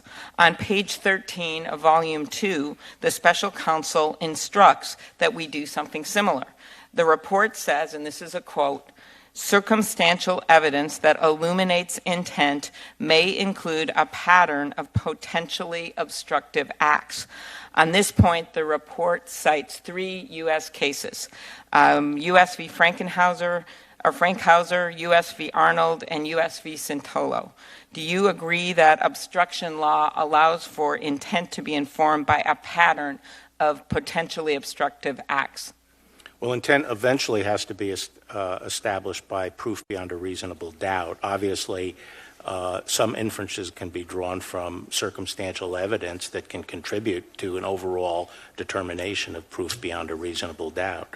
But that's one of the problems with this whole approach that's suggested in the special counsel's report, which is it is trying to determine the subjective intent of a facially lawful act, and it permits a lot of selectivity on the part of the prosecutors, and it's been shot down in a number of other contexts. So one of the reasons that we are very skeptical of this approach is that in You mean obstruction cases, you and Director Mueller, or you, the Justice Department? The Justice Department, is that in this kind of situation where you have a facially innocent act and that's authorized by the Constitution, it's hard to establish beyond a reasonable doubt that it's corrupt. Okay, I just want to get in just a few more questions like Senator Whitehouse did. At your confirmation hearing, you testified that in the absence of a violation of a statute, the president would be accountable politically for abusing the pardon power.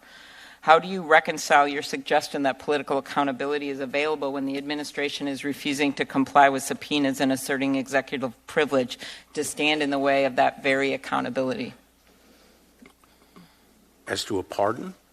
No, this was about in your confirmation hearing. You said in the absence of a violation of a statute, the president would be, quote, accountable politically, end quote, for abusing the pardon power if he did. But your question really is abusing any power, not just the pardon power? Mm-hmm. Is that what you're saying? Mm-hmm. Presidents, it's hard to evaluate that. Presidents have been held accountable before, and as have other office holders. Okay. Last question. Are the president's actions detailed in this report consistent with his oath of office and the requirement in the Constitution that he take care that the laws be faithfully executed? Is what consistent with that? I said, are the president's actions detailed in the report consistent with his oath of office and the requirement in the Constitution that he take care that the laws be faithfully executed? Well, the evidence in the report is conflicting, and there's different evidence, and they don't come to a determination as to how they're coming down on it. And so you made that decision. Yes, and as you know, if it's all right, we got 2 minutes left. Senator Blumenthal. Thank you, Mr. Chairman. Attorney General Barr, I wonder if you could tell us about the conversation between yourself and Bob Mueller shortly after your summary was issued. He called you? No, I called him. What prompted you to call him? The letter. Your letter? Or his letter? His letter. His letter. So you called him. Yeah. And how long did the conversation last? I don't know, maybe 10, 15 minutes. There were multiple witnesses in the room. It was on the speakerphone. Who was in the room? Among others, the Deputy Attorney General was in the room. Anyone else? Several other people who had been working on the project. Members of your staff? Yes, and the deputy staff. And as best you can recall, in the language that was used. Who said what to whom?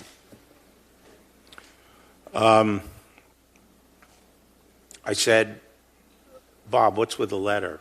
You know, why don't you just pick up the phone and call me if there's an issue?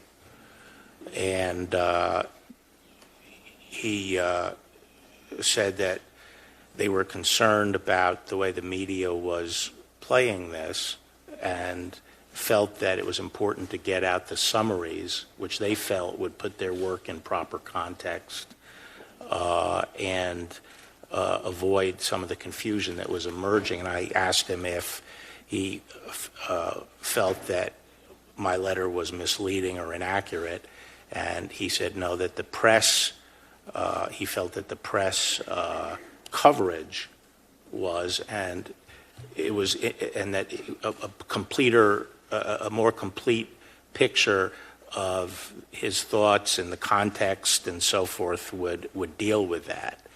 And I suggested that I would rather just get the whole report out than just putting out stuff seriatim and piecemeal.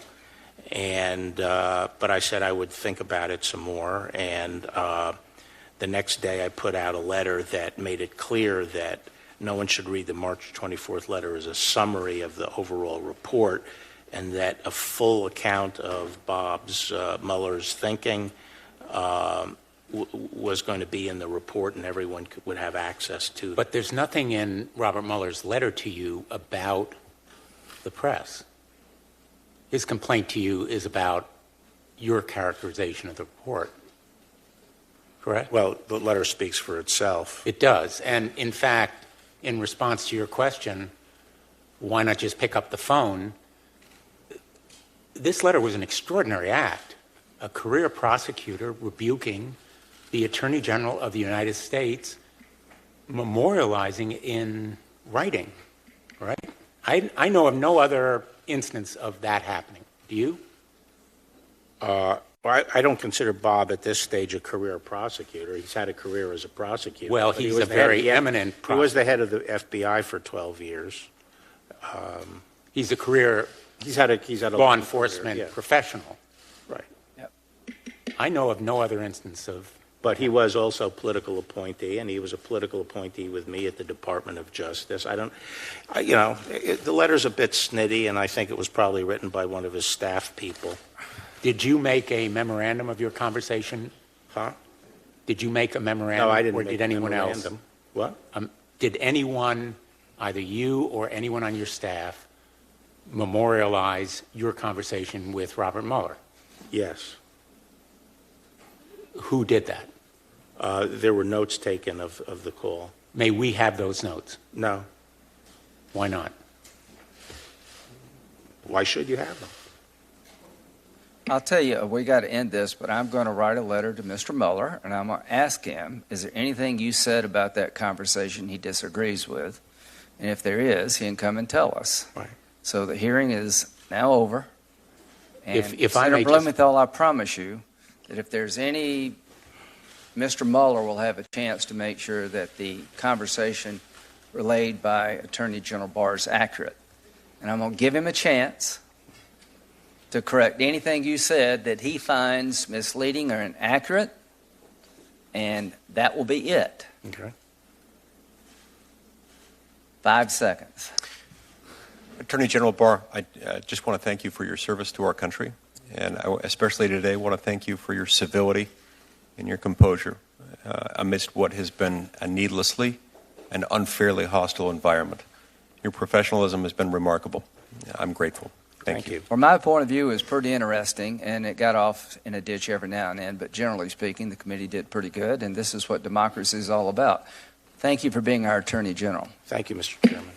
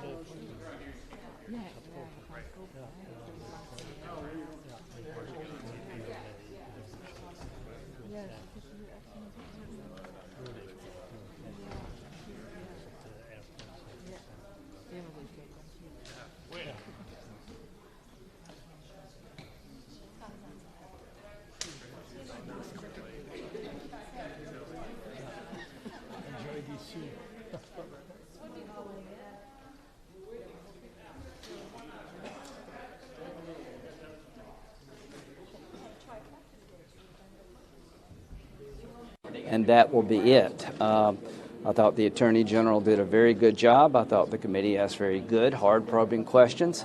And I am confident that this investigation of the Trump campaign was thorough, complete, exhaustive. There was no collusion with the Russian government by the Trump campaign, and the obstruction of justice charges, to me, in this case, are quite frankly absurd. And if you think the president did something wrong, then impeachment would be the answer, because he's not going to be indicted. And I think it would be sad if we based impeachment on the Mueller report. Take one quick question. Why not call for Mueller to testify? Because I'm not going to do any more. Enough already. It's over. If there's any dispute about a conversation, then he'll come. But I'm not going to retry the case. I'm not calling McCann. It is over. Were you trying to say to the Obama administration? That's his staffer. Seriously, y'all. That was kind of nuts.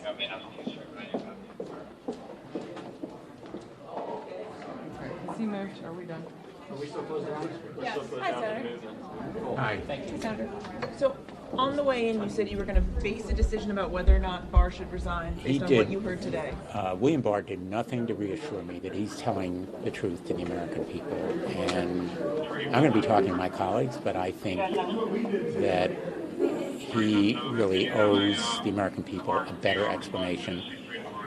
We need to subpoena the notes that were taken of the conversation between Mueller and Barr. They are the key to whether or not there's any credible explanation, and we also need to hear from Robert Mueller. But you're not.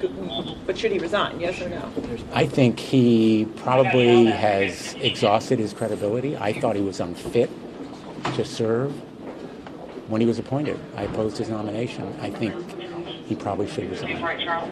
The chairman just said that he's not going to be calling Robert Mueller before the committee. Are you going to be able to get a full understanding of this entire case if you don't hear from Mueller? Mueller will come before a committee of the United States Congress, and the notes of that conversation within the Justice Department should be subpoenaed as well. I think Bob Mueller feels an obligation, rightly and understandably, to present his side and his version of the facts here. Thank you very much.